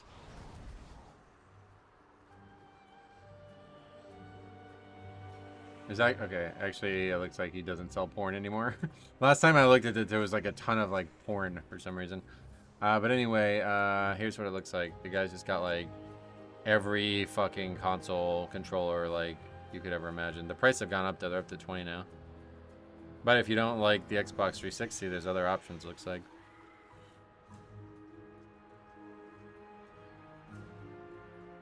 So I'll just link it. If you want it, you could use it. It's one of like it's like a gigantic. This guy sells like, I don't know if it's even a person, but it's like very, very, very large eBay group.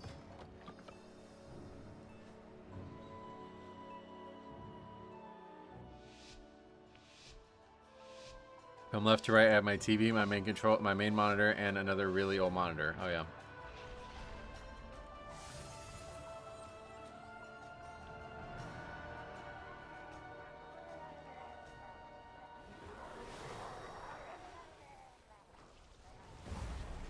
Beware.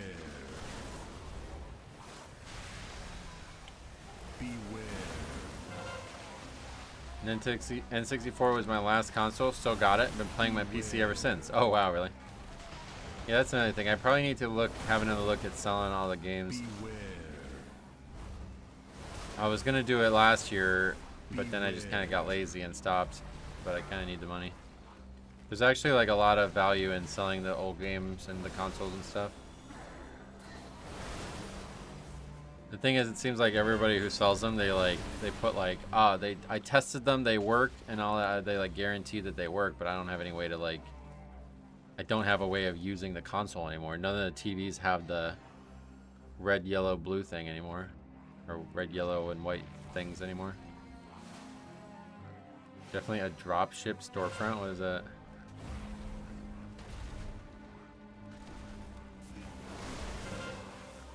He sells temporary tooth repairs. I think there's a Chinese drop shipping front. What does that mean? I don't know what that means.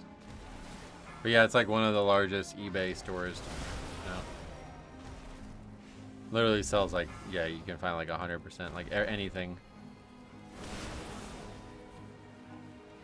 Or no, wait, I have that backwards. I prefer the PS layout with the two side-by-side sticks. Oh yeah. My dad just got me a Sega Genesis with Shining Force for Christmas. Oh, really? Huh. And you want the actual console? Because like I can't imagine like. That's the thing, like the Pokemon games, the original cartridges, and like in order to play like a Pokemon game and to buy it like in like a new state, like in a state that's like not damaged or something like that, you're talking about like over $100. Just to get one game and one Game Boy. And it's like, alright, well, I have all that stuff, right? So I check it out, right? I put it in the Game Boy, I play it, and I was like, this is just fucking shit compared to my computer. It looks like garbage. The Game Boy is so shit now, like compared to what we have now, I mean to say. The game looks better on the computer than it does on the Game Boy. Or the 3DS, you know? I'd rather play it on the 3DS. So I'm not like, I don't know why I would ever buy an old console anymore. But yet there's people buying them constantly. Drop shipping is when someone sells things directly from a factory in a company where labor is insanely cheap. Oh, okay. Well, is that like unethical to buy from them or something? I don't have much scruples when it comes to buying $15 Xbox controllers.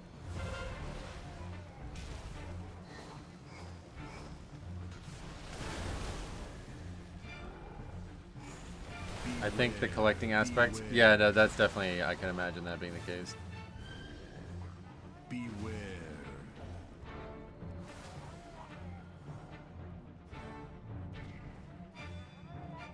The item you order from the manufacturer, they have it sent to you.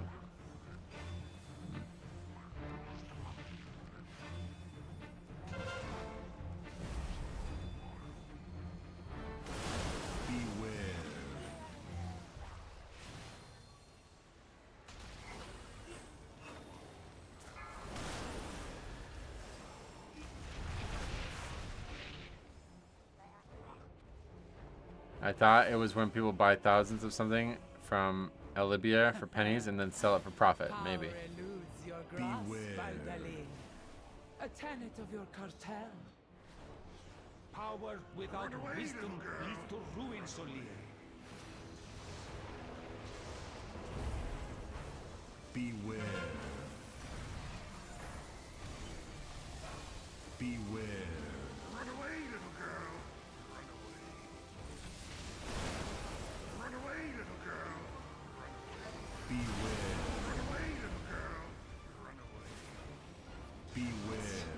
See how wisdom fares against the might. They're called plug-and-play sticks that come preloaded with tens of thousands of games from up to 60 different consoles. Yeah.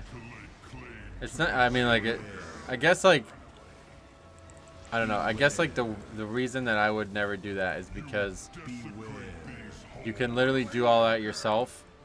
And honestly, like, playing ROM hacks is way better than vanilla games. I don't think I would ever play, like, a retro vanilla game anymore. There's so many ROM hacks, even just, like, that improve minor things. It's like I would just start with that anyway.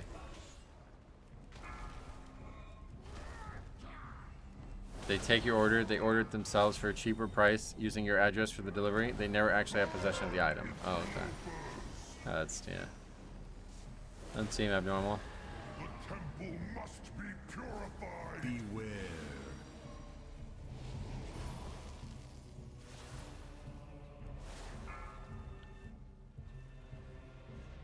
I was skewing it to what I was thinking about Hank Minerals, so yeah.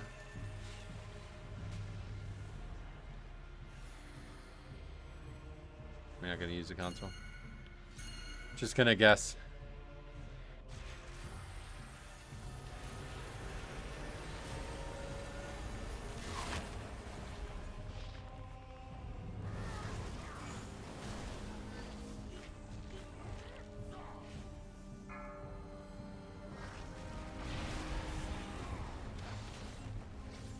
Yeah, but the original is better by the ROM hack, right? That's the thing, like, I mean, like, Pokemon Legacy Crystal is like, it's just better. It's just a better version of Crystal. Like, there's nothing not nostalgic about it. It's the same game visually and sounds and story and everything else. It's just got better tech in it than the original game. So, like, for me to play Pokemon Crystal versus Crystal Legacy, it's like, why would I? There's no reason to. It's like, I don't even know. It's not like WoW where there's like a new expansion and it changes all the old shit too. It's like, no, it's just the exact same game but with better stuff.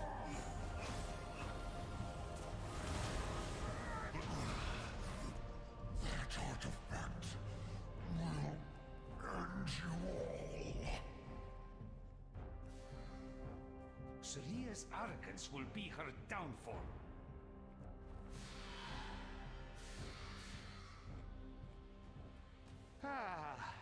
A taxing journey, but our path remains true. I think that kind of thing's like great for like kids or something like that. Like somebody who's like not really gonna be able to figure out how to get all this stuff on their computer or use, like, make their own device or whatever. But yeah, I mean, I don't know how expensive it is, but Beware. that was the thing. Like when I got the 3DS, like the person hacked it for me or whatever. They put like a bunch of shit on there. And that was supposed to be like part of the value. They're like, they put like 40 custom games on there that aren't even like Nintendo games. And I just deleted them all. I was like, what the fuck? I don't want, like, what? I don't want any of these things. So I think that, like what you said, like up to 60 different consoles. Intriguing artifacts. That was tens of thousands of games. It's like, okay, but are any of them going to ever be played by you? It's like, for me, if I was to ever play like a vintage game, there would be like probably 5 games total that I would play. Apologies, Captain. I'm not just gonna like start. I'm not like super bored in the way that I'm like trying to find out about old vintage games that I never heard about all of a sudden. Wrong, Buccaneer. What are some games that you would want to play? Because I guarantee you, unless the game is like extremely unpopular, it's got a big like, it's got a ROM hack that makes it a better game. Like quality of life ROM hack is all you'd even like consider some of the stuff. Like I know all the Final Fantasy games have like crazy ROM hack stuff. You take a look at Tekken Tag or Soul Calibur Tool, those games still look amazing now. Oh yeah. Well, I wasn't, wait, I'm not sure where that came from, but I wasn't saying that the original game looks bad. It's just that once you played the game on an emulator on your computer, you realize that the old hardware, screens, and like quality or whatever is like very weak. So I'd rather just play it on an emulator on my computer or on the hacked 3DS. The 3DS is actually like, if you can get your hands on one of them, like the jailbroken 3DS is the answer. Like you can play every game from PlayStation 1 and like the original Game Boys and all this stuff. It's like, it's the answer. It's insanely good, and it's actual first-party software, so, or first-party hardware. So you're actually like using comfortable, like well-supported and well-developed stuff in there.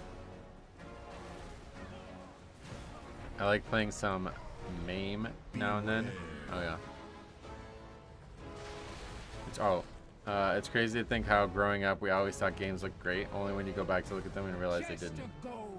Oh yeah, I see what you mean. Well, I think like, yeah, I definitely think that there's like Pokemon Crystal. There's a reason I remade Pokemon Crystal, because the art style is unbeatable. Like it really is iconic as fuck and nostalgic. And you know, it's just like pixel art. Like it doesn't look as good as WoW, but it doesn't need to. It's like a different type of game.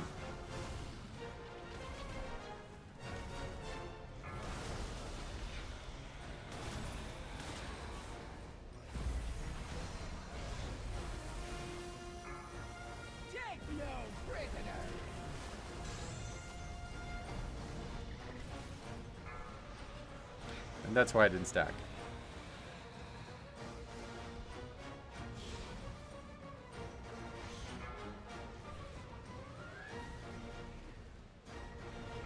We don't actually have a battle resume. That's fine.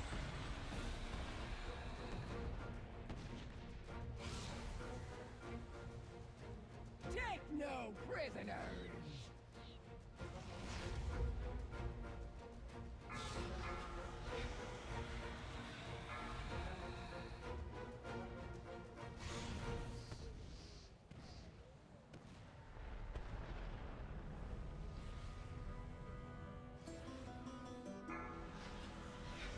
SLB sent me an email on the swine flu pandemic. He says it killed more people than all of World War One. Take no prisoners. They pretty much trace its origins back to Siberia, but I think it's a good documentary.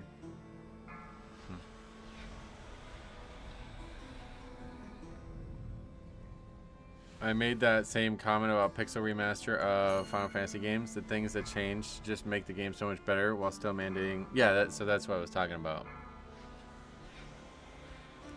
So like a game like that, like, yeah, you just keep everything the same and just improve on the stuff that needs to be improved on, and you have a better game. And that's exactly what the ROM hacks are doing.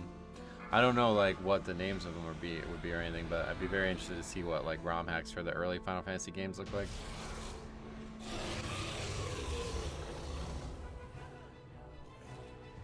Actually, that's what I should probably look at. Like, what is like looked at as like the best ROM hacks? Because like all I really know is like Pokemon, but I know there's like insane amounts of Mario and like Metroid ones and Link and Zelda ones and stuff. But like, it'd be very interesting to see what people like genuinely consider the best ROM hacks, regardless of game. Because I bet there's shit out there that's just like just blows the Pokemon ones out of the water. You cannot control this power. The artifact belongs in A lot of it's based on like how easy it is to decompile the base game, I think. That was like a huge step forward when people like did the decomps for like Crystal and stuff, because then you could basically like recompile new code and change the game. from like the ground up, instead of just edit the values of the stuff that's already there.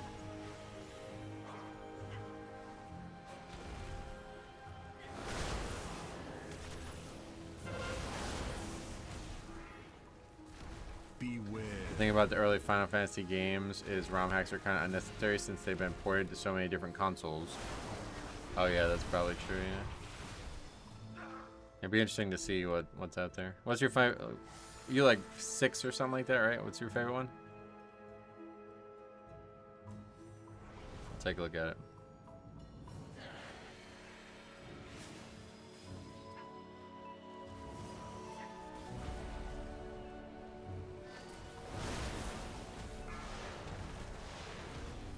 You never beat 7 either, right? You never finished that? Did you ever finish that? The remake?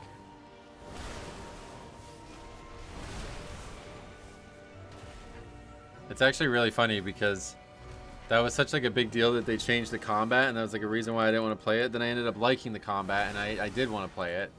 And now they're talking about going back to the turn-based stuff because of fucking that game. What was the name of that game? That French game? It's actually crazy. Warcraft 3 has the best ROM hack. Wait, what is that? Is that a joke?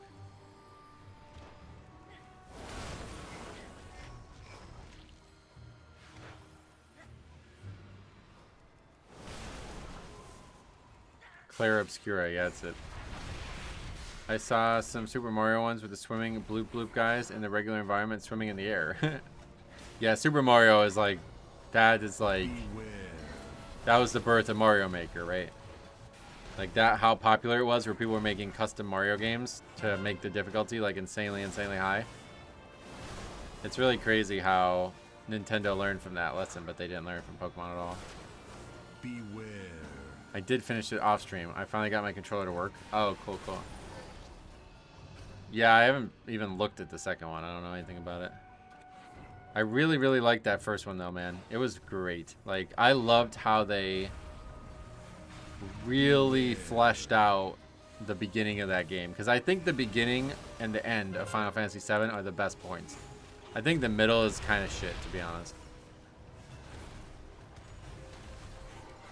But like from the moment of like the big reveal in Final Fantasy VII's like kind of ending of the middle to the end of the game is very good, and the beginning of the game, it's like, oh, you can do it over here too. I didn't even know that. That shit's just like some of the best story in any video game. Beware. This area works well.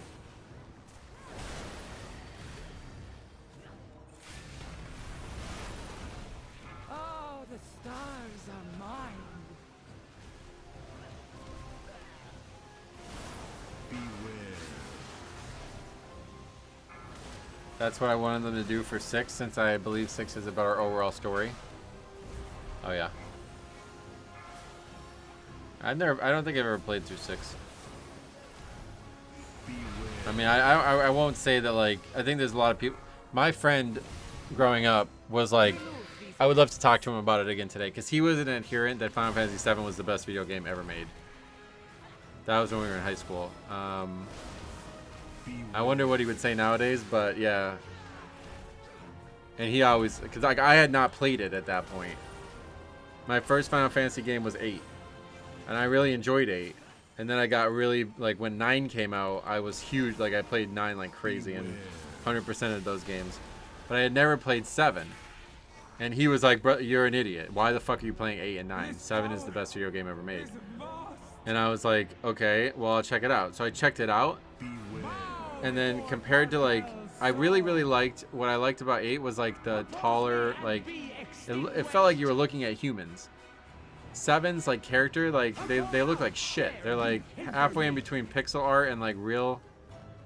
Like it was really weird. They look like shit. They really do. They're like little polyagonal arms and legs and shit. So that, I think that's partially why I really like the remake, because it looks way more realistic now. But I tried to get into 7 when I was young and I just couldn't get into it. But once I learned about the story, I was like, oh no, this is the best story ever written for a video game. It's like Final Fantasy Tactics is better than 7. But I think Final Fantasy Tactics is just like so out there it's not really that well written. It's just like, what the fuck is going on now? Whereas 7's like entire story is just, it's just like a masterpiece. Like it really is. The first ones. Mine to control.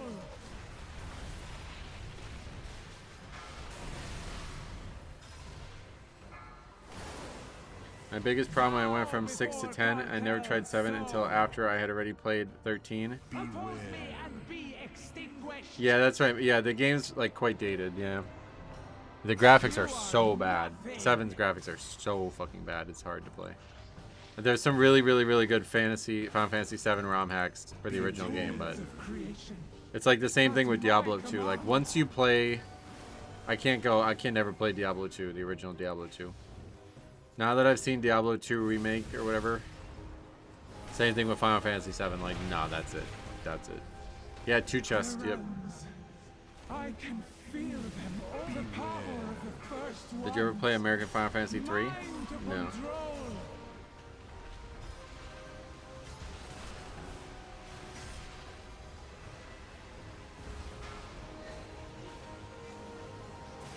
So after I tried 7, that story continues. After I tried 7 and absolutely hated that like kind of weird in-between graphic style, I then tried 5 and 6. Right, it was like a bundle, I think. You can buy a bundle and it came with about 5 and 6. I don't think I really ever tried 6, but I did try 5 and I liked 5. Because that was more like original, like kind of more like a Pokemon looking, like a pixel art type thing. These troublesome pieces. But I don't think I really ever played 6. Do no more harm and be studied by Cartel Al until our fortunes meet. Yeah, unfortunately, double upgraded that. Yeah, Kefka is 6, right? I really like 8. I think 8's got a cool setting.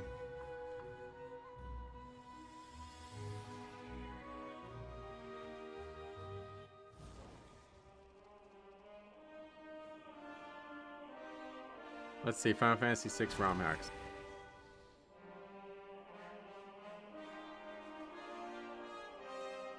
Okay, so here's... Okay. What are the best ROM hacks you've ever played? Also, the best ROM hack for 6. Pokemon Prism, one of the best Pokemon experiences I've ever played. That's one with like all the new Pokemon, right? I think I've seen that.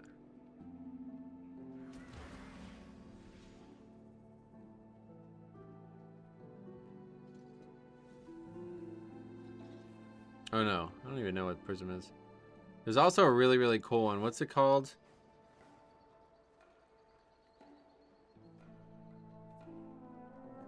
There's one that's like, oh man, I might check that one out. I'm not a really big fan of like playing the actual like new regen ROM hacks anymore. I used to do it all the time. What's the name of it? It's like crazy looking. Like the visuals of it are crazy looking. I don't remember the name of it though. It's got like a weird name.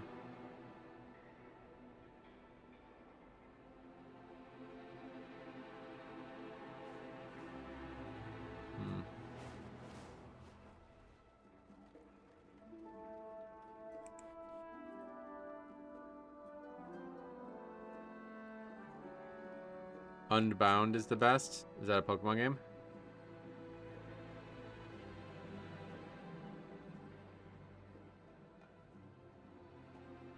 Fire Red though.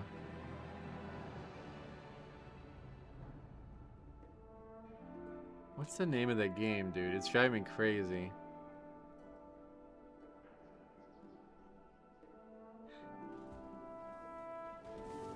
This is it. What's the name of it?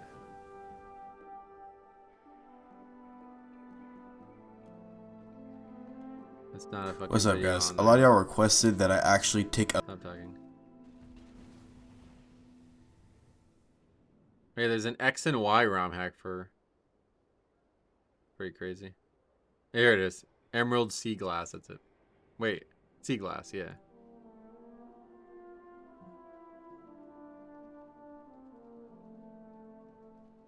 Yeah, this is like... crazy. It looks so fucking cool. Why is there no pictures of actual gameplay?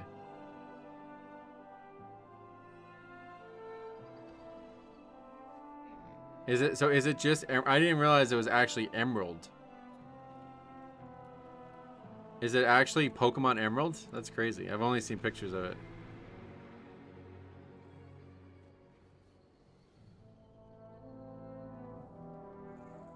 Oh, so that's weird. I'm not gonna play that. I don't know why I thought it was like its own game. Maybe I'm not thinking, maybe I'm thinking of a different game.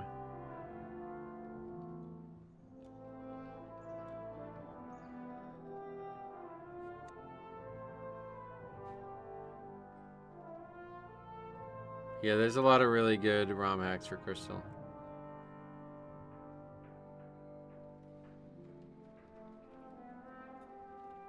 Anyway, let's go back to this. Oh yeah, Final Fantasy Tactics 1.3.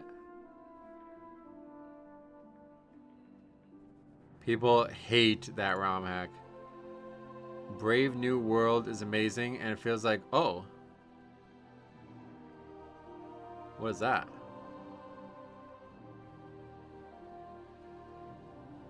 That's not it.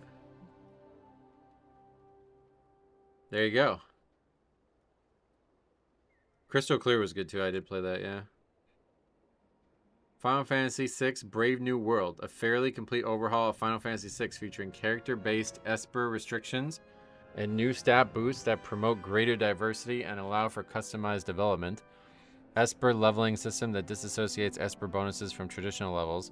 New and reworked formulas which rescue everything that isn't magic or magic evasion from the dump stat heap. Rebalanced equipment, items, spells, and skills that aim to remove dead weight and give players more and better choices. A complete overhaul of enemies from their stats to their behavior to better challenge veterans and new players alike. Tons of bug fixes as well as remedies to many of the game's more annoying aspects. And much, much more. One thing BNW is not is a difficulty mod. There you go. That sounds like it'd be perfect for you. While it is harder than Vanilla 6, we wanted to keep it accessible to newcomers while at the same time giving veterans a new experience. Yeah, I don't know anything about these games, but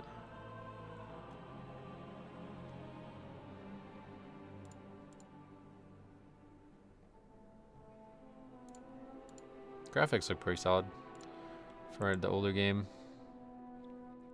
Final Fantasy VI Brave New World is stupidly good.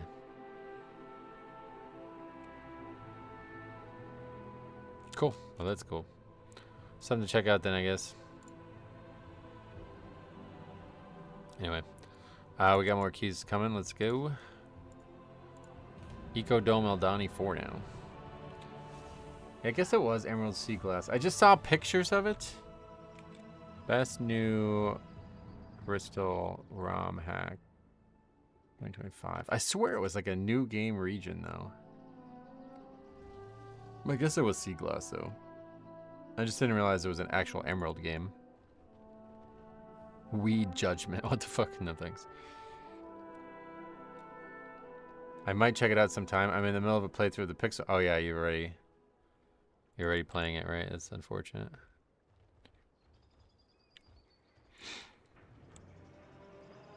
But I think like I know there's like some purists out there who are like, no, I won't ever play anything but the original. But it's like you realize that like the people who made the original had a great vision. And then the players who loved it had an even better vision. And those people put their blood, sweat, and tears into making their game that they fucking loved even better. You know what I mean? And if you find somebody who's truly talented, like I'm not talented. I do a lot of mods and ROM hacks and stuff, but I'm not talented at all. So like you want to play one of my games, it's like you're probably not going to like it, to be honest. It's just for me, it's just something I would like. But if you find somebody who's truly talented and loves the game, they're going to make the game better, and it will always be worth trying. Now, sometimes there's like ROM hacks for games that will make the game different, and that makes it not as fun. But a game, something like that, where you read that where they're saying like this is not a hard type, it's like yeah, I would check it out, because a lot of times the ones that are the worst are the hard type ones. Like you either hate it or love it. Like that's why I brought up Final Fantasy Tactics 1.3. That was like the only purpose of that ROM hack was hard type, and the person who made it, I guess, became like infamous because he was like he was a big dick basically. But besides that, it was famous because of how stupid, like it was like Kaizo difficulty. A lot of people don't like that kind of difficulty. I do kind of like it at times. It depends on the game. I think it was a good way to play Final Fantasy Tactics, but I think a lot of other games would not be fun that way. But it's certainly interesting. They're not ROM hacks, but the most dedicated and passionate community I found in a game is in the Doom 2 community. The stuff fan modders built in modern map packs is so good. Yeah, and then there's stuff like that where they're like adding custom content on top of the game already. That's cool.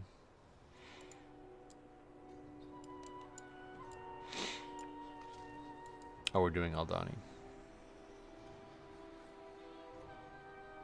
In case you were wondering, you're the 35th best evoker. Nope.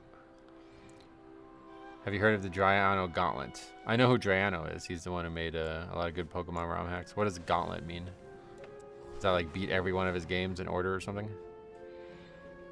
I heard that he's going to be making another, like a version 2 of Sacred Gold, which was like one of the first ROM hacks I ever played. So when he does, I will be playing it, but that's, I guess, not even, like, hasn't even started or something.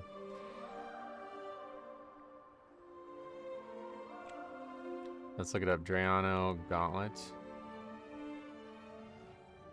An extreme Pokemon challenge involving consecutive hardcore Nuzlocke runs of 4 different Draiano ROM hacks. Oh, and if you lose in the 4th game, you have to start back at the 1st game? Is that what it is? That's crazy. Yeah, Nuzlocks are not, I don't like Nuzlocks. I am a firm believer, and all my Pokemon games will feature this. I am a firm believer that you can make Pokemon extremely, extremely difficult without having permadeath be a feature.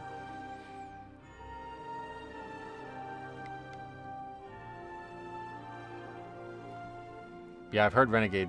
Renegade Platinum's the most recent one, right? I haven't played it, but I definitely want to try whatever Sacred Gold 2 is going to be called. What's the name of it? He's got a whole new name for it. Nuzlocke are only fun when you're playing with Arno. It's just so shitty to just stop playing. I don't want to stop playing. The idea of beating the whole game and then like getting to the end and dying and failing and starting over is like, I don't like that at all. I like WoW difficulty basically, where you fail hundreds and hundreds of times, but you still ultimately end up winning. And Pokemon does not do that.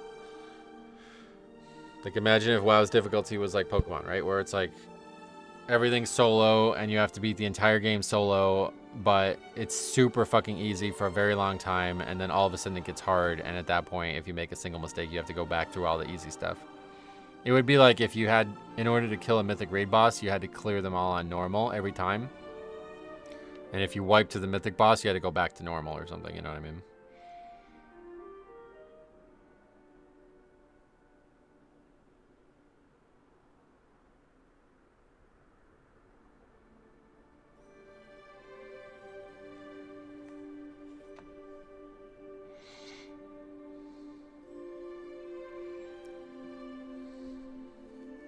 Yeah, it's basically hardcore and classic. Which is not really, because like people don't look at getting to 60 as the end. They keep going. But like trying to play like a hardcore version of a game where you need other people, I don't know, it's just not interesting.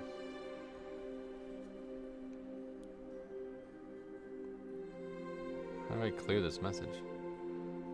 I'm using this new app for the basketball team, and it's like you have a unread message, and I just read it, and it's like, what, I read it, it's not unread anymore.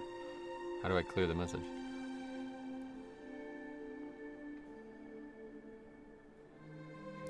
Not sure.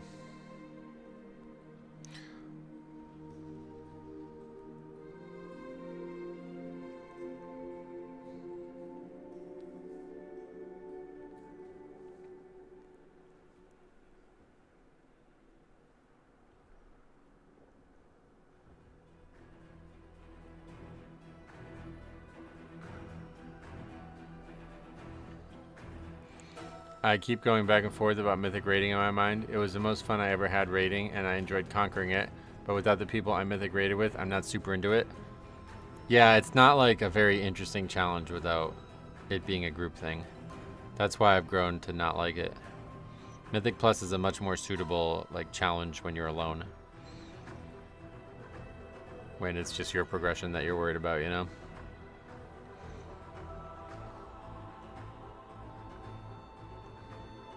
If I ever wanted something that was like infinitely difficult, I would definitely just play like, you know, you got infinite amounts of things like do the Pokemon ROM hacks, obviously, but things like Elden Ring and stuff, you know, way more skill based as well.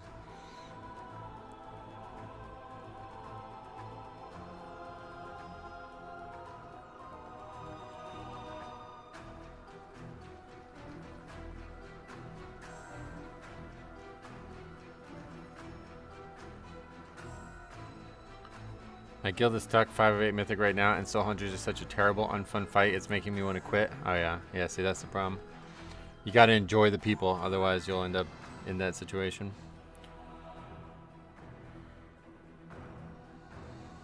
I ran a mythic guild for the first time this season, and it's just so hard to get a consistent 20 players. Yep, that was the issue with us and why we ultimately quit. Trying to find people in general, like regardless of skill, was so fucking hard.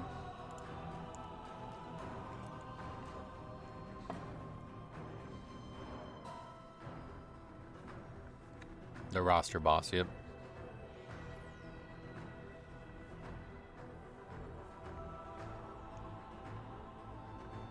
I've translated that passion into coaching now, so yeah, I hope I will eventually be afforded an opportunity to be a head coach, because I'm liking it even more than I thought I was gonna like it. But it does kind of suck because it feels like I'm just like totally irrelevant at times. Like, I like the kids and I'm happy to help them, but if I suggest something, they're like, yeah, no, we already have an idea. It's like, oh, okay. So I'm kind of just there to just watch, I guess, a lot of times. Like, they're continuing this ridiculousness. Like, so we have 11 kids on the roster. One of them's probably not going to play for us all year because of some stupid ineligibility thing. He's just never going to get his grades up, I think. He's probably our best actual player, too, which really fucking sucks. I was so excited to see what this kid looked like. I was confident this team was going to be one of the best, like, they were going to win every game. But now that he's off, it's probably going to be a pretty shitty team, to be honest. But anyway, we have 10 people on the roster. Probably 4 of them are just, like, 2 of them are just like non-viable players. The other 2 are like, they can play. They can contribute, but they do really weird and unskilled shit a lot of times. So then we basically only have like 6 skilled players. So as such, the coach wants to bring up 7th and 8th graders that are more skilled to play with us. It's like, okay, but they have games on opposite days. So they're never going to they're only get to get practice with us like 1 or 2 times a week. So we're practicing last night. We have a game on Friday. The team's like fallen apart in the last 2 weeks. And we're spending an hour on practice teaching the 7th and 8th graders all of our plays. And I'm just thinking about it like, brother, it's not going to fucking work, man. Like, you just can't have all of these different plays ran with kids who haven't ran them. It's just a total waste of time. But he's just dead set on it. He's like, no, that's how you win games. You have to run plays. It's like, okay. Oh, what am I doing?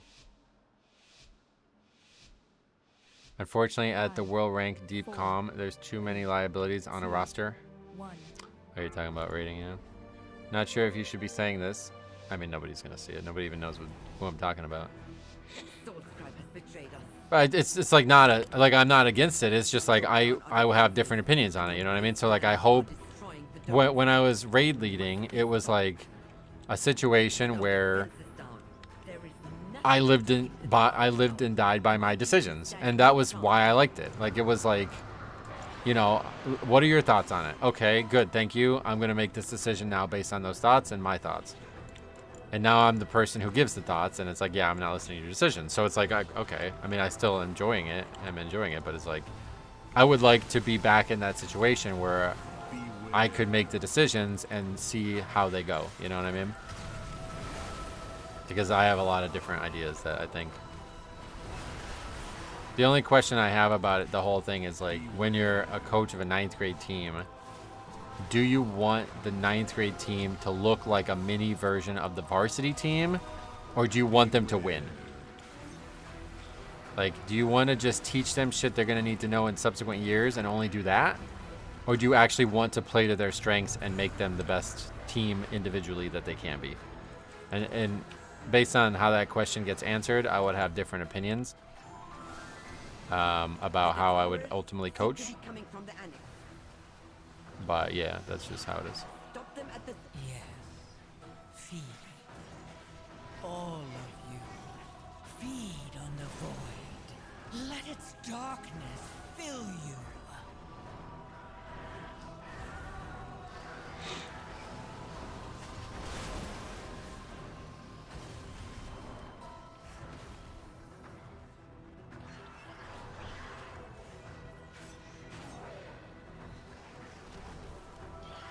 Look out! Something is coming up. Beware.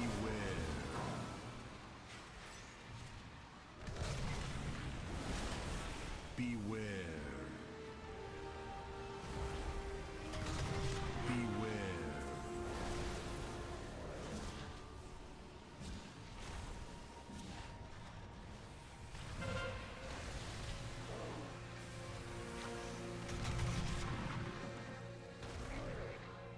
It's so crazy to me that you guys have grade 9 as a part of high school. It's such a different dynamic there. Oh yeah. It's just like school here is 7th through 12th all in one building. So there's a 7th, 8th, 9th grade team, and then there's junior varsity and varsity. And that's basically 10th and 11th grade is meant to be JV, although there are some seniors now on the JV, which is not how it was when I was in school. If that was the case, that would have been very different. But anyway, and then there's varsity, which is like typically anybody good enough to represent the school at the highest level. So they'll have like occasionally even a 9th grader play varsity.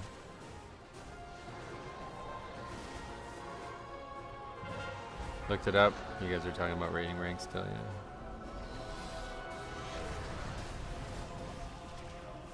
It's pulling more in.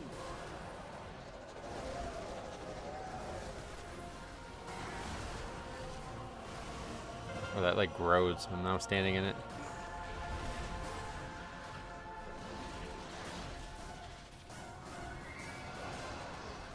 It's trying to draw you in. Mortals. Scrabbling after any shred of control. This fight's actually like kind of hard as ranged.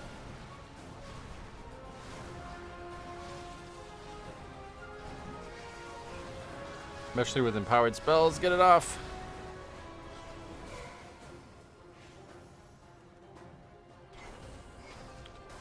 There are separate buildings and systems here, so 9th graders are seniors of junior high, yeah. Yeah, I don't think that works that way in any United States schools, but I know our school is relatively uncommon in the way that 7th and 8th grade are part of the high school. Like it's all the same building and the same teachers and everything. There's a lot of schools near me that go to 8th grade from elementary school. But ours doesn't for some reason. With that thing dead, Hover works we nicely can to counter the take dragon, real yeah. problem. That's true at least.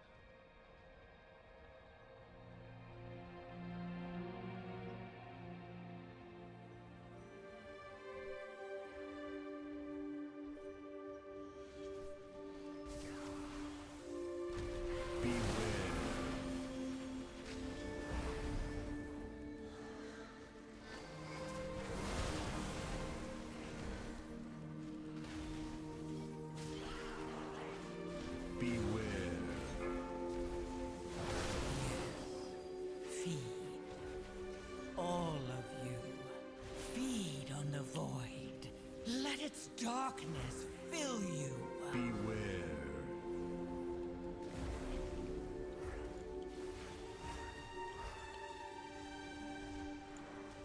My elementary school was considered unique in Canada that it went from 1th through 8th, and all other elementary schools only went to 6th. Oh, that's interesting. Yeah, see that? I don't know. Like, I think that should be a uniform thing. Like, it's a big issue because actually the kid I was just talking about, the 9th grader, he came from a school that was in, like, up to 8th grade. And so now he transferred in ninth grade. So this is his first year.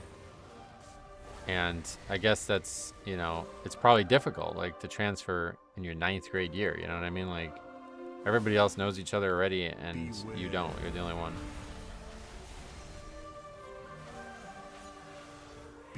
That's partially why I enjoyed, like, I really wanted to, like, us to be a big, like I wanted to work with him personally, because he's got an incredible, like, he could have been the best basketball player at the school, and I hope he will be in the future if he could figure out his grades. But he's like, apparently he's failing 3 classes, and it's like not good. He's got like a 30 or something, so it's like he's probably not coming back, unfortunately. Or if it is, he's gonna come back in such a degree that he'll never get caught up. But he was definitely our key to success, I think.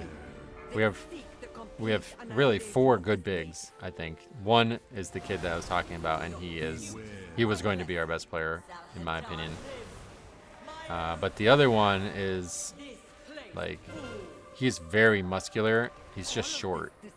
So he's very strong. But he's not like super skilled at basketball. He's a football player type kid. And he's very, like, muscular and strong, but he's not very tall, and I don't think he's got, like, very good, like, he's just, like, very competitive and, like, a very good athlete, but he's not, like, a great basketball player.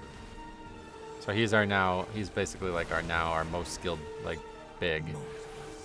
And then our second big that's going to actually start in our 5 spot, it seems like, is much taller than him, but he's, like a little uncoordinated, I would say. He's quite tall, but he's like, he doesn't know how to get low and use his body very well, which is weird because he's a football player as well. But like, the other day, he's playing against a 7th or an 8th grader, and the 8th grader is just ragdolling him. Like, I think I even talked about this on stream, but just totally ragdolling him, like just moving him anywhere he wanted to. And I sat with him for about 15 minutes that night after practice, and I just explained to him, I'm like, listen, you got to use your body better, brother, because, like, he's way taller than that other kid. It's just kind of crazy to watch. So I think if the 2 of them can be their best versions, we're still going to have a very good front court. But without the kid that left or got suspended, basically, we're kind of, we lost something there, because I was hoping all 3 of them could start. My ideal starting lineup was going to be all 3 of those kids. And then we have basically 3 bigs on the court against, because in 9th grade, there's like almost always really short kids. Our 2 guards are like sub 5 feet, I'm pretty sure. Not exactly sure how tall they are, but they are short. So they're going to struggle to get shots up, but it's like all they have to do is be fast and get the passes into the bigs, and we'll win games. But now we don't have that luxury. My elementary school was up to 8th, but when my folks split up, I transferred and went to high school that started in 8th, so I was a year behind, essentially. Oh, yeah. Yeah, that's pretty much how it is around here. People from my elementary school transferred into a school at 9th grade where everyone else had already been there for 2 years. Yeah, but did you find it was difficult to adapt to when you went?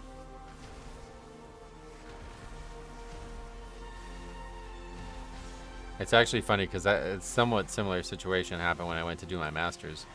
Like, I went to do a master's program at a school that every single person in the master's program was just from the undergraduate programs. I was the only person coming into the master's program from a different school. And it was like, okay, so these kids are on their 5th year of knowing each other, and I'm on my 1st day, you know what I mean? And I just never made any, like, it just totally felt like I was not a part of the school at all.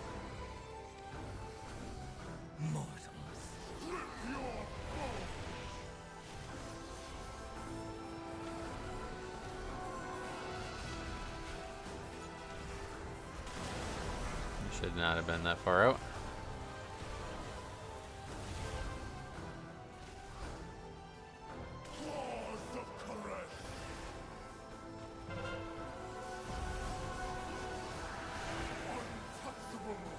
Hey Dylan, what's up? Welcome. I had to take a pile of classes in my senior year while everyone else had study halls. Oh wow, really? That's crazy. So you were actually academically behind too. That's crazy. I didn't even think about that. That's actually a bigger issue than I thought it was going to be. Yeah, I bet that happens where I am too. Like, I didn't even think about that. If you take classes at the elementary school that are not considered like 8th grade quality at the new school, then you have to just take 8th grade classes again, basically. That's crazy. Scrabbling after any shred of control. That part I don't actually understand, because I know somebody else who transferred, and I felt like they were definitely going to have to repeat the grade based on what I know about them transferring, and they didn't. They just went right into it, and it was like, I don't know. I guess the school doesn't really want kids to repeat if they don't have to, but I thought it would have been better off that they did.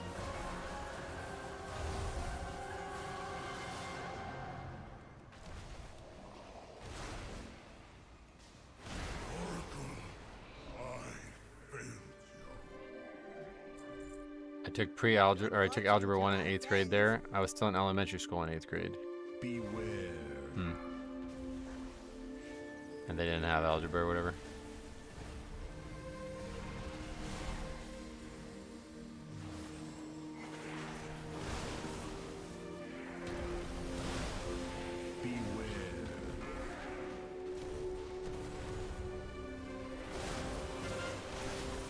Mortals. Scrabbling after any shred of control. Beware. What was there, a build on beta? I hope so. I hope we didn't just... Yeah. No, there was never a build, I guess, huh? So we just wasted. We could have did this all on beta today. I don't know, this shit's just fun, though. I enjoy doing this stuff. But we did definitely need some more, some time on beta.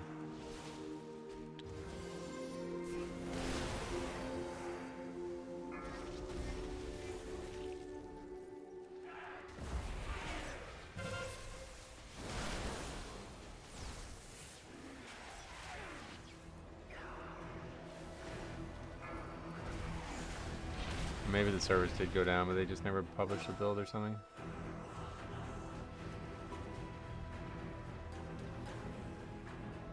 Observation Evoker is going to be back at bid time at midnight. Wait, why? So everyone else took geometry in 9th grade. I took it in 10th because I was catching up. Oh, I see. That's crazy.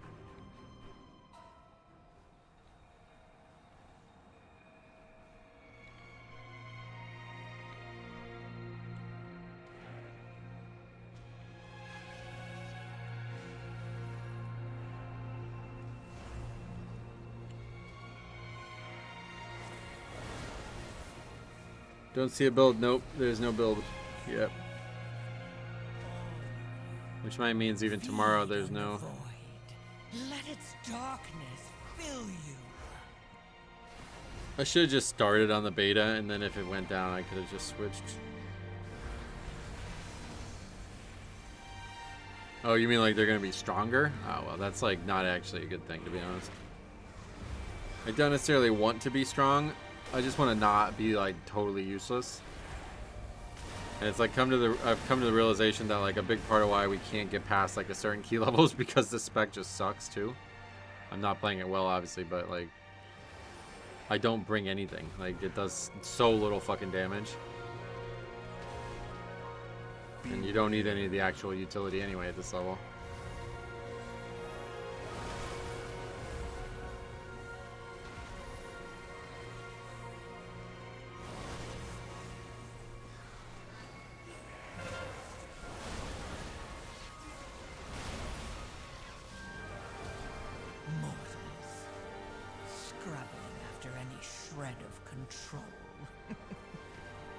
It won't be like they were in early season 1, The War Within, but maybe halfway between that. Oh yeah.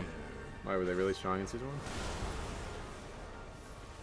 I don't really remember them being very strong. I remember a lot of people thinking they were strong, but they actually weren't.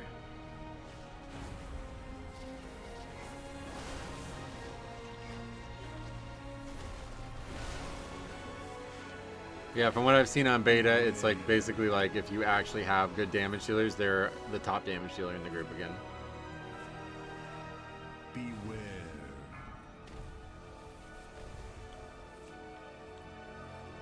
It was because my father insisted on sending my brother and I to Catholic school, and that's how grade levels went. Yeah, I guess, yeah, the situation I'm talking about is because of Catholic school as well.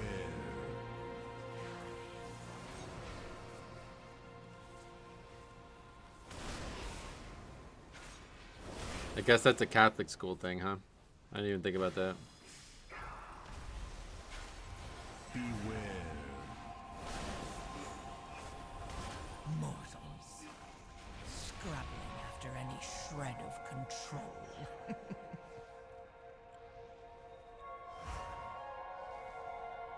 You built this place on the high temple of Koresh and question my Okay, well, this wrath. is going to be like a double upgrade easily, it looks like.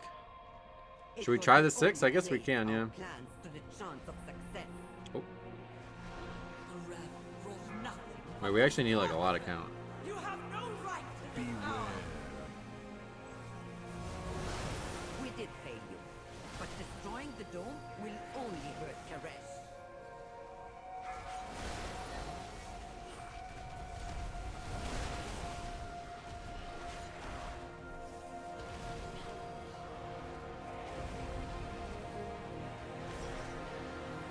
I kind of don't, I don't know. I kind of don't want to do a 6th. I don't know. Interesting, up here Catholic schools have to teach the same curriculum as public schools. Beware.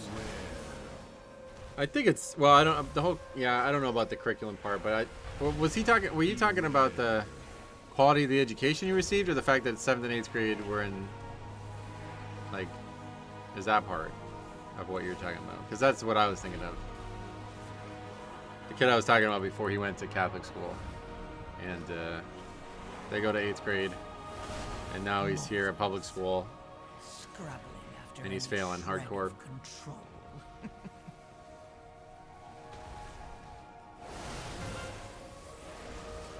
We're gonna need, like, we're gonna have to go backwards, I think, for count. There's that pack there, I guess it's probably enough.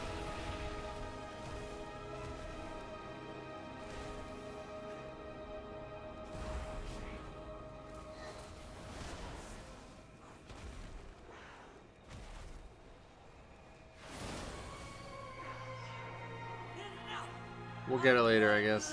Oath to fulfill. What to your destiny, Zorba? Beware.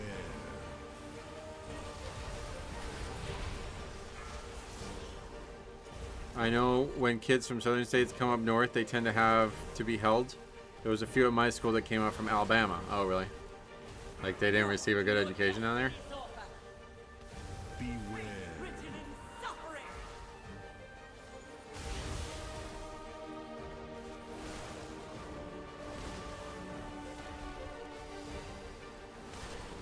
Mortals, scrub. What to your destiny, Zorba? Beware.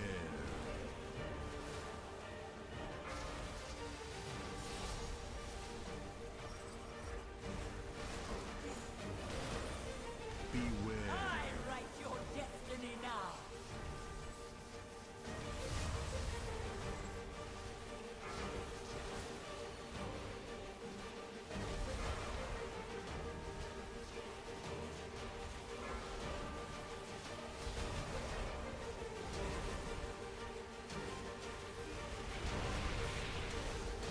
I guess I'm just confused because the idea of education being a different quality is not something I've ever heard of. It might just be like, you're not thinking of it all the way. Like, even if it was the exact same material, like the educators might fail to deliver it as well as the other ones. You know what I mean? Like, there's always going to be some quality difference. So for example, like the second example I gave, the person I was talking about was homeschooled. And so then they came to the public school and they were like, it's just not, you know what I mean? Like, your parents are not the same as like an actual professional teacher. So they didn't learn as much as they should, and then they're doing like complex coursework, and they never really learned like kind of the disciplinary skills that is required. I think is also part of it. So much wasted. But they could have been homeschooled the whole time, and they still would have graduated as a homeschooled thing, and been, you know, they still would have like graduated. I don't know how else to put it. Even though it's the same material, it's just not the same quality. Never heard the music during the boss fight. Wait, really? Oh, that's great, yeah.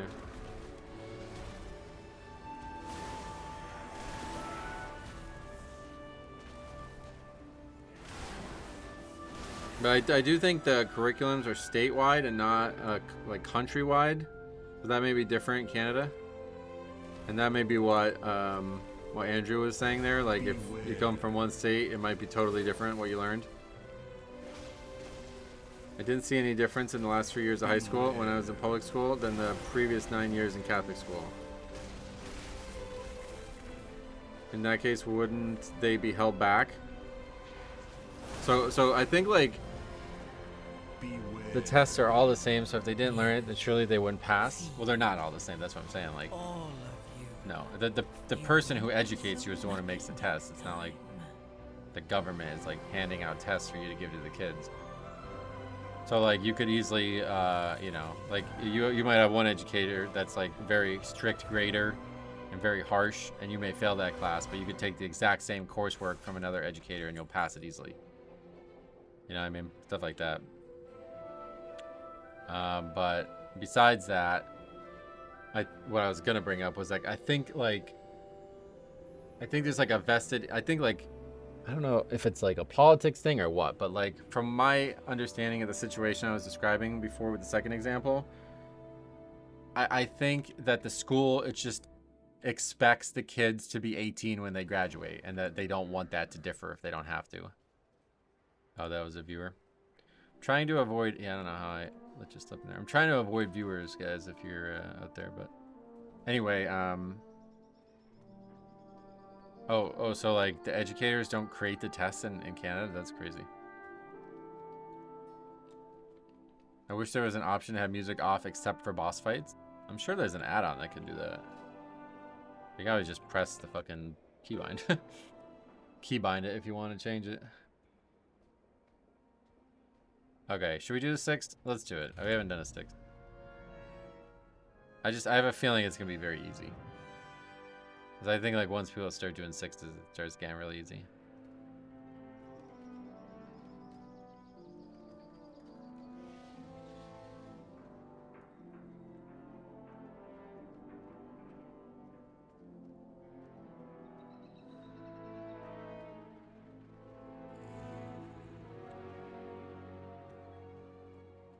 It is interesting though. I mean, like, because there is state issued testing, but it's not what your actual like education grade is on. The state issued testing is like stuff that's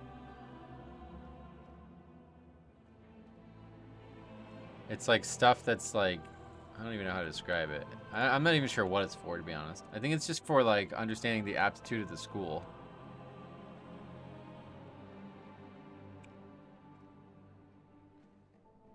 I'm not sure what it's for.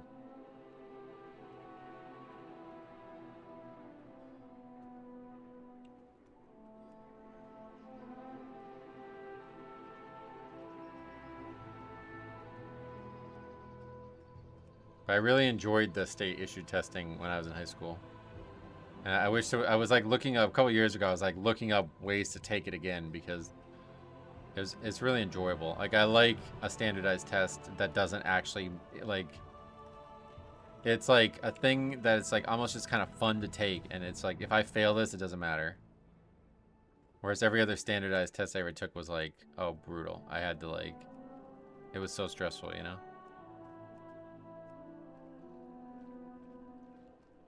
But yeah, here the educators make the tests. So like the teacher is gonna make a different test. Like there'll be 2 math teachers for 8th grade, and one is gonna have a totally different test than the other one, you know. That's the biggest thing I've noticed since I've been back, like around the school, is that it's like wildly different in terms of like how strict the educators are. And nowadays, like tests like are not even half your grade. It feels like, I think. I don't know that for sure, but I know a lot of people, like the kids I was talking about, like they're failing classes because they're not turning in assignments. That's it. I asked the kid out. The kid had a 30 in his class, and I was like, "What did you get on the test?" He's like, "I got an 80." I was like, "How the fuck are you failing?" He's like, "Because the test is only like 50% of the grade, and I didn't turn in 2 assignments." I was like, brother, what the fuck? Come on. Like, come on, man. We rely on you. Like, the basketball team needs you. I don't know how you do that. Up here, all of our midterms and finals are government tests actually run and marked by the government. Our teachers only proctor them. That's very interesting. See, I don't know how that goes. It's probably, I mean, obviously, United States is like notoriously bad for education levels. But I will say that I really enjoyed. How do I best put this? I enjoyed when the teacher's personality could come through in their education style. Let's put it that way. Now, I'm saying that partially because, like, the strictest of teachers and the worst personality ones were the ones I learned from the least. And that's partially why I'm here playing a video game. Because I basically failed the most important class twice in college because the educators were just dull as dirt, bad human beings. People who did not care about actual education, they were just scientists. And that really made it hard. But the classes I enjoyed and learned the most from were always the ones where I enjoyed the educator and they made me feel comfortable and happy, and I enjoyed their presence and their humor and their style. So I think if everything about the class was like rigorously mandated and the educator was simply there to give it to you, like, here's what we're doing today, follow these rules, here's the test, no, you know, my personality and my thoughts on this don't matter, I'm doing what the state tells me to do, I think I probably would have really had trouble in school.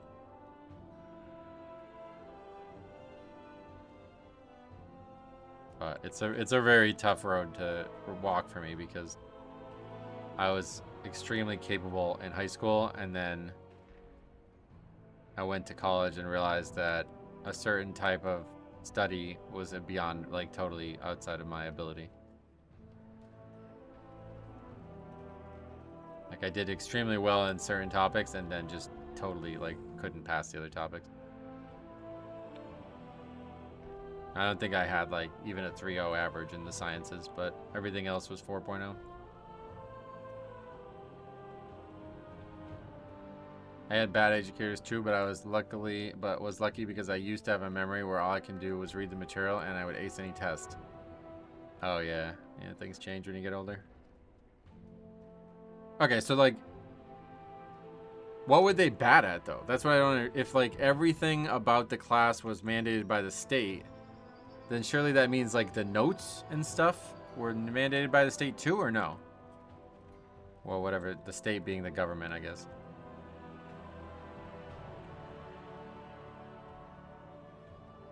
I assumed that was the case, but maybe that's not true.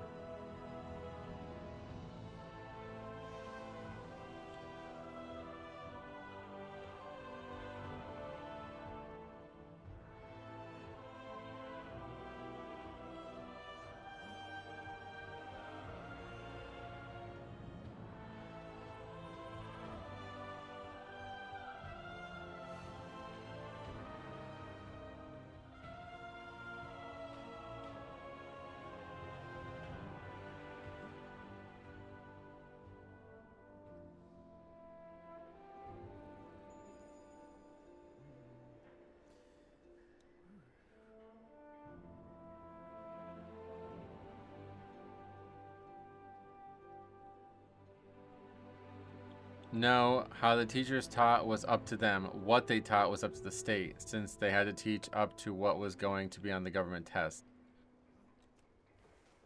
Okay. Now I'm just lost. Wait, what the fuck? What did I just invite?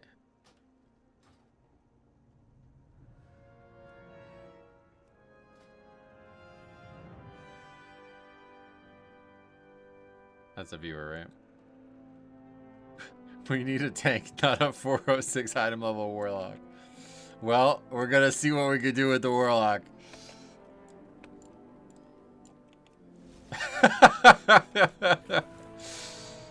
That's funny. What key event is this? Screets.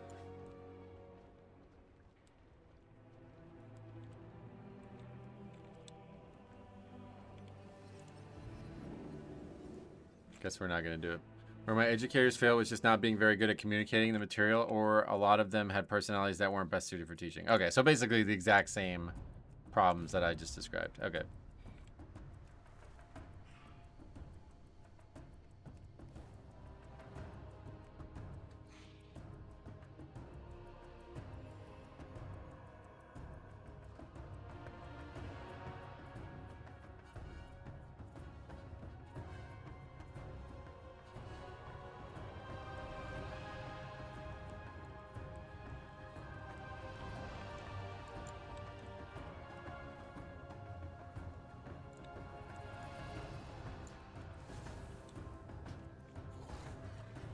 One of these days you'll have to slam the key in with no tank or healer.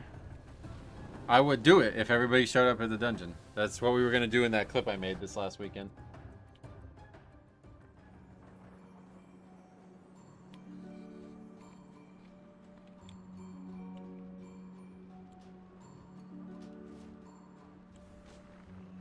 This already feels like this is going to be a joke though, because I shouldn't have invited this guy. This guy's got a triple upgrade. So yeah, we're probably going to have like a 9 after this. But we're going to lower it again after this. Wait, am I? Oh. Where was I? I'm not in the dungeon right now, right? Or am I? It's sometimes hard to tell. Yeah, there we go. Now I'm in the dungeon.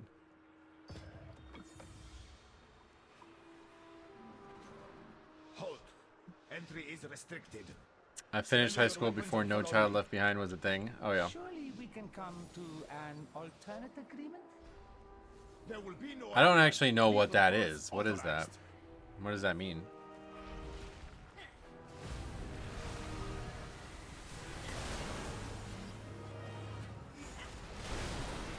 Beware.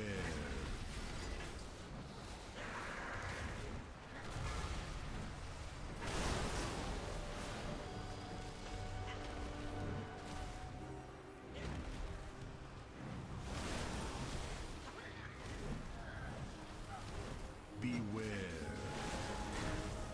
They just pass you? That's a thing? Because that's definitely not a thing here. You still have to actually fucking do the coursework. Although, I don't know. I am a little bit confused by the whole process because, like I said, I know multiple people failing. But another one of the kids, probably like our actual best scorer on our team, is like not in the school anymore. I don't really understand how to describe this. But every time I talk to him about it, he's like, I'm online, don't forget. And it's like, what? And the other kids told me, like, kind of behind his back, that he failed 9th grade last year. Or he failed 8th grade last year. And I guess, like, so bad he failed it that he, like, now doesn't go to school anymore for some reason. And he does all of his stuff online. I don't really get it. But I guess he's like immune to being failed for grades now or something. So maybe that's okay. I have no idea. I felt weird asking because I don't want him to be like insulted, but it's like I'm actually genuinely curious. Like, what does that even mean? Like, you just go to school online, so you're home, like you're homeschooled? I'm not sure what that means. They changed the curriculum for everyone so that the lowest percentile will pass. Oh yeah. But that would be like countrywide, or what is it?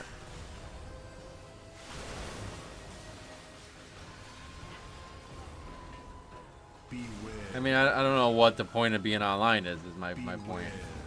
But he says it like if he's like I was trying to, the kid's fucking hurt. He's literally hurt, and he just won't tell anybody but me. Because I know him pretty well because we play a lot of basketball together down at the park. And he's like, yeah, don't tell the other coaches because if they find out, I'm not going to be able to start. I was like, brother, if you're hurt, you sit out and then you get better. And then we play at full strength. Like, it's such a weird thing. Like, I don't know how to convince him. Like, he just won't tell anybody. He's like, I'll get better after the season's over. And it's like, all right, I mean, to be fair, it is only like a 9-week season, and then you don't play basketball again. It's like, all right, I mean, I can kind of see it. But it's just like, the whole thing is fucking weird. But I was trying to explain to him, I was like, listen, I'm trying to explain to him why he's hurt. And why he should sit out. And why he should take supplements. And why he should stretch. And why... We just listed that, by the way. Anyway, I was trying to explain to him all this shit. About, like, the science of why he's hurt. And he just keeps saying, he's like, remember, I'm online only. I was like, I don't know what that means. But I'm the one teaching you this stuff. So listen, take fucking magnesium. Don't eat before practice. Like, I'm telling him basic things that, like, will help reduce inflammation in his legs so he can play basketball better. And he's just like, I don't know, he just, like, doesn't believe it or something, I guess, when I talk to him about it. So I don't know what that means. But either way, frustrating. He failed so hard they're just gonna push him through online. I guess that's what it is, yeah. But he's not a stupid kid. He's just like doesn't give a shit about school. Like I could tell like he just does not give a fuck about school. Beware.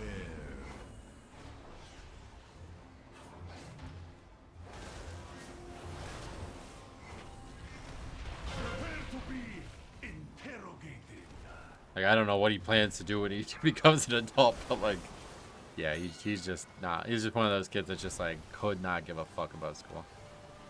I've seen the mini boss. It's classic low key. Yeah, definitely. I love that. No trespassing. Mortals, scrabbling after You should never have come because of a stranger. Beware. I imagine if they made it so anyone who would hit 50% of free throws could be on varsity regardless of your athleticism. Funny you say that because like our team percentage of free throws is below 50. It's gonna be a very interesting season. About 2 weeks ago I was sure that we were gonna like go undefeated, and now it's like I don't know if we're gonna win a game. It's weird because it's so weird. I'm very eager. This time next week I'll have a very interesting perspective to share, I think. We'll see how our first game goes. The other problem is that all the kids keep telling me that the first team we play is like the best team, and that last year they lost like 50-10, whereas they won most of their games outside of that game. So another coach on our team was like went and was like scouting them, and I didn't really get to. I gotta watch it, but I didn't really get to watch it, and it was like, they don't look that impressive to me. They have one kid who's just a giant. Like he's got to be like 6'2" or something like that, and he's really wide as well. So that kid's gonna own us probably. But besides that kid, it's like I think they're just maybe more athletic. That's really the only difference. They did not look particularly skilled. mortals, scrabbling after any shred of control.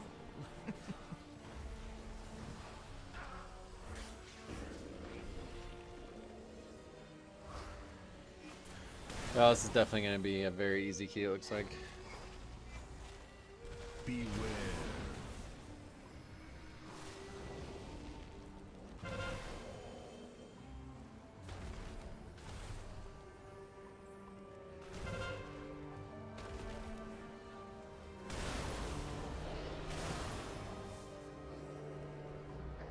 Beware.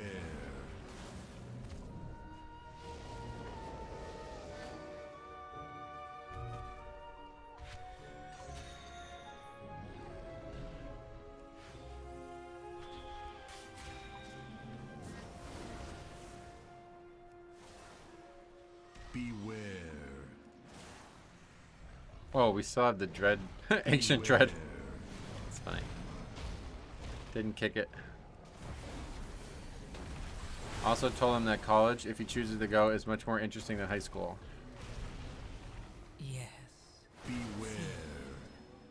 Wait, who are we talking All about? of you, feed on the void. Did I miss a comment? Let its darkness fill you.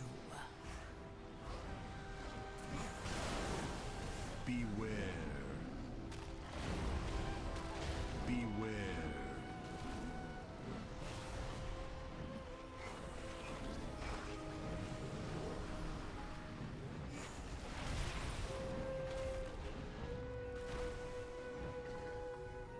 I don't see your previous message is yes, it was a federal initiative. So it must have got held up for some reason by YouTube. Has a profitable What are we venture. thinking about? Hopefully, this inclines them to aid our own. What I need is a distraction. The kind with sharp teeth. This beast will do nice. Wait, how did that beast escape from its cage? Cartel's Eye is not responsible for any loss of limb that occurs during this demonstration.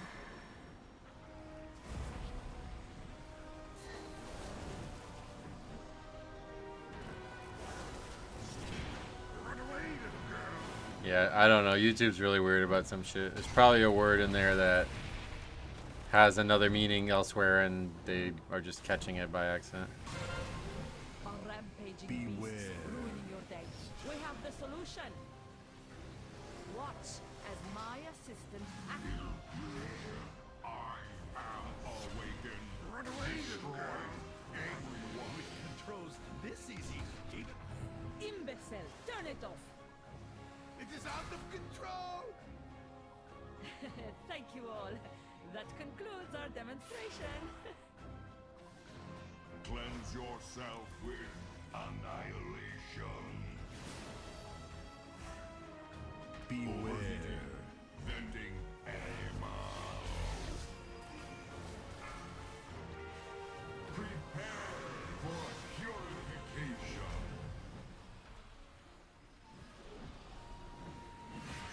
Cleanse They did a lot of damage. Now's my chance. That axe is mine. They thought variable dimension tumblers would keep me out? Pathetic. Beware. Venting. Done.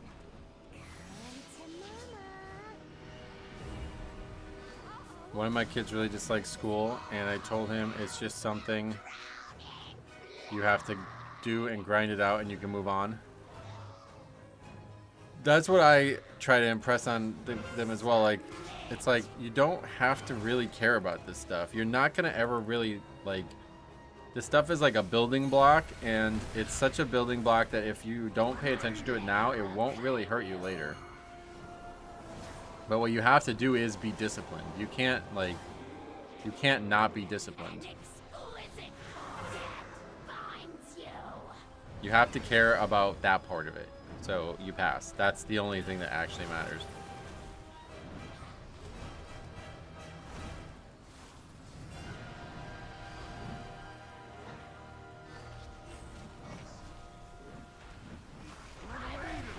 Your soul.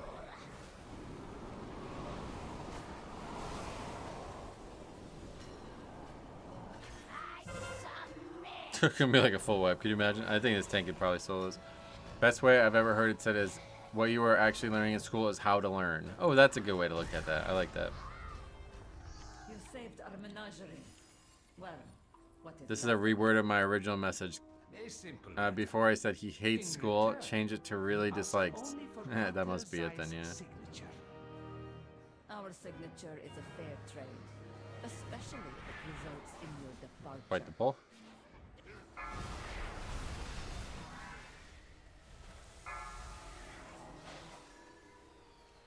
Hate is technically a hate word. Yeah, literally.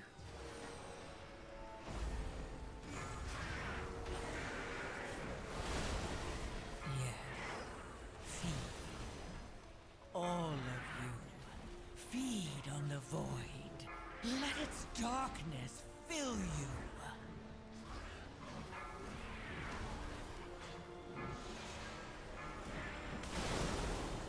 You can glide over those fences. Let's see. Nope. The reason I was able to pass through them is because Breath of Eons makes you immune to that kind of stuff. Let's see what happens if you actually get high enough, though. Yeah, you can jump over them. I just wasn't high enough. Not that person, though. Beware.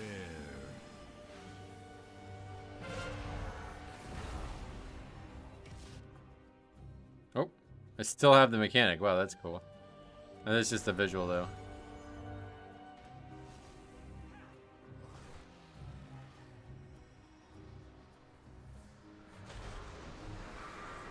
Yeah, Breath of the Eons is like one of the coolest spells. Evoker, Evoker especially, has a lot of really fucking cool spells. They put a lot of like passion into making this spec.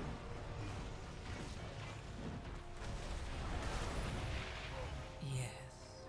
Feed. All of you. Feed on the void. Let its darkness fill you. A friend here may be of help. Oh, in acquiring I just those didn't press the signatures. glide button for some reason. Somebody help! This place is a disaster! Wait, who is that? Oh, where is Basim?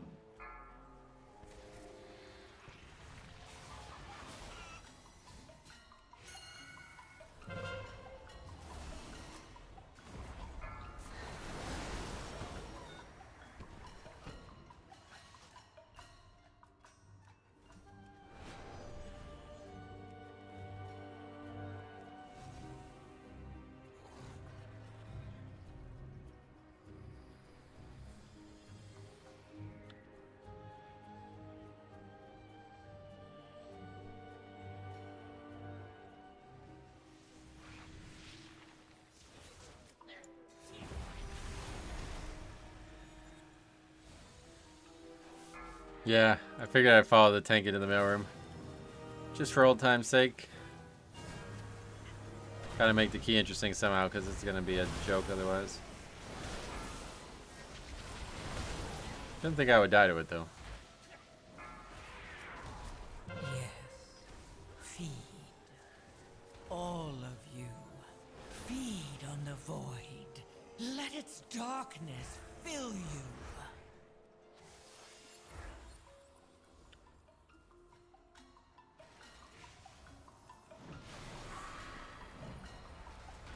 Parcels containing fluids must be destroyed.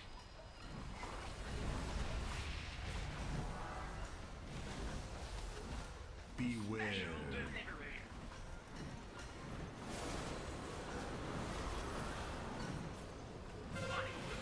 Verification by photo, signature, and blood.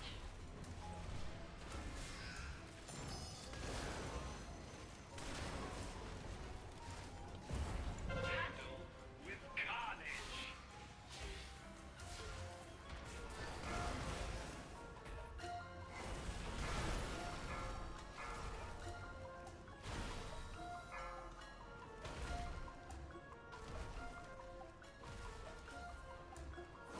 Parcels containing fluids must be destroyed.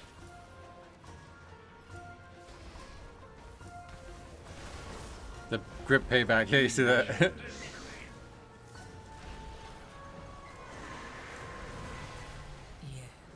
My orders require verification by photo, signature, and blood.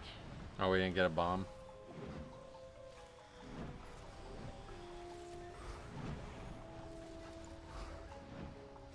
Handle with carnage.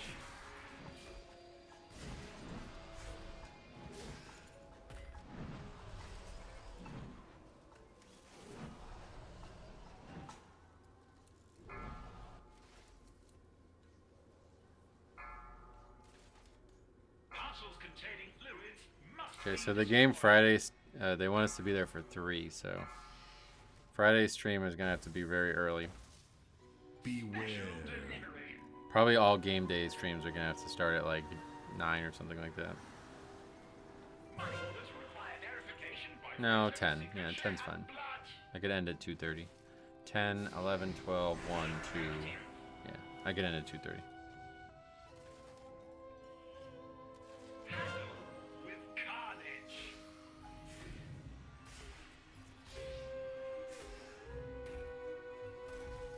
Mortals. Scrabbling after any shred of control. Solo save? Yeah, you should be able to. Actually, no, I don't think you can really solo save this one. You'd have to AMS the bombs exploding.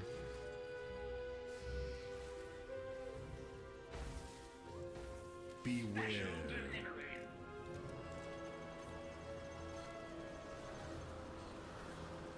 My orders were infected surplus junk mail marked for incineration.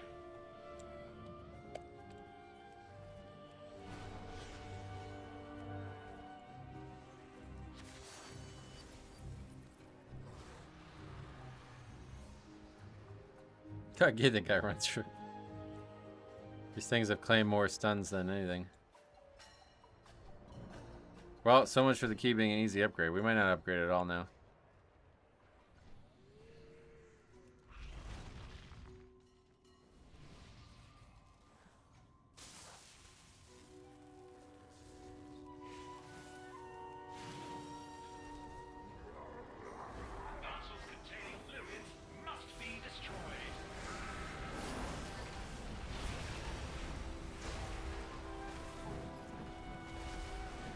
Beware.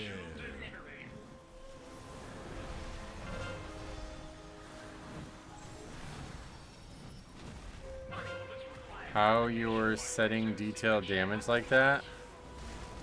What do you mean? Not sure what you mean, sorry.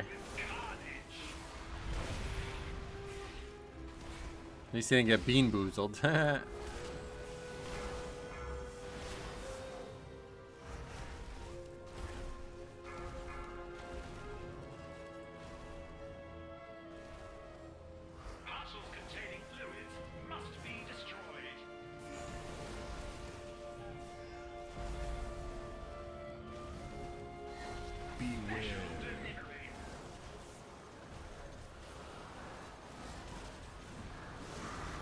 I have one foot in this. I'm not getting hit by it though. It's funny.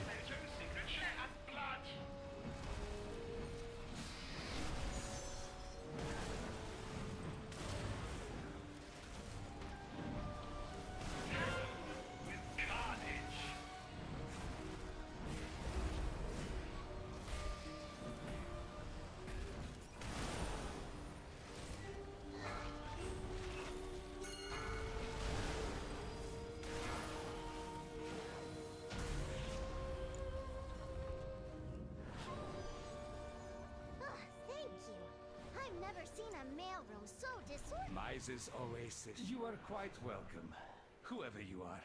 Now, we are in need of Zoe's signature. Oh, you mean this? There are dozens of them all over the floor. Invitation.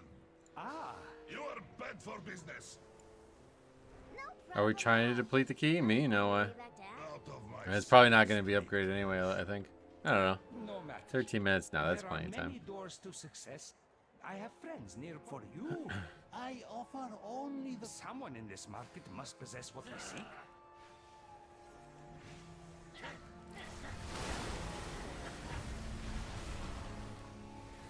We could do a lot if we wanted to deplete it, that's for sure. Mortals. Like run outside and reset the After any dungeon. shred of control.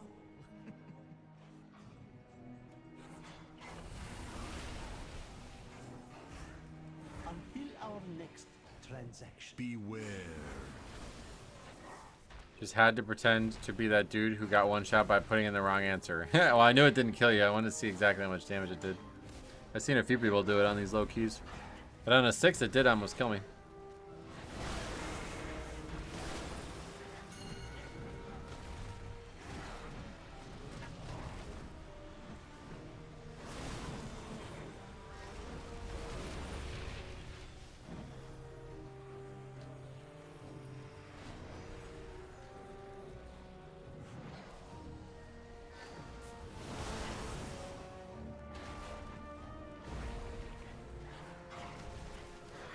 Beware.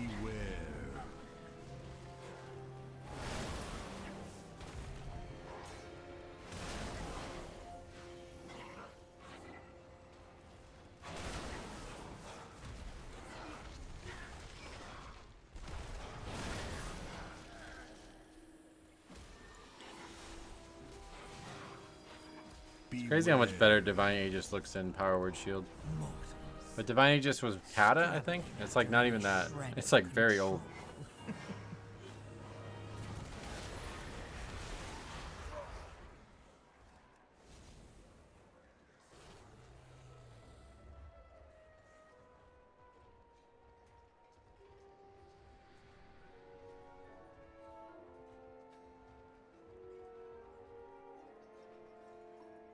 Enjoy your stay.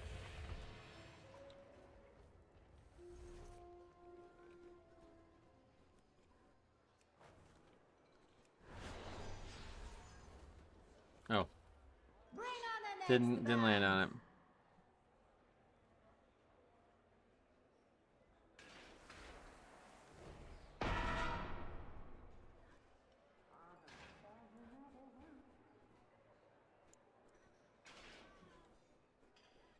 It's kind of. It's like bugged or something. I don't know. It just wouldn't start. That was weird. Get the guitar. Yeah, this is the one that you picked, right? Sliding around.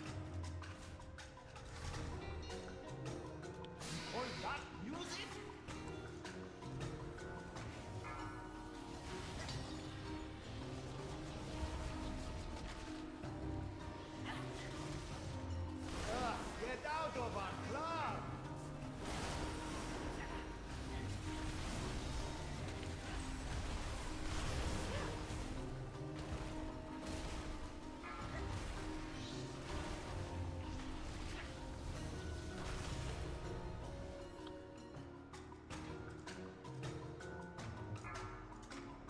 Everyone but the tank gets to slide along. Oh yeah, that's the other one.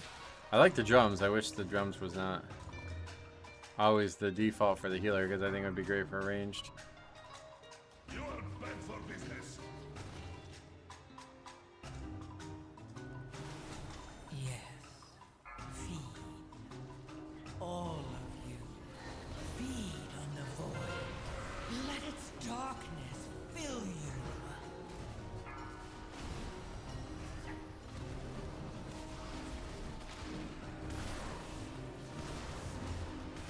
Beware. Never play in this town again.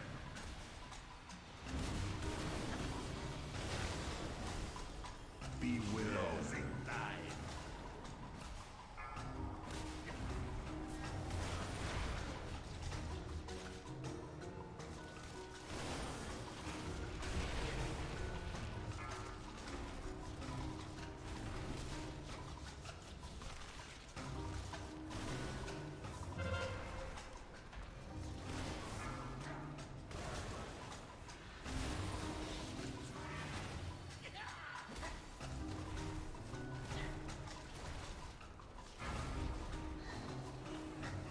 Yes. You will never play in this town again. The fun is over.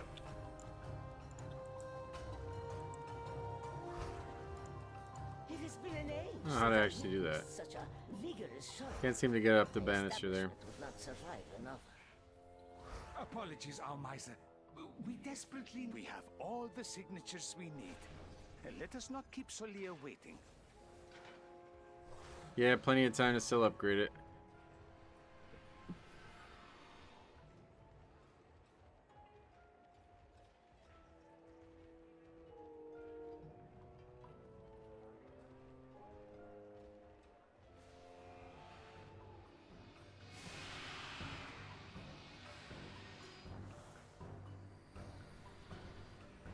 Excuse our intrusion, Solia. I hope we caught you at an inconvenient time. Al-Dalil, is there no sanctuary from your filth? Hear me, Solia. The artifact you seek brings only suffering. Suffering and power. I must now travel beyond. Die, foes of Cartel Soul.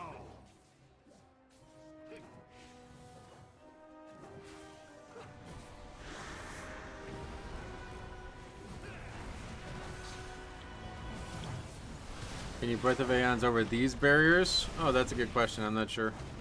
I don't think so. It's a physical barrier. You can't cross it. What I can do is this.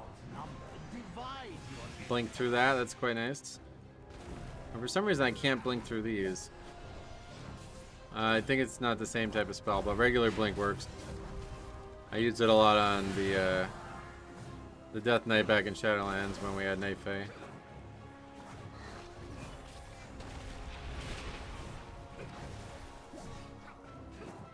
Strike from beyond reach.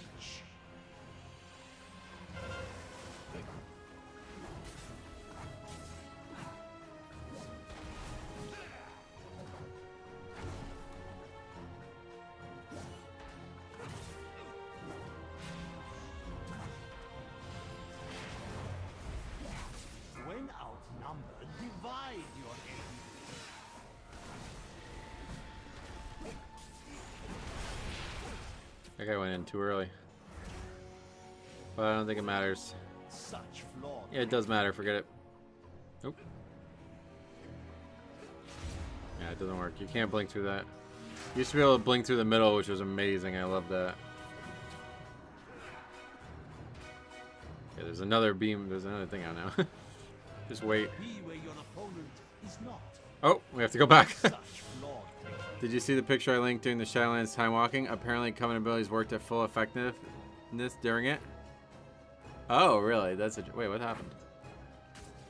What the fuck just happened? The healer's offline now. I have no time. Forget it. Even when you think you're gonna upgrade it like a romp key, you still end up failing it. That's crazy. What even happened? The tank went in too early and died or something? No, but I didn't. I don't. When was that? Was that a while ago? Doesn't sound familiar, honestly.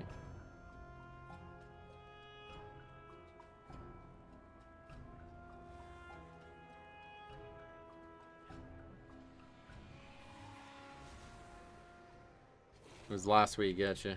I must have missed it.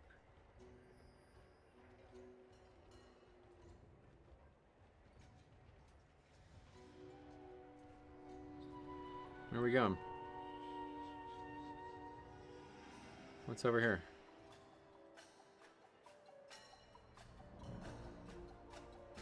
Wait, that guy's name is Karazhan Graduate.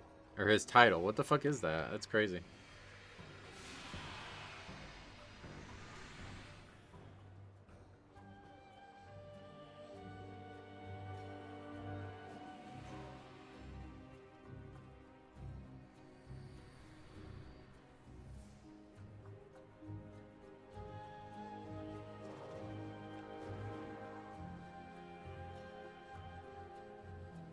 I was running my Pally tank and Braun kept coming up for me. Don't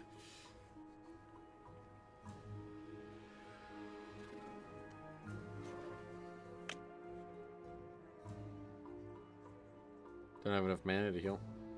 Only cast a few heals. How can I get you to give Fellowship a try? You can't.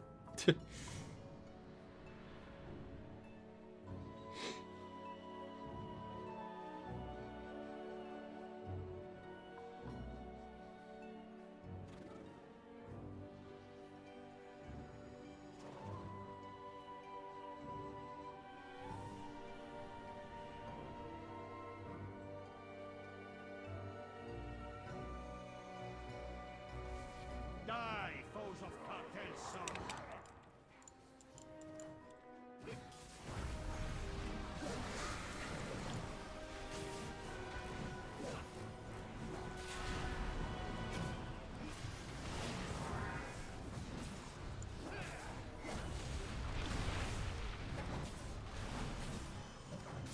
When outnumbered, divide your enemy. Ah, I did it wrong again. Alright, well obviously without a healer we're done. That was dumb. I'm really bad with this spell, it's actually crazy.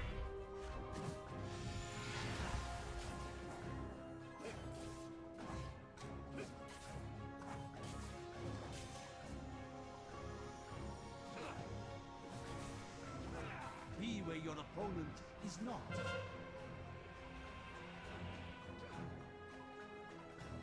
I used to have a DPS AUG in Season 1, swapped Prez after the nerf, oh yeah. I've never tried Prez, like I've never even looked at it. I don't even know what the names of the spells are.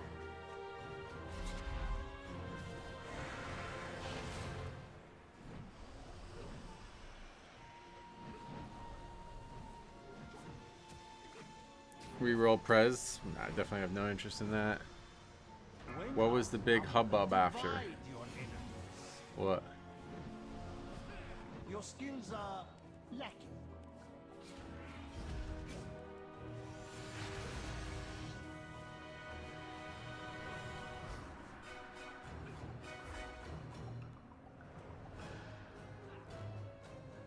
Be where your opponent is not. The nerf after? I don't even know it. I don't know.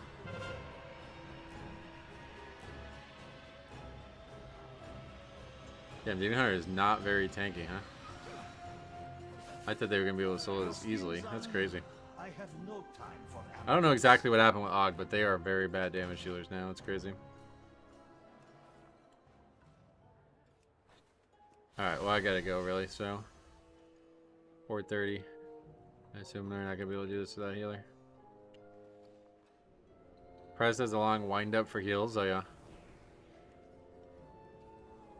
Well, somehow ended up not upgrading it, that's crazy.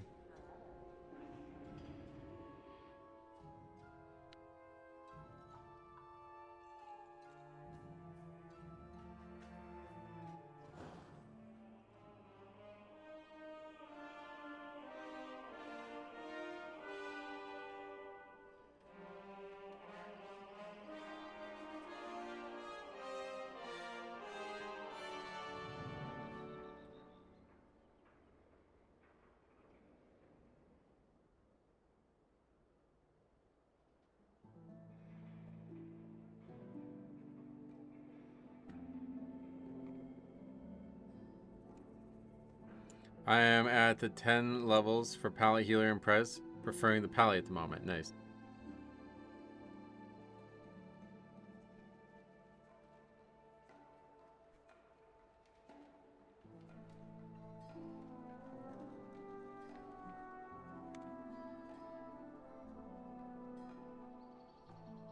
Alright, anyway, yeah, I gotta go. So I'll be back tomorrow.